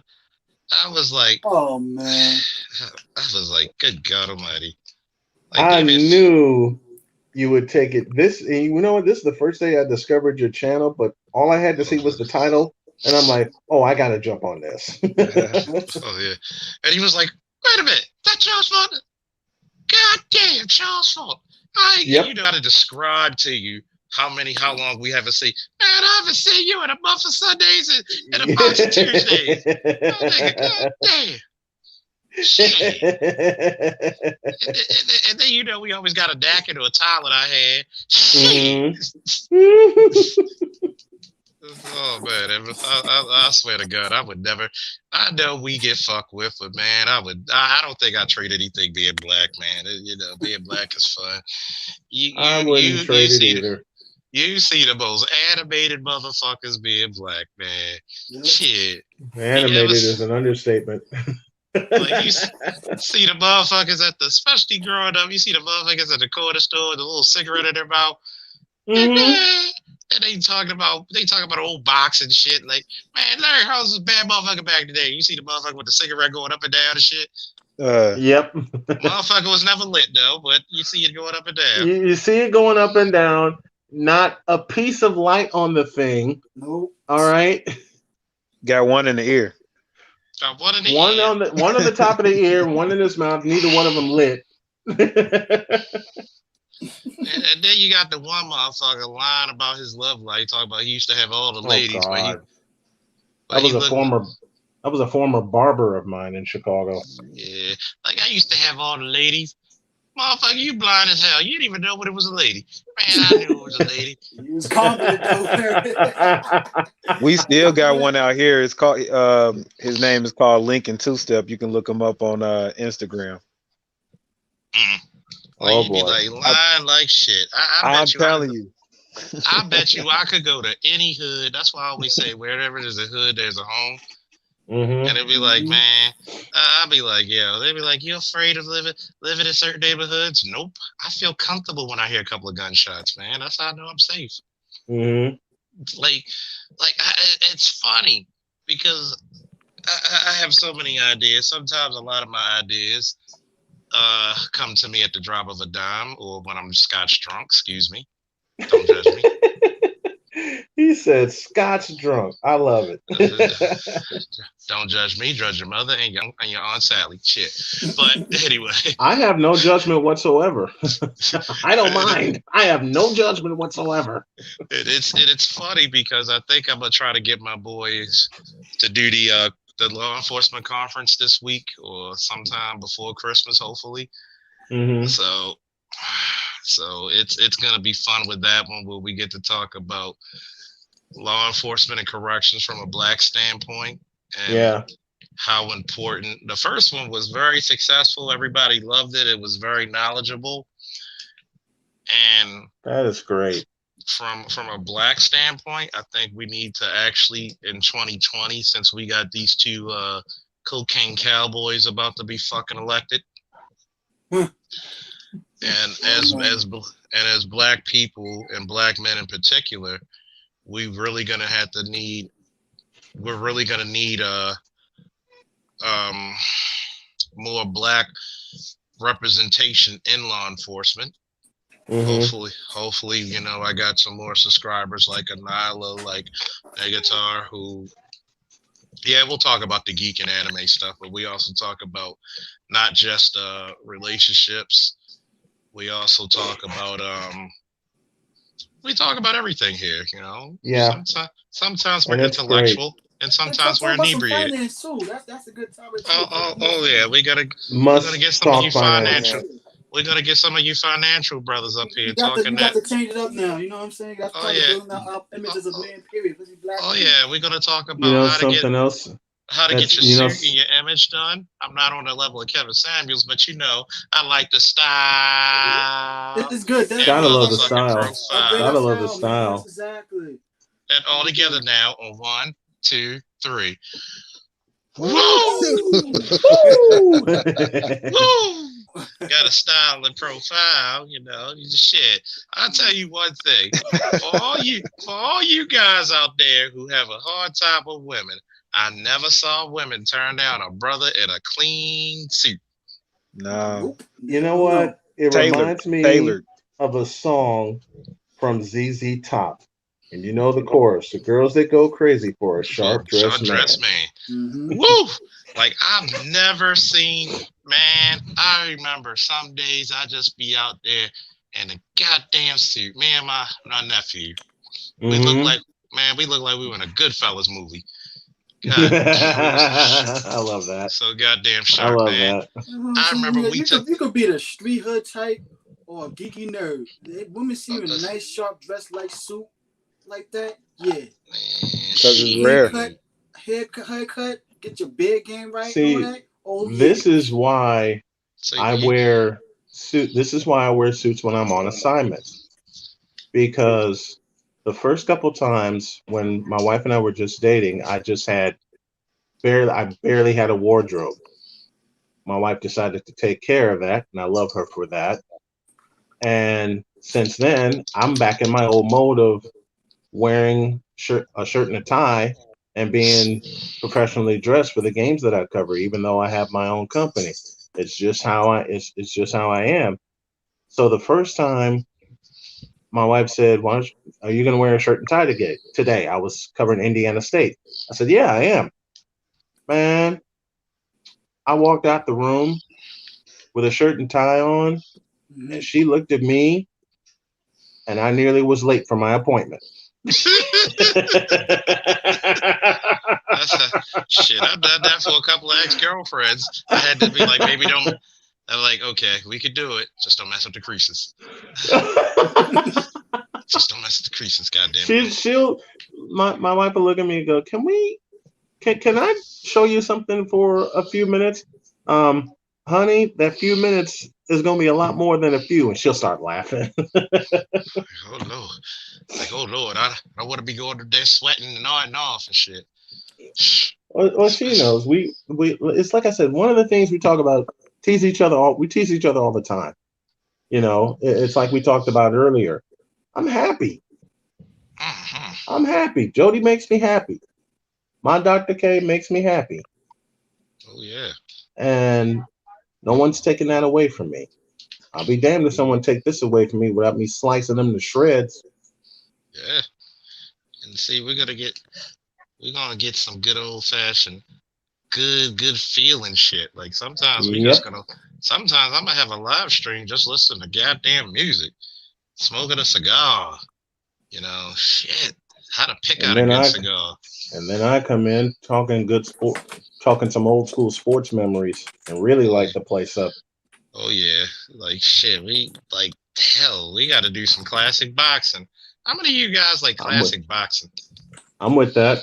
I'm Yep. with it. Like I'll create a shit. channel for some classic football and basketball Mm, with man. some stuff that I grew up with, what y'all grew up with. Perfect Wealth. I know you're from Chicago. I'll pull out some games from the old Chicago Stadium There you with go. Michael Jordan in tow. You know what I mean? Oh, I watch those religiously. So You and me that's right. both, partner. Been Man, Uh, a been an NBA fool since 1980, and that's when I first saw the Spectrum in Philadelphia. That's when I saw the Forum. not the Great Western Forum, but the Forum.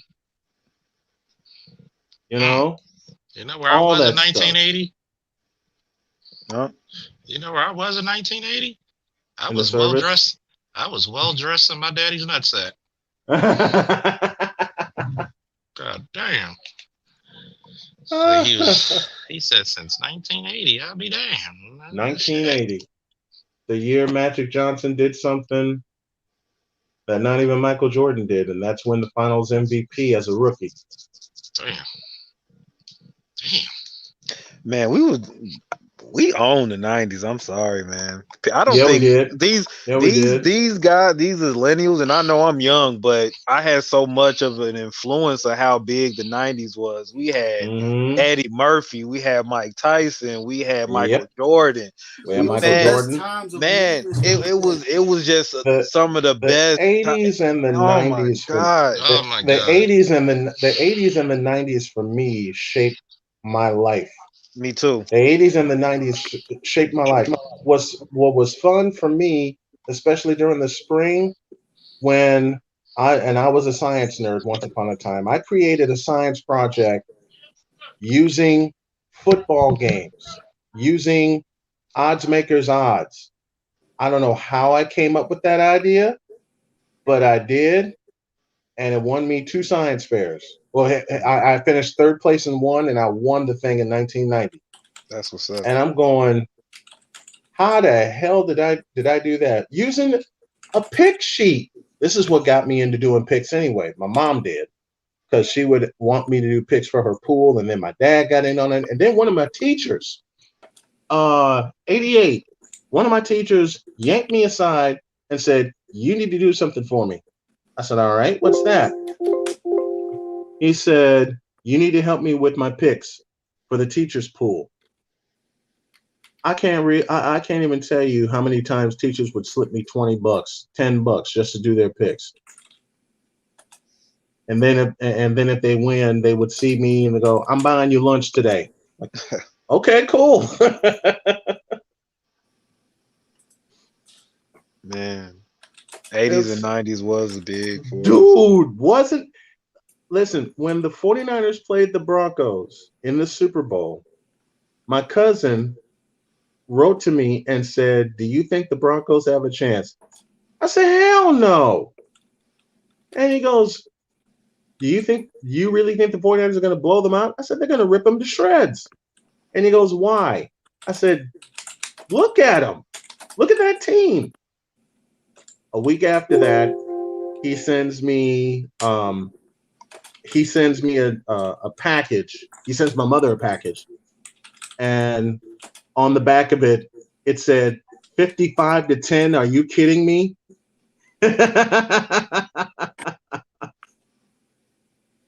I love this comment. I got the 80s down as the greatest decade in history of this country, crack era and all. Nothing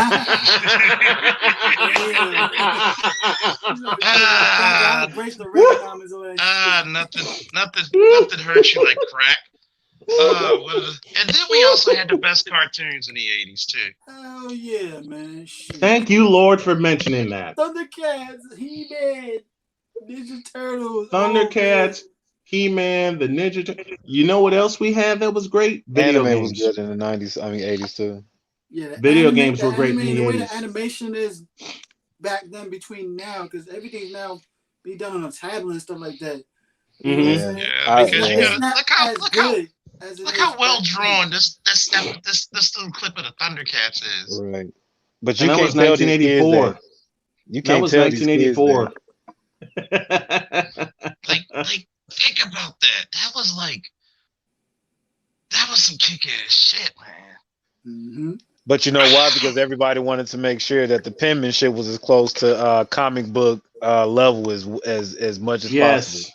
And yes, now, indeed. when everything got kicked into computers, it's like everything just kind of just fell off. Because they try. Because I draw myself.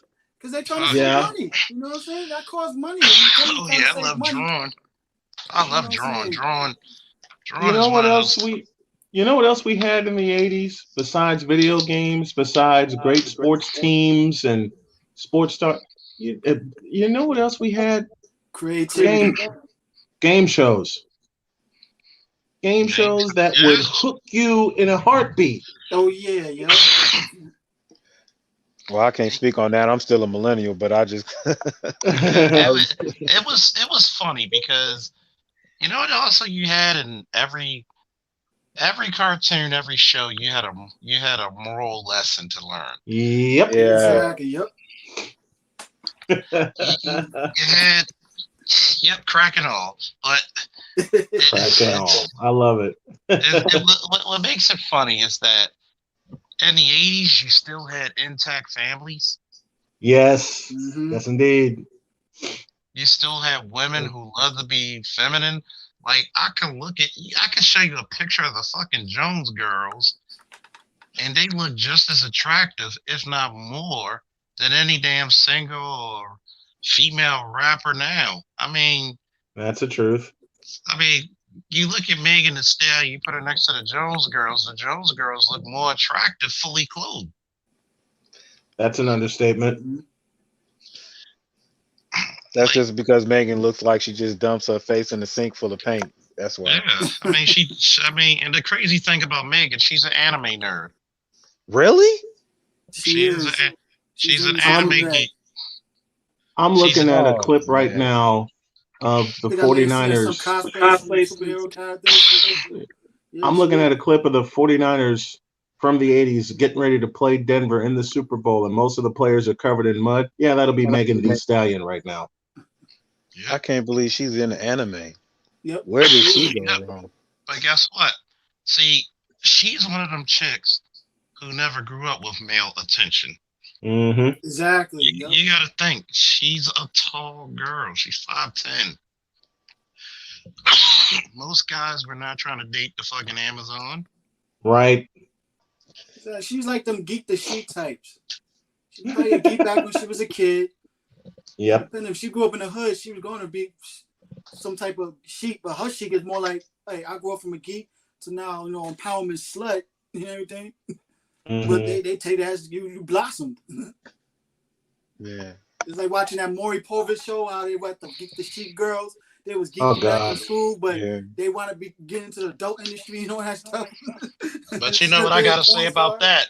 Get that shit out of here. Yep. Oh, Like, man. like it's funny because you get a lot of these chicks with these issues. Instead of being Big time themselves issues.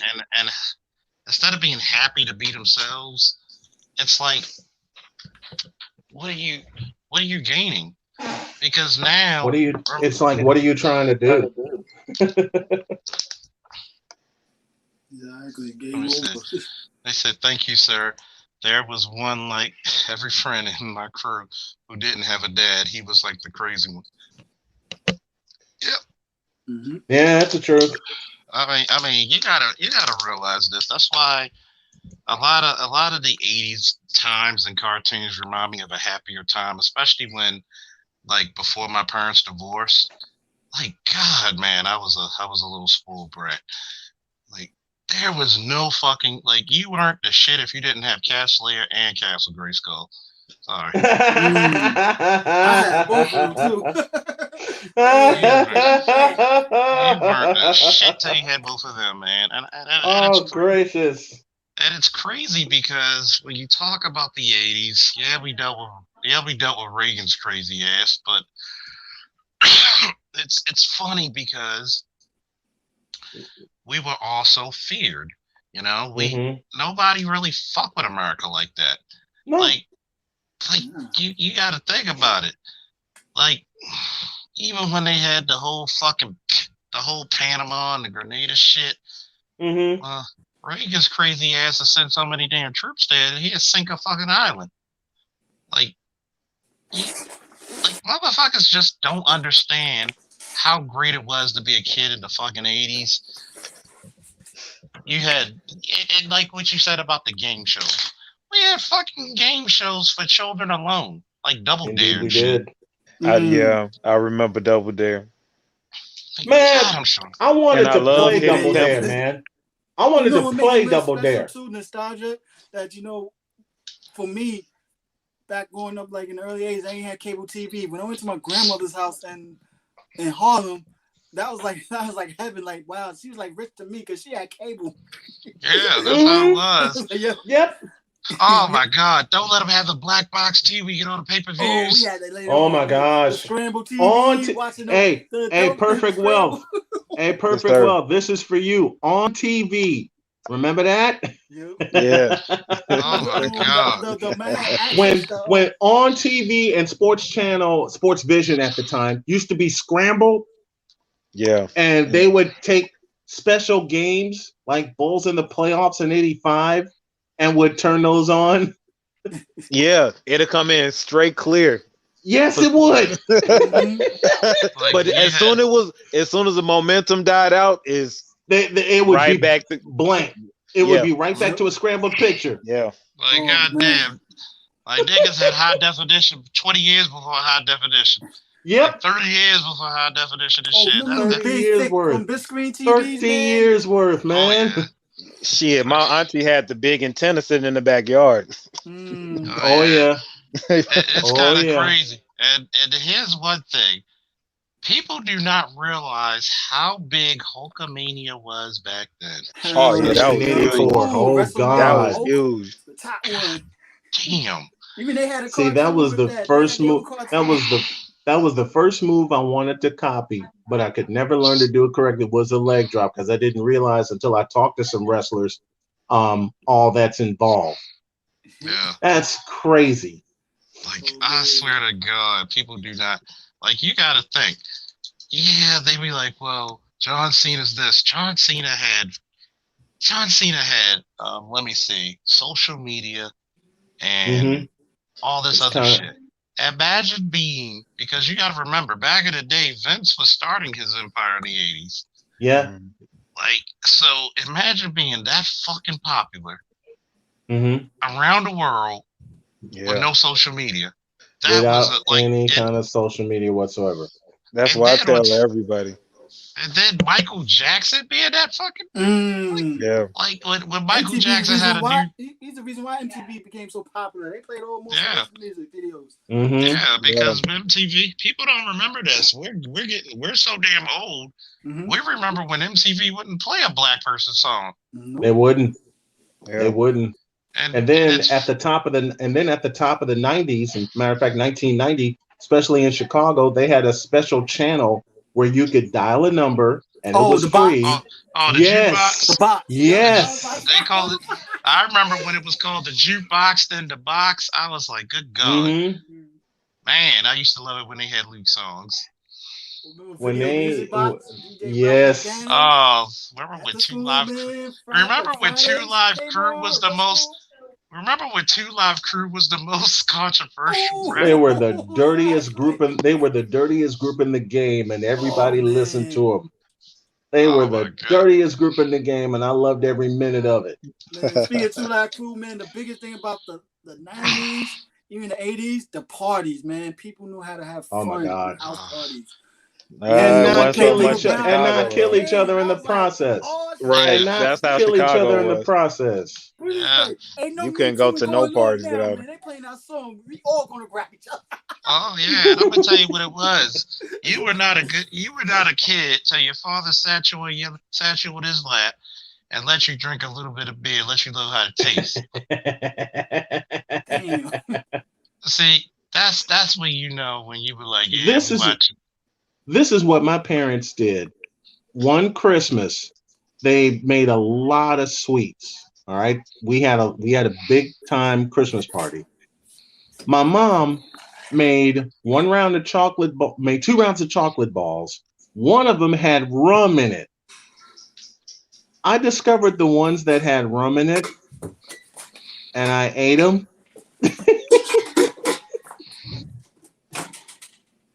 My man had a good little time. He was like, hey, how you motherfuckers doing? Take a guess as to what happened. The next day, I got called to come downstairs, and I didn't want to move. My man had a hangover on Christmas I Day. had a hangover like a motherfucker, and I couldn't believe what was happening. And then my mom figured it out. My dad starts laughing, And my dad looked at me and said, "Wait till you get older." I'm like, "Oh dear God." Oh See, I yeah. didn't have that luxury. Oh yeah, it was so funny, right? It was. Oh my god. Oh my god. Like, All right, and then, gents. and then I'm gonna have to scoot for a little bit because I got to tape an interview. But if you're still on, I'll come back. oh But I man, want to get this interview out of the way. that's probably the perfect way to segue out of this. We've been up here for 5 hours on the dot. Good God, I didn't know. I didn't know you niggas were so entertained. Hey, it's a Monday, man. You know what I'm saying? Hey, So it's good. it's a Monday, and we need It's to like do this more often. Oh We yeah, need to do this it's more like going often. to the strip this club shit on is thick. Tuesday afternoon. You ain't gonna see the hottest girls out there and shit. Oh no, you gotta see the. Nah, you go there. You gotta see the bullet wounds and all the C sections. That's it. Desperate chick That's begging for it. a lap dance. I'm like, damn. Oh man, we just gonna go by last thoughts. I know Brian, you want to start with Brian since you gotta go. Then we go to Perfect Yeah. Wealth. Then we go to Mel. Man. I'm glad I discovered this. And Chuck, thank you. Mel, thank you. And Perfect Wealth, thank you for allowing the snowman to come on. And Charles, thank you for allowing me to post my Patreon in the chat. Much appreciated. Oh yeah, no problem. You helped me out when I first started. Hey, gotta return the favor. Got to. All right, let me boogie. Thanks, guys. All right. Peace, brother. All right. Well, I know you guys did say that in the future you guys wanted to start a day trading organization or a channel. Just keep me in contact. I got some good things that I can show you guys. That I will want to will be bringing to the sphere in the near future. So Okay. You do that's pretty forest much what trading it is. also? Oh, I started with Forex. Oh, okay. I I definitely even want to I learn that, yo, urge. Definitely. I'm just started learning a little bit about it. I think I need to perfect it. Oh, trust me, I already developed the software to you. I'll show you actually exactly how to. Well, you probably already know how to set up your broker account. So Yeah. I'll get you guys set up with the software for the expert advisors, and I'll show you everything that you need to do.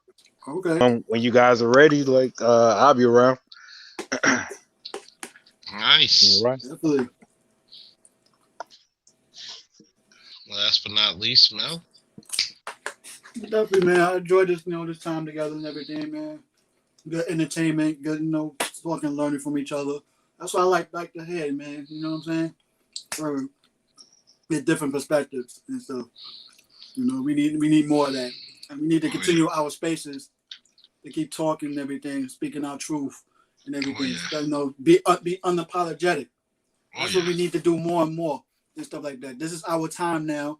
And technically, Kevin Samuels, bless him, it was the start. He was like the Luke Skywalker in that scene of Mandalorian. Oh yeah, he came in there wrecking shit up. Exactly.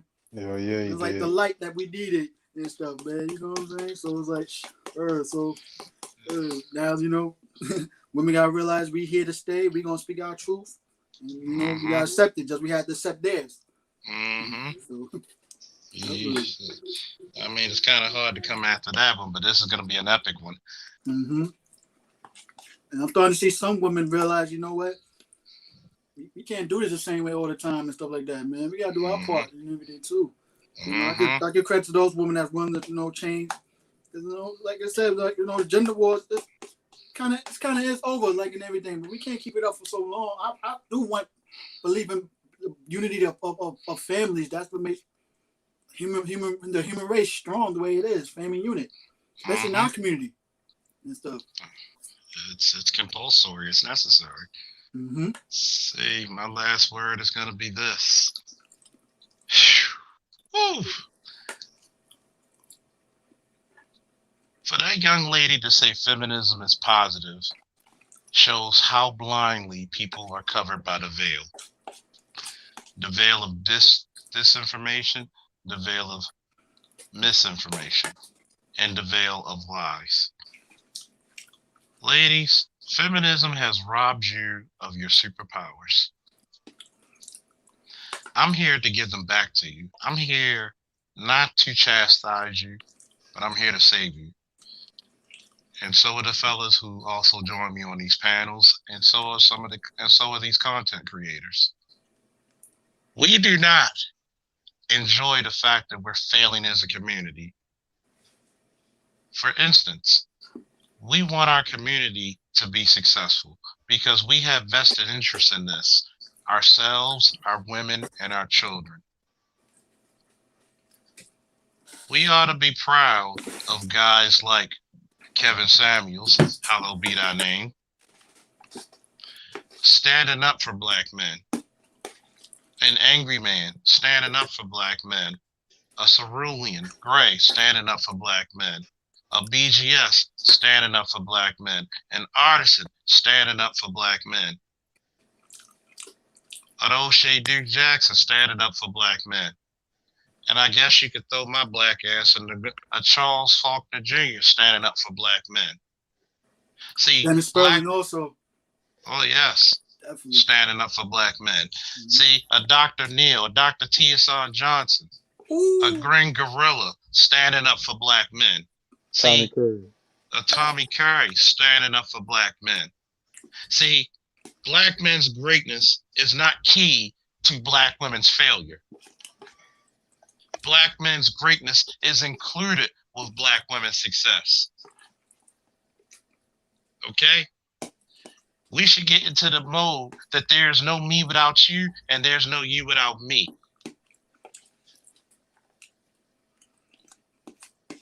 See, if you think that you're going to battle the forces that are coming up in 21 and you're going to be by yourself, you are sadly mistaken. If you still want to listen to the Derek Jaxns, the pandering pandas, who will not tell you the truth, and that's the start of how you progress in life. You either gonna have to do three things that we learned. You're gonna have to lead, which you don't want to do because that means you have to take responsibility and accountability. You're gonna have to follow, which you're gonna have to learn how to do anyway because COVID's taking a lot of that power. Or you're gonna have to do what we don't want you to do, but you might have to do, get the fuck out of the way. Mm-hmm. There's a new season coming. And that season is of black men excellence and black men agency. Thank you, Dr. Neal, Ronald Neal.